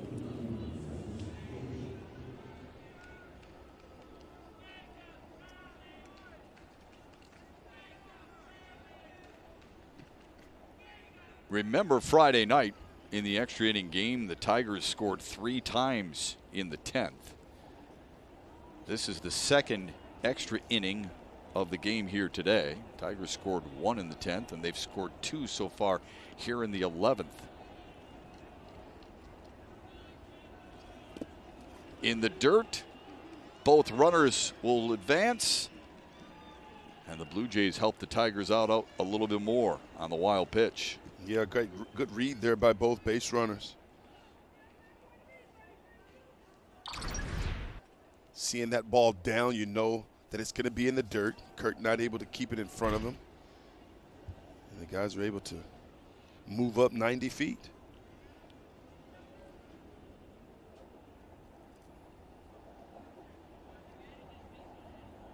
One 0 to Short.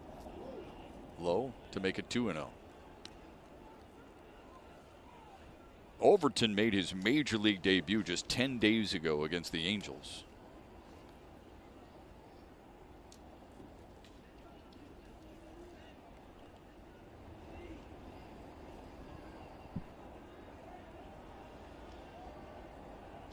The 2-0, driven to right field. Teoscar Hernandez retires Zach Short, but the Tigers do score a couple of times here in the 11th. They have taken a 5-3 lead and will try and salt it away on the mound. Cam with a big RBI double. Willie Castro fouled with an RBI double. A little cushion as we head to the bottom of the 11th. Here in the 11th, he comes in out of the bullpen in a wall side windows pitching change, his 42nd appearance of the season. Well, Joe's got a real good fastball. He's got a fastball that gets up to 95. He's kind of gotten that velocity back here of late. And he's got a two-seam fastball. He's going to run in on the right-hander's hand. The key for Joe's success is to pitch ahead in the count so he can get to that all-speed pitch, that slider. Struggled in his last outing on Thursday against the Angels, where he faced just 3 batters. Struggled with his command. Yep. He'll face the top of the Toronto order. Kevin Smith is positioned at second base. He made the last out in the 10th when he struck out. Bo Bichette leads off. First pitch swinging, rolling it over to short. Simo, that's what you're talking about right there. You're talking about guys, that's a, be careful with your words, a selfish at bat by Bo Bichette instead of, now you did get the runner over, but first pitch swinging slowly to short doesn't do you a whole lot of good. No, it just doesn't. I mean, as a teammate, yes, the runner got to third base, but I personally don't like those at bats, Shep. I really like the at bats we saw from Derek Keel. We saw the intent, matching the situation, playing for the team, trying to get the guy over. Zach Short had an opportunity there to try to cut down the runner, going from second to third base. I was surprised Smith went as quickly as he did, but he was decisive. Yeah, this one got away from Jimenez. But the rule of thumb when you're at second base, Shep, they'll tell you if the ball's hit right at you as you get your secondary lead, you can advance to third base. Because more times than not, the shortstop is going to throw the ball to first base and make sure that he gets an out.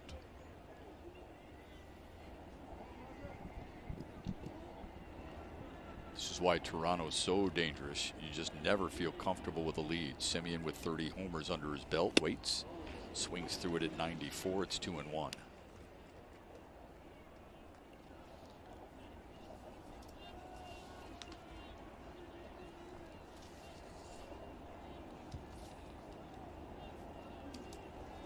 Semien 0 for 1 in his career against Jimenez. The 2-1. Took something off it. A slider at 86 makes it 2-2. Yeah, that's good pitch mix there by Joe Jimenez. He sped him up with a good fastball over the heart of the plate, and Semien was late. Now what do you think? And then he threw him a nice slider there. I think you can elevate a fastball and see if you can't get him to swing and miss. He sits him down. There you go, Simo. You wanted elevated fastball, and Semien couldn't catch up to it 2 away. Just a good location there, guys. It's a four-seam fastball. It's going to stay true. It's going to stay straight up at the top of the strike zone, and you see that that's the closest pitch to Semion's eyes. And again, you think you can get to it, but it's just an effective pitch to get a swing and miss. Careful with Vladimir Guerrero Jr. And out away from winning the series in Toronto. The first pitch, fouled away. Starting to see Joe use that slider to try to steal that first pitch strikes and not relying heavily on his fastball, especially to this Toronto Blue Jays lineup when they try to ambush you because they're swinging early. 0-1, blew it by him at 95. 0-2 to Vladimir Guerrero Jr. Shep against Semien, and I asked for that fastball up. I got it, but I'm not sure if I want that one here. I want to slide her down and away. The 0-2 fouled it away.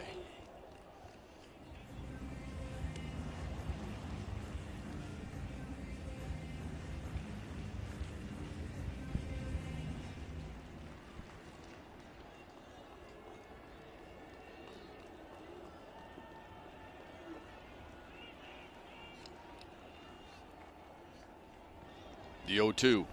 That's good stuff. Froze him. And the Tigers win it in 11 and win the series in Toronto. Well, you just love the resilience that this Tigers team has shown, I mean, all season long. But this was a real tough series here for the Tigers. They faced some 3 solid pitchers, left-handers, and they were able to come away with the series win. And to celebrate it on a day in which Miguel Cabrera makes history, his 500th career homer. I mean, it just doesn't get any better than that. You know, Miggy talks so much about the team and doing the things to help the team win. Today, not only did he help the team win, but he reaches a milestone. 500 home runs. Some special company that he's in now. Folks, winning series is challenging in baseball. The last 17 series, the Tigers are 10, 5, and 2. And people are always asking for more, right? They did it against a really good baseball team today. They really did. Again, you talk about the Toronto Blue Jays playing in a very difficult division in the American League East. And they've got some young talent, but the Tigers matched them inning for inning, pitcher to pitcher. I mean, Tyler Alexander, I want to call him Todd the Painter, but Tyler Alexander was fantastic. Then you hand the baseball over to Willie Peralta, who was sensational. And then today, you got a solid pitching performance, not only from Drew Hutchison, but for the guys coming out of the bullpen. Yeah, there's a lot of high fives to go around in that Tigers clubhouse, but it all starts with Miguel Cabrera hitting number 500. We will hear throughout Tigers Live the many people who have been able to chime in and say congratulations to Miguel Cabrera, including John Keating and Dan Petrie, who take it over from here, fellas. And we're hoping to be joined by Miguel Cabrera momentarily. Shep, thank you. 5-3 in 11 innings. The Tigers won. A big win for the Tigers. You won't remember as much the outcome of this game because you saw something that will carry you to your graves, to our graves, and hopefully that's a good long while away. But the greatest hitter of his generation, one of the greatest ever, had one of his greatest moments today, which means it was one of our greatest moments because Miguel Cabrera has found his way to a hitting Mount Olympus with the other baseball gods. Entry officially gained with one swing. And as you'd expect, Dan, it was typical Miguel Cabrera. It went opposite field. It was, and just, typical Miggy, too, just doing something for the team. They'd been so quiet that entire game, scoreless, held scoreless, and it was just cruising along. He got a changeup out over the plate and really kept his whole body quiet, lined it into right field. The ball, don't have to worry about that, landing in the stands. He's going to get that and do whatever he wants to do with it. And I can't wait to hear from him, hear from his teammates, and all around baseball, just what everybody has to say about that accomplishment for Miggy.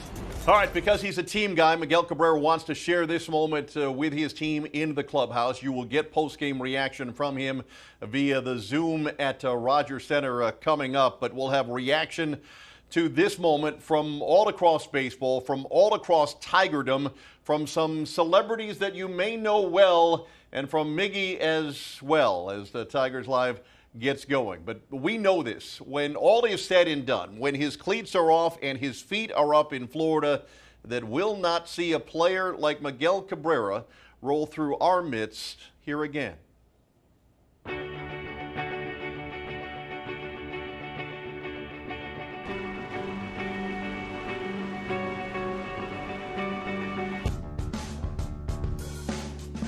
We follow the game for the memories we'll have and the memories we'll share, the moments to be told to our kids and their kids. What we have seen since Miguel Cabrera came to Detroit can fill up a mental hard drive. Cabrera hits it high, hits it deep, way back into left field, and that ball is gone. The first of many for Miguel Cabrera. remember the reaction when you first heard about the trade? Really? That guy here? And we have seen his best and the game's best. And that ball is gone! A home run! The generational star who has flicked away records one by one. But this one is special. Only 27 men in baseball history had found their way to 500 homers. It's an exclusive fraternity. Miggy's one of them now. 1-1. Deep fly ball. Right center field. That's got carry. It's gone! Number 500 and history for Miguel Cabrera. There is more on the horizon as we peer into the future. The chance to become one of only 7 with 500 bombs and 3,000 hits. But tonight we glance to the past, to what we have witnessed, to what we'll remember. And so many moments to be treasured thanks to the breathtaking skills of this Tiger for the ages.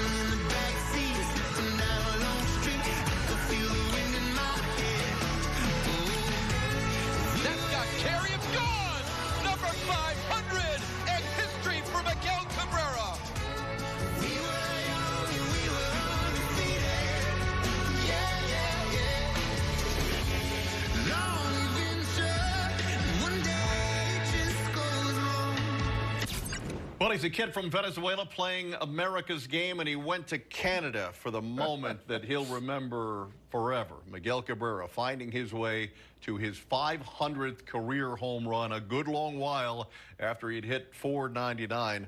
But what a moment that was in Toronto for us today. Yeah, and we can only imagine we will hear from him just about what that last couple of weeks he was going through, you know, with his family traveling around, and every at-bat, what was he thinking? And just to get that done, and just the relief. And I just like the bow when he got the ovation, the standing ovation from the Toronto fans, and probably a lot of people from Michigan also in attendance at the game, and just to bow, and it was just quite a scene. All right, the reaction, as you can imagine, is pouring in from all across baseball. We'll share that with you as our post-game coverage really gets going. But let's step aside. We'll bring back in Matt Shepard and Craig Monroe now from Studio B with their thoughts. Having described history, and I would guess for each of you, this is a day that each of you will remember forever as well. Yeah, it's special. There's no doubt about it. It's special because of the organization, first and foremost. It's special because of Detroit, and it's the second special moment we've had this year, Keith, because of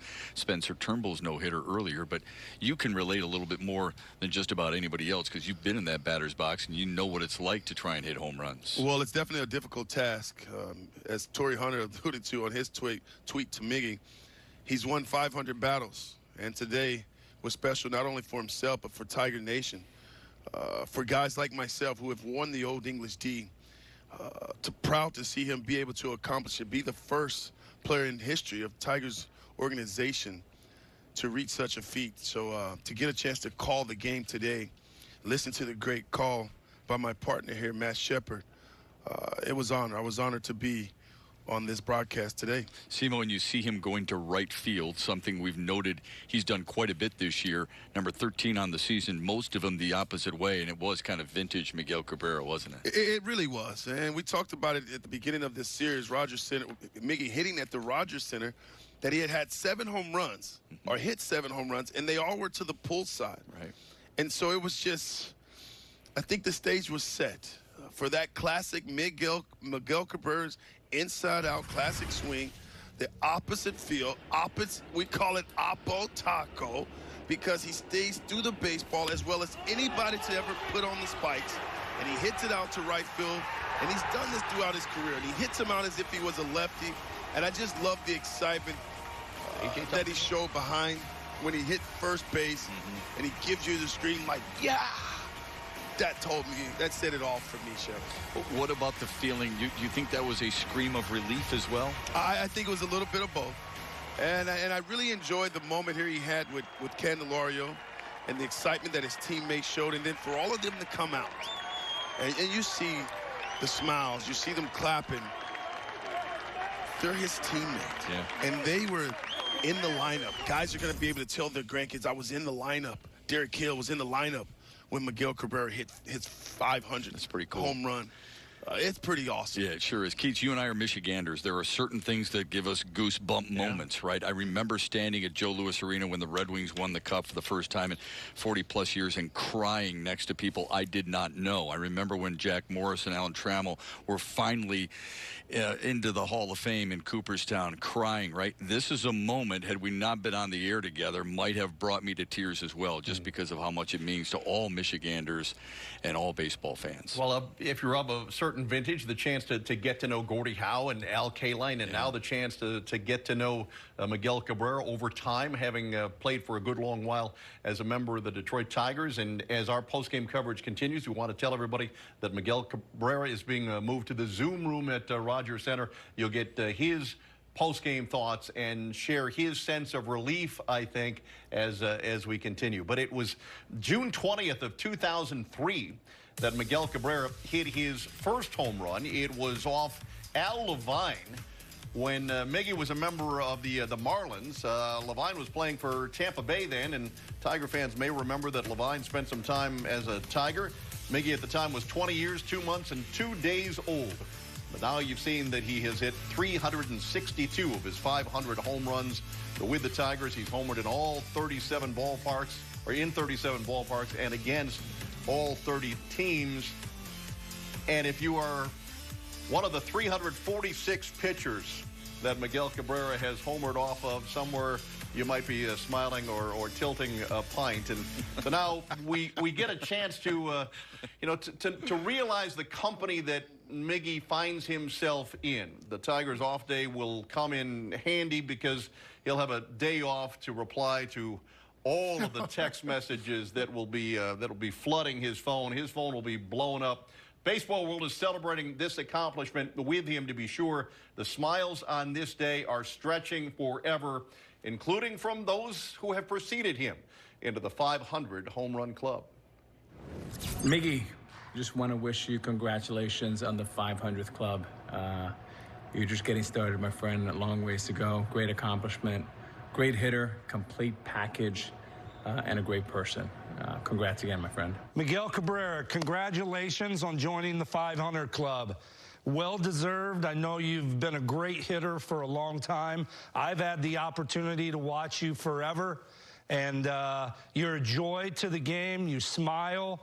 You've been a great hitter your whole career. Congratulations. And well deserved, my friend. You are a special, special player. Miggy! 500! Wow! My brother, congratulations. Very proud of you. You are a role model. You are an unbelievable sample for all those young fellas out there growing up, especially coming from our country. Congratulations on hitting you 500. Wow. That milestone is amazing. Welcome to the club. And you know I love you forever, bro. Congratulations. Miggy, my brother, welcome to the 500 club.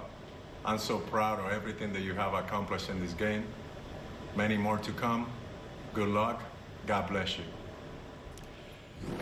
David Ortiz was standing in the corn because he was working for the Fox broadcast when they were doing the Field of Dreams game. But you could see the smiles on all of those faces, all of them taking great delight, Dan, with seeing Miguel Cabrera's accomplishment. Yeah, the best in the game. And, you know, if you're Miggy and you're hearing from, I'm sure, a lot of his friends of those clips we just saw, but just to hear from the greatest that have ever played the game, how good you are and what they feel about you and all the great things that you have meant to the game. I mean, I can't imagine getting those compliments from the greatest in the game.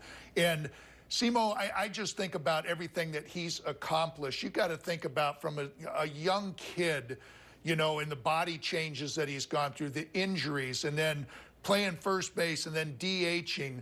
And then going through this era with the relief pitcher, you know, coming in and everybody coming out of the bullpen throwing 95 to 100 miles an hour and trying to go up against the starter, all the relievers coming through to get to that 500 monument, I mean, is quite an accomplishment, I think, you know, in this day and age. Well, it took me right to his mom. I had to just sit down with him, and he talked about what she said to him about playing this great game. And she said, don't get caught up in numbers. Get caught up in longevity. If you play for a long time, you will have the numbers. Today he's gotten a lot. Well, he's got this 500 home run, but that's his biggest fan. That's who he's admired. That's who he's looked up to. And today he gets to share this moment with her. I think about all those great names that are associated now that Miguel Cabrera is in, not just the 500 Club, right, where there's 27 other members, but we showed it during the broadcast as well. Those who have won Triple Crowns, those who are batting 300 or better, those who have done some of the things that he's done. We're talking Ted Williams and Jimmy Fox and Frank Robinson. We can go on and on about some of those great names. There's not that many, but all of them are legendary names. He's a legend now, and it's just awesome that he's doing it in Detroit. You really don't need, you know, that final number to sort of cement his greatness. I mean, we already knew that he was going to Cooperstown, right, Shep? I mean, this has been preordained. In fact, back when he hit, you know, one of his. You know, when he won one of his MVP awards, Barry Bonds at the time said he's the best. By far, without a doubt, the absolute best. And Al Kaline at the time said, unbelievable, already qualified for Cooperstown. And that was back in 2013. And 8 years later, here he is now with his 500th home run. And if there was any doubt, not that there has been for quite some time, Cooperstown, Dan, awaits. Yeah, and like you said, I don't think there was ever any doubt that anybody had years ago knew just how good he was. And I remember one of the things that Al Kaline said, that he's the greatest right-handed hitter in Tiger history. Yeah. And that's coming from Al Kaline, who all of us, you know, think is just the greatest of all time. So, again, you're starting to hear from the best of all time and the greatest Tigers of all time, and it's very special for Miggy. That's what I was going to suggest. I mean, these are not compliments coming from, you know, a humble broadcaster like John Keating or yours truly. This is coming from people who have created legendary status of their own, that people remember growing up watching and wanting to be like Al Kaline. When Al Kaline gives you that type of compliment, that sits a lot heavier than somebody who's writing some blog out there. It's amazing how many people admire his skill set and saw it early on. All right, Shep, thanks for hanging with us. Simo's going to continue to join us, but let's hear from Miguel Cabrera. What is he feeling now about this number? What was he feeling as he circled the bases at Rogers Center? Now in the 500 home run club, here's Miguel Cabrera looking back. It was like a great feeling, but it was nice timing because we tied the game right there in the inning. That was beautiful because we come in today like try to win the series and trying to go here 2-1. It was like a really good game. Finally, we got an extra inning and we won the game. How much had the chase started to weigh on you? I mean, a lot. I mean, because last week in Detroit was tough. It was the first time in 5-6 years. I see the crowd like that, excited with a lot of energy. It was nice to see a lot of fans. It was nice to see the energy back in the Comerica Park. It was a lot of things going on in my mind because I want to do it in Detroit. But, I mean, it's tough to hit home run over there. But, I mean, I got to say thank God because I hit it here. Yeah, I get over with that and try to keep playing my baseball. Congratulations, Miggy. Thank you. Thanks, Chris. Jason Beck. Miguel, congratulations. Thank you.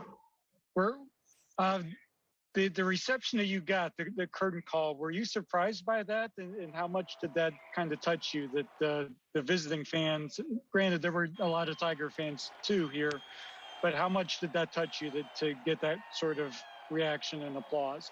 I mean, a lot, because I think I'm the only 28 players do that, you know. I mean, even if I do in Detroit and another city like here in Toronto, I think the fans gonna be happy, you know, because not too many players do that every day. So give it a chance to see that. I mean, that's really special.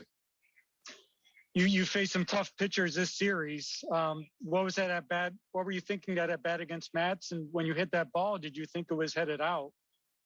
No, I don't think it. When I hit it, I say, come on, get up, something like that. But I mean, I play in Comerica, so every fly ball, like, that part is out, you know what I mean? I'm glad I hit that fly ball here, because if I hit in Comerica, it's going to be 2 hours. Thank you, Miguel. Oh, thank you. Thanks, Jason. Evan Petzold. Hey, Miguel, congratulations. AJ said in the clubhouse he gave you the floor to talk to your teammates. What did you say to him, and what did their support mean? What? AJ Hinch said that he let you talk in the clubhouse after the game. What's it? Yeah, AJ after the games said you addressed the team. What did you say to the team and thank them for their support? It's our business. You know, what I say to my team is our business. It's not public. All right, thank you. Thank you. Thanks, Evan. Enrique Rojas. All right, Miguel Cabrera about to do part of his interview in Spanish, so we will let that process happen, because in Venezuela, the party is on. They have followed him. He is their beloved soul, the best player of that country, to be sure, and all of Venezuela is obviously thrilled with the accomplishment that he reached in Toronto today. Yeah, you know it, in such a great baseball country. I mean, so many, current and former players have come from down there, and I know Miggy is very, very proud of that. I believe his dad is down in Venezuela, and mom being in Miami, and so hopefully they're going to certainly enjoy in the celebration right along with Miggy, and want to know if he's going to get on the phone, and talk to him, and just all the the texts and the tweets and phone calls and everything that he says. It's a good day. There's a day off tomorrow, so he can catch up with all of that. Well, we had all those conversations about what would you do with the baseball if you had the baseball? How much would it be worth to anyone who ended up with it? Well, the guy who hit the baseball has the baseball, so all those previous discussions are well moot. It worked out well for Miguel Cabrera that he hit it into the bullpen at Rogers Center, and it found its way into the clubhouse and into his locker. Now, Tiger fans with some Tiger history and some familiar faces are enjoying this moment as well. Hey, Miggy, congratulations on number 500. I was fortunate enough to have a good seat. I was at the game for a lot of those. Really enjoyed watching you play over the years, my friend. And can't tell you how much I appreciate what you did for me and the Detroit Tigers. You're on your way to Cooperstown. Keep up that great enthusiastic spirit that you have. I watch every Tiger game, and I can still see you're playing like a little kid. Hey, Cabby, Gardy, driving down the road in my RV. Just saw that you got that 500th home run. Congratulations, my man. I miss you, and I'm really happy for you and proud of you. Take care, buddy. We'll talk to you. Miggy, what's up, my brother? 500 home runs, man. Congratulations. What an incredible accomplishment.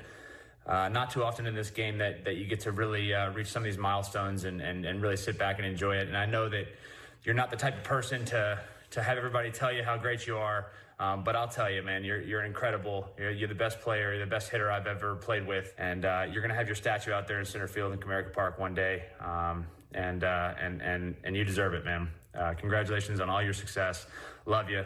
See you soon. Hey, Miggy, man, I love you. I'm here in so many ways because of you, being able to watch you from 11 years old, taking Roger Clemens deep in the World Series, to now you're making your 500th round trip around the bases and getting your 3,000th hit. All the love in the world, my man. Nothing but the best for you and your family. What's up, Miggy? This is Torrey Hunter here, man. Just want to say congratulations on hitting 500 home runs. Man, I tell you, each home run is a challenge. Each home run has its battle. And I definitely think 500 battles you've won. So congratulations, my brother. Keep doing what you do. There's a lot of home runs left in you. Peace. I don't think Torrey Hunter had to identify himself as Torrey Hunter because we'll remember that face forever. It's one of our favorite faces in Tigers history. Simo's come from across the way. You know, as a guy who's been a part of the organization, I'm sure you share some of the pride and some of the smiles that we just saw on some of those faces. Yeah, it's a fraternity here, and when you wear that Old English D, you wear it proud and you feel good about being. I'm an adopted Michigander, okay, and getting a chance to hang out with the '84 champions, and then you're playing for Kirk Gibson and Alan Trammell and Big Wills and all the guys that play for this great organization. To have Miguel Cabrera hit this home run, you almost feel as if you're his teammate. You're playing with him, and to see all the guys came out and really embraced the moment. It is, Keith. What was your reaction when you saw it clear the fence over there in Studio Well, right away, when he made contact, I stood up because I just, you hear that sound. You know what it sounds like. You know the ballpark that he's hitting in. You know the ball carries there. And so right away, I knew. Warm day, yeah. Yeah, you knew the ball. I knew the ball was gone. So I just stood up and kind of put my hand up and just got goosebumps, got chill bumps, just excited for Miggy. I've always admired the way he plays the game. He's a big kid. He has fun. But we all wanted to have that kind of swing. We put in so many hours in the cage trying to stay inside the ball, hit home runs out to right field as though I was a left-handed hitter. Well, I wasn't able to do it as consistently as Miguel. He's special. All right, we mentioned that Miguel's interview turned into Spanish. He came back to an English answer when he was asked about that baseball, and here's what he said. Any idea what you're going to do with it, and how good is it to be able to get that ball back and in your possession? I mean, it was nice to our bullpen catcher have the ball, so I mean, he gave it to me. I was appreciate that. So I want to save it, something in my house, something special in my house. So I'm excited. Right, thank you. Ready. Time for one or two more. Maria Alvarez.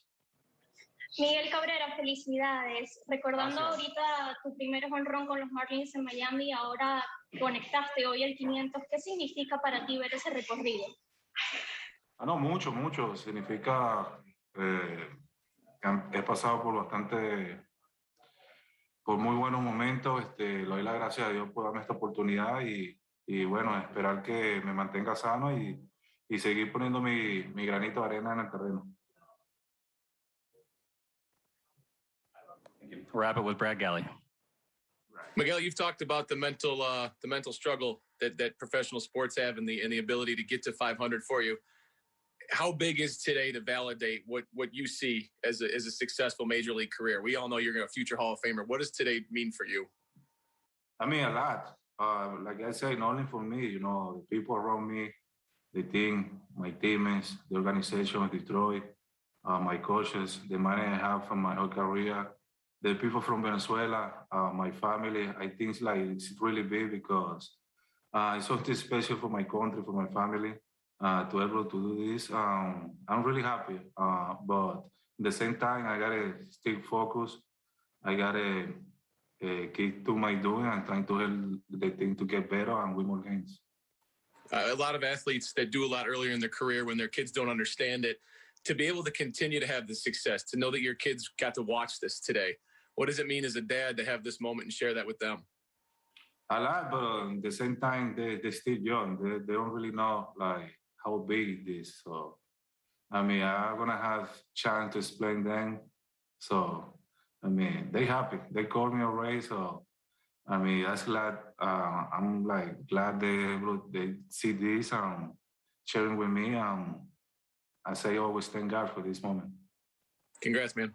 Thank you, man. Thanks, Brad. That's the last question I have. Miggy, thanks for the time. That's it? Yeah, we got images of Miguel Cabrera's family at Comerica Park with the COVID protocol, not able to travel to Rogers Center to see that moment, but that's one of the reasons why he was hustled off the field was so he could share that moment with his family. Miguel Cabrera has reached 500 home runs, 37 plate appearances after 499, and we all began to feel for him and wonder when it was going to happen, and it has, and happened in a Tiger win, which means everything to Miguel Cabrera. And that flight from Toronto to St. Louis is going to be one party. Take off to touchdown with an off day tomorrow.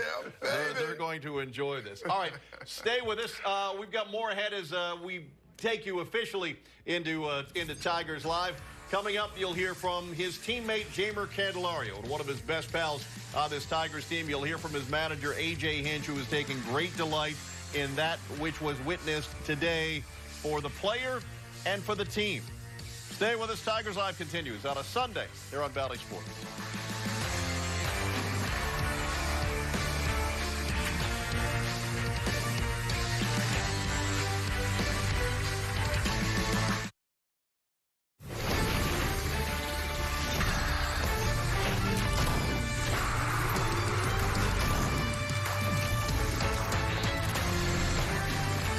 On a day that Miguel Cabrera found history, hitting his 500th homer, Tigers Live is presented to you by Cure Auto Insurance. Tigers win this one in 11 innings, 5-3, thanks in part to Miguel Cabrera's historic home run. Miggy, hey, it's J.K. Simmons coming to you from my vehicle in L.A. because we're always in our vehicles in L.A. Congrats on 500. It's unbelievable. It's been so great to watch you all these years in Detroit, to see the joy that you get out of the game, the joy you bring to your teammates, to the city of Detroit, everything you do off the field as well. We really appreciate you. So congrats on 500. Go get 3,000. Come back next year and lead these kids to a world title, okay? Thanks. Hey, Miggy. My boys and I have loved watching you play Tiger baseball year after year after year. Thank you for that. Congratulations on the big 500. Go Tigers. Here's the windup and the pitch, and oh, it's a towering drive. He's going back. It's gone. Number 500. Wow, Miggy. Thank you. What a champion. From this Detroiter, from the bottom of my heart, thanks for all the greatest hits. Miggy, it's been a pleasure to watch you play. Happy 500. Short and sweet from our friend Jeff Daniels. Tigers with a victory, but the story of the evening is Miguel Cabrera. We all want what very few have. We all want to see those moments for one of our guys on one of our teams. On this day, the outcome didn't matter quite so much, but the Tigers are delighted with the win. But we cheered collectively, a monumental achievement. Miguel Cabrera is the 28th player in baseball history to hit 500 homers in a career, the first to do so while wearing the Old English D, the 6th player outside the U.S. born to do it, joining Pujols and Sosa and Palmeiro and Ortiz and Manny Ramirez. Tigers win it 5-3 in 11, all of it from start to finish. This day, an absolute delight for the Tigers manager. Here's A.J. Hinch, brought to you by Leinenkugels. Yeah, I mean, he was emotional about it. The smile on his face, the dugout exploded. It tied the game. What a big moment for us to get the opportunity to be a part of. I just had a little team meeting in there to congratulate Miggy and give him the floor. And you know, I thanked him for letting us be a part of this. I mean, we've seen him do some tremendous things this year. The names he's passed on the hit total. Venezuelan hit king. Now he's 500, one of 28 players.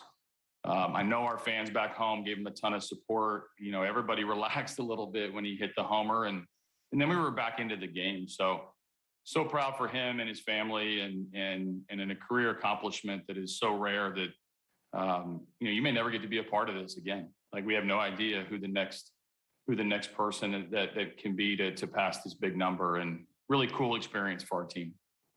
Can you share kind of what he said when you gave him the floor? Yeah, he just thanked us for all the support, and he wanted this for us as much as we wanted it for him. I mean, he saw the stress around it that was unspoken, and it's a huge accomplishment for him and his country, and what he's meant to baseball in Detroit, what he's meant to baseball in Miami, where he started his career, and obviously Team Venezuela. I mean, he's represented that country, with extreme success on the field. I mean, it's been a remarkable to see 20 years. His first homer, I think, was in 2002, 2003, whenever it was, and just put that in perspective on, where was Zach Short at that point? Where was Daz Cameron at that point? Where was Akil Baddoo, who couldn't be here today? He's on rehab, but it's just Miggy's very grateful. He's very much a team-oriented guy. He's been incredible this season, and I just want, like I said, I wanted to thank him for allowing us to celebrate him, because it's a big deal. Thought it was cool too when he came in. The first thing he said is "Let's go," as if to say, "Hey, we're trying to win a game here." Yeah, it tied the game. I mean, it came in a pivotal moment, and it came in a team win.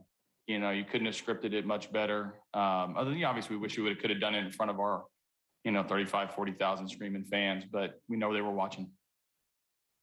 And by the way, Chris, before I stop, I do want to thank the Toronto fans. We had some Tiger fans in attendance. We had the Blue Jays fans.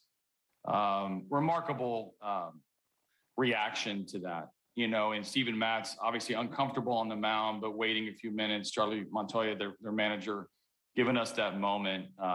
It was really cool. Giving them a curtain call on the road, again, signifies exactly what, how cool it was. And I do tip my cap to those people on the other side that handled it with a lot of dignity.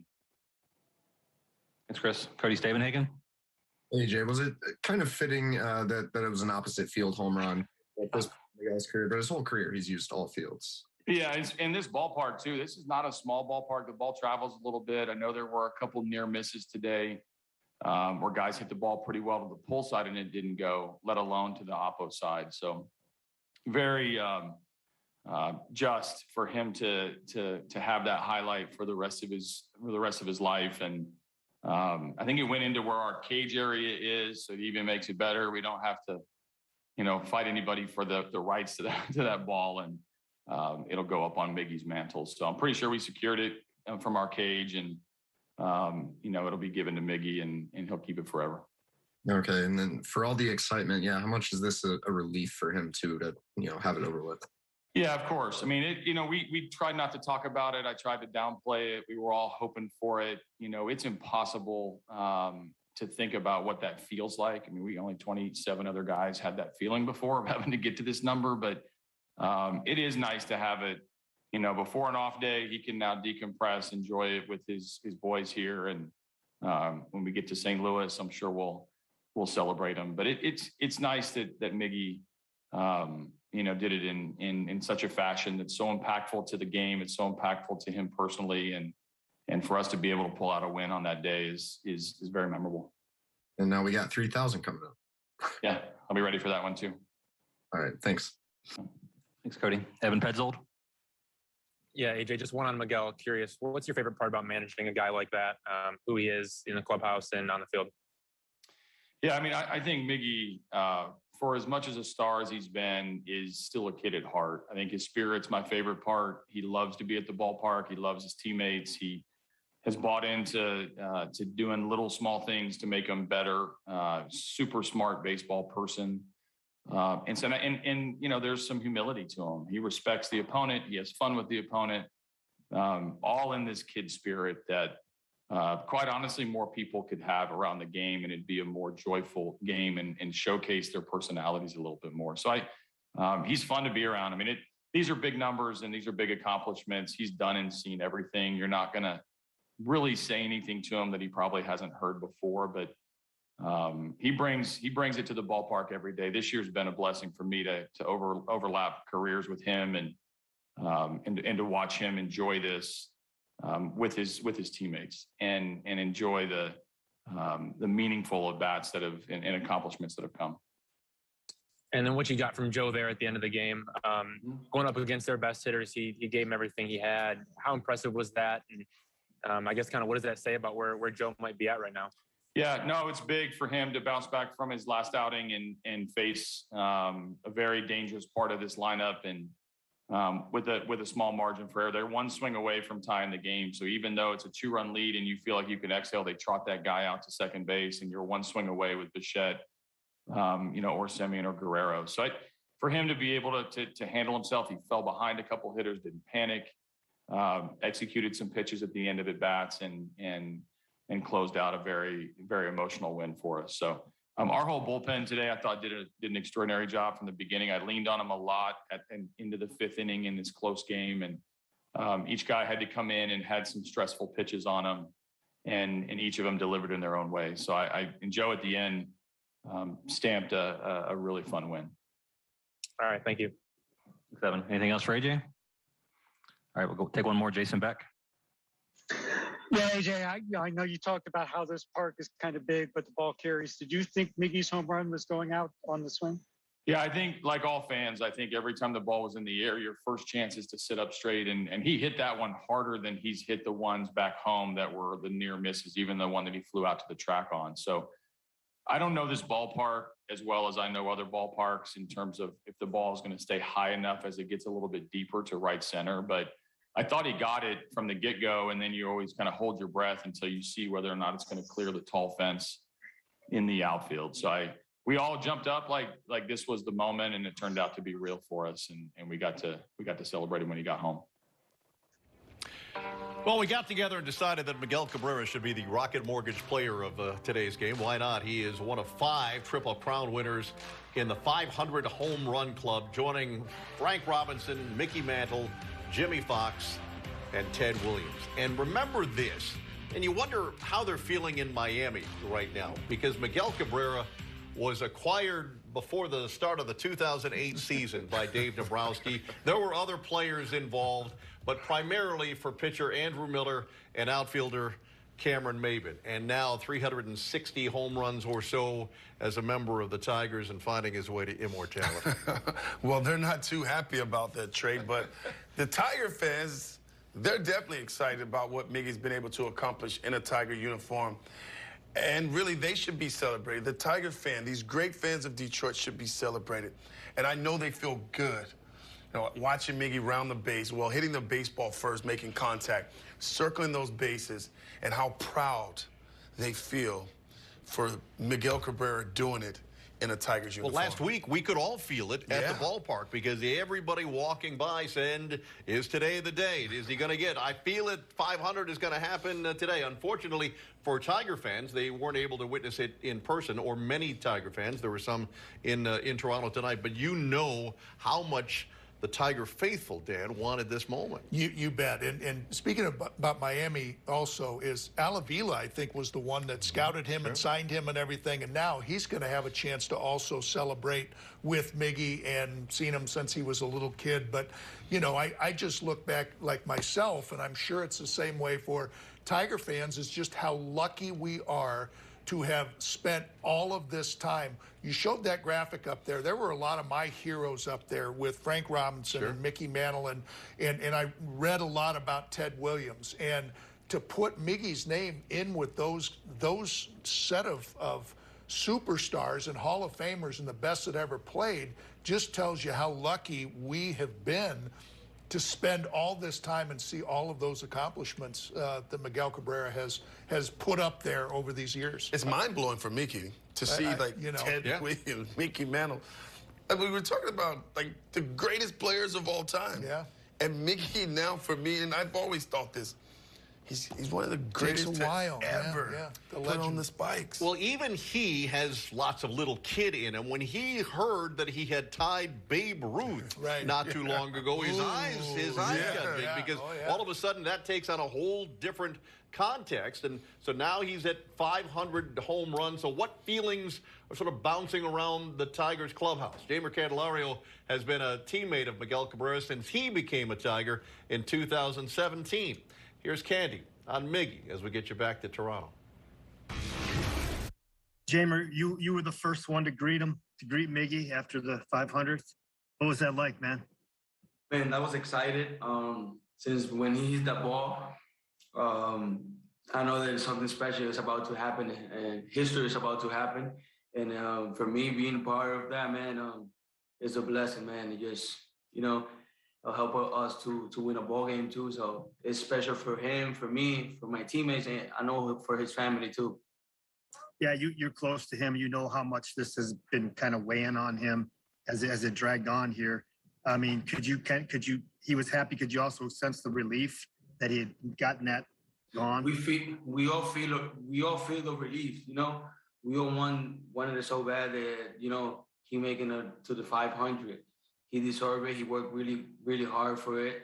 He wanted it so bad, and he want to contribute to help the team win. Like I said, he's a gamer. He's going to do his best to help the team win. And man, today just went really great for him and for our team. Yeah, no kidding. The first thing we saw him say was "Let's go" when he hit the home run. He got into the dugout, so he was like, "This ain't about me, boys. Let's win a game here, right?" And to get it in a win means something. Yeah. Yeah, for sure. He hit the 500, hit the home run, but after that, it's just win the ball game to make it special. Right. Thanks, man. Appreciate you. Thank you. Thanks, Chris. Evan Petzold. Yeah, Jamer, just in terms of your development as a baseball player, what does Miguel Cabrera mean to you? Means a lot. I've been hitting third, I've been hitting second, I've been hitting, fifth, and seeing Miguel Cabrera, taking care of his business, taking care of what he have to do to make us better and help the team win is unbelievable. The way that he comes to the ballpark, to the batting practice, all of that, just looking at him, how he take care about this business is special for me, and I know for my teammates.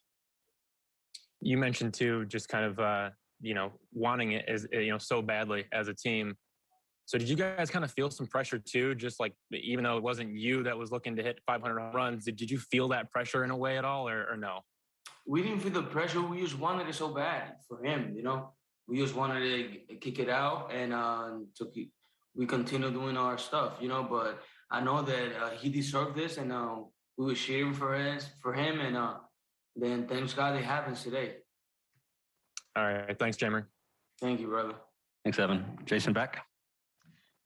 Hey, Jamer. Yeah, I know you would have rather seen this happen at home, but the ovation and the curtain call that the Toronto fans gave, how much did that mean, not only to Miguel, you think, but also to you guys, to see him get this type of reaction? It means a lot for us. For us, it means a lot because the fans support a lot. This is a thing that Miguel did. Not everybody could do that. I think he's the number 10 with 300 and 500 home runs. You see the names there. It's names that Hall of Famers and guys that do a lot of things in the baseball field. So for me and for my teammate and for him, it was a special. They support us a lot, and we just we thank them for the support. And now you guys get a chance to relax now for a little bit, but how quickly does the mind start turning towards? He's pretty close to 3,000 hits too. Yes, he's a machine. He's a hit machine.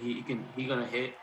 I know he's the 3,000. It will come sooner than later. So we just continue working really hard, and I know he want us to support him, and at the same way have fun, and I know he's gonna do his thing.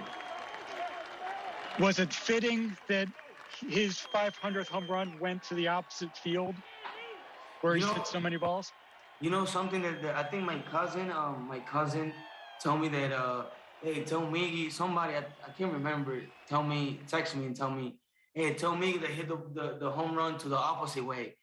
And when I saw that, today, that was really awesome. That was really awesome. And Miggy, I think Miggy is one of those guys that have more home runs opposite way than any player. I think I don't know, but he has a lot more home runs to the opposite way because that's his adjustments. That's where he approached the game. So that's special for him, man. Does this kind of feel like a storybook win? Miggy gets the big milestone, and some of the younger players have a big role in helping pull out this victory. Yeah, it was a battle. It was a battle game today. You know, we make some mistake, then we come back. Then you know, Miggy hit the home run. Then you know, thing happens in the game. You know, then come Cameron pick us up. You know, Willie. That's special, man. That's what we want right there. We want our lineup. If you don't do the job, the guy next, you know, we'll pick him up, and that's what we want right now. Thank you, Jamer. Thanks, Jason. Any other questions? Well, you could make the case that the baseball gods laid their hands on this one because go back to the 9th inning. The final out was right there for the Toronto Blue Jays, and a throw from the second baseman to the first baseman was mishandled by Vladimir Guerrero Jr., and so the game continued. And then the Tigers ended up winning it 5-3 in 11 innings. A.J. Hinch talked about the conversation that was shared in the Tigers clubhouse between he and the team and Miggy, and we'll take you in so you can experience some of that. Great win today. Great win today. A lot of good things happened. But probably the coolest thing we saw happen today is somebody joined 28 players in the history of the game have reached 500 homers. From your first one in 2003, Al Levine, Steven Matz, today number 500. Miggy, we've seen you pass a lot of important people, man. We saw you become the Venezuelan hit king. We've seen you pass name after name. Babe Ruth was on the board. Frank Robinson was on the board. Now we're seeing you walk up the home run title. Miggy, thank you for letting us be a part of this. We're going to remember this day for the rest of our careers. Yeah!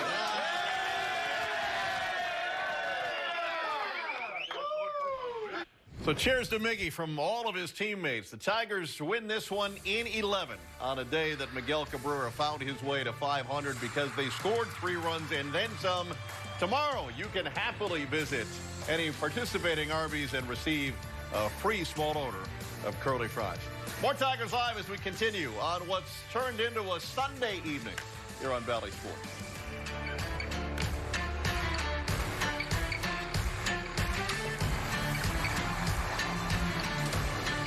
Tigers Live on Bally Sports is brought to you by Cure Auto Insurance. Save over 50% with Michigan's newest car insurance. Visit Cure.com today and save. And by Galling Buick GMC. Experience the Galling difference at Galling Buick GMC in Lake Orion.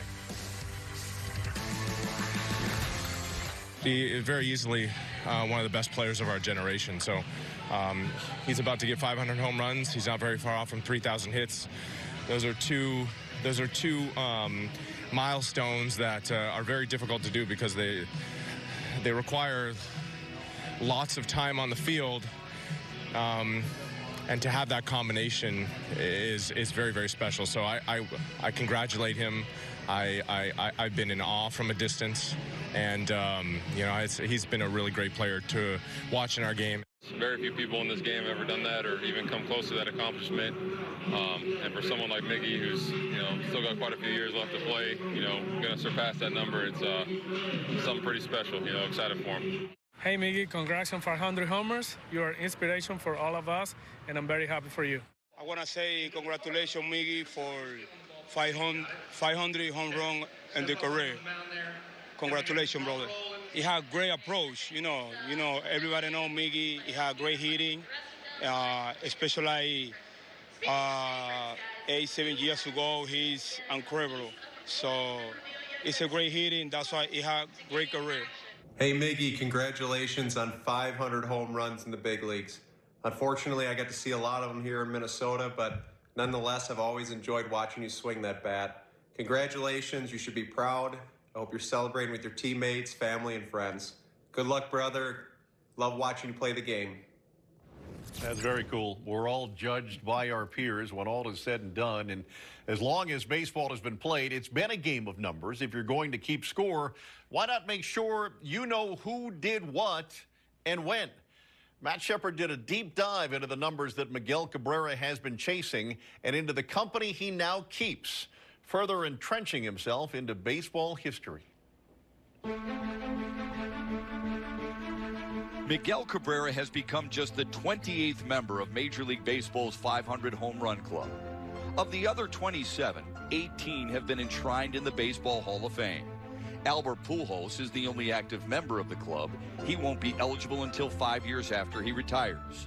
David Ortiz and Alex Rodriguez retired in 2016, so they'll be on the ballot for the first time in 2022. The remaining 6 who are not in Cooperstown all share one dubious distinction. They have all been linked to performance-enhancing drugs.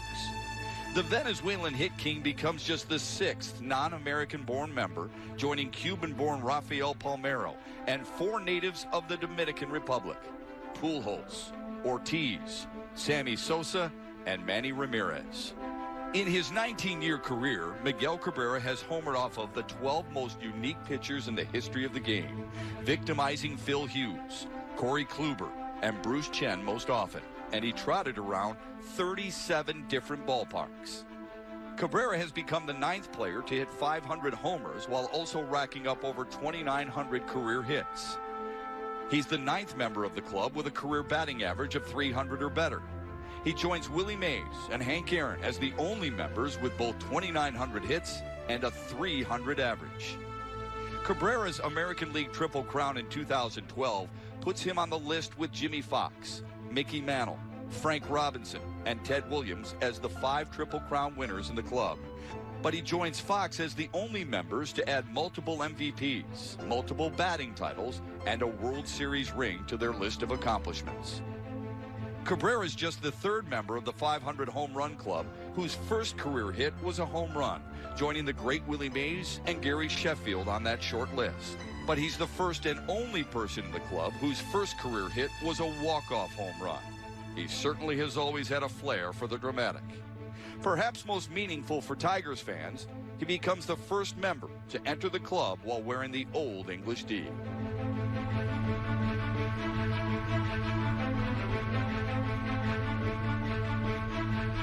What a day in Toronto and here at Bally Sports, and certainly across the great state of Michigan and across the great game of baseball. Some final thoughts. We'll wrap things up as we look back upon history being made on this day at Rogers Center.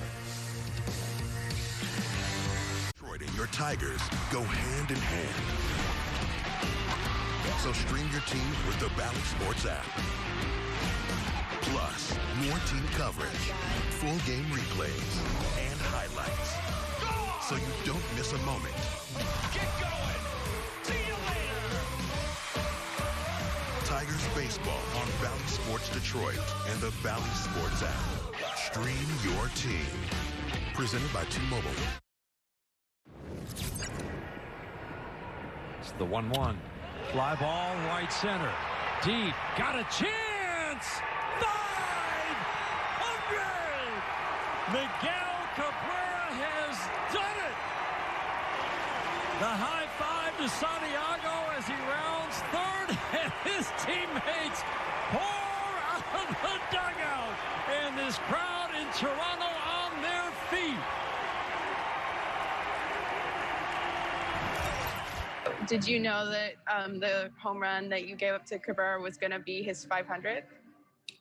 No, I didn't know that. No, I'm just kidding. Yeah, I knew it was. You know, we were changing out the balls and everything. Yeah, so I did know that he was at 499. Any perspective on being part of that record for your own point of view? Well, not really. You know, it was a 1-0 game, and you're just trying to, you know, keep runs off the board. So, you know, I threw a change up there, and, you know, it was pretty far outside. It wasn't even a strike, and so, you know, he's a pretty good hitter. So Steven Matz is now the answer to a trivia question. Who gave up Miggy's 500th? And the Detroit Pistons, and this is very cool, have just posted this on social media. That uniform created for Miguel Cabrera. They're part of the celebration that is all across the city of Detroit and all across the state of Michigan as Miguel Cabrera has found his way to history, another level of history. There is some history attached to Ram Pick the Stick, I guess, Dan. Congratulations to Johnny Kane. Yes, sir. Johnny had Miguel Cabrera, but he didn't win the day. Craig Monroe won the day with Willie Castro, who had a nice day at the plate. He did. Last pick. It always seems to happen, but that extra innings did it for Willie Castro. Good job. Let's update the standings if we can. Gibby continues to lead. And there's Shep, and there's Peaches, and there's the rest of the losers We'll do it again on Tuesday before the Tigers open a series against the Cardinals. And speaking of, the Tigers' upcoming pitching matchup is brought to you by your local Toyota dealer. And it's Casey Mize against Jack Flaherty in a terrific pitching matchup in Tuesday's game. Yeah, that Jack Flaherty's got some of the nastiest stuff in baseball. Spent a little time on the IL, so they'll be watching him a little closely. But if I'm Casey Mize, I can't wait to toe that rubber after all the excitement in today's ball game, experiencing that and going up against one of the game's best right now should get him all fired up. And I can't wait to see that game either. Tigers win at 5-3 in 11 innings against the Blue Jays in Toronto, and let's end the day with the goosebumps. Those attached to history. This is a day that Tiger fans, and certainly one Tiger in particular, will never forget. Miguel Cabrera is now officially a part of forever.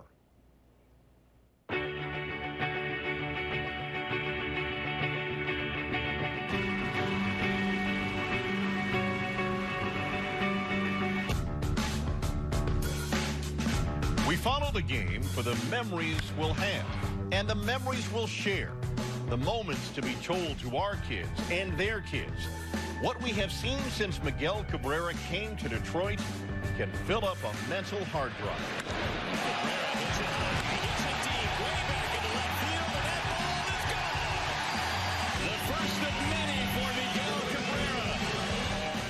Do you remember the reaction when you first heard about the trade? Really? That guy? Here? And we have seen his best and the game's best. And that ball is gone! A home run! The generational star who has flicked away records one by one. But this one is special. Only 27 men in baseball history had found their way to 500 homers. It's an exclusive fraternity. Miggy's one of them. Now.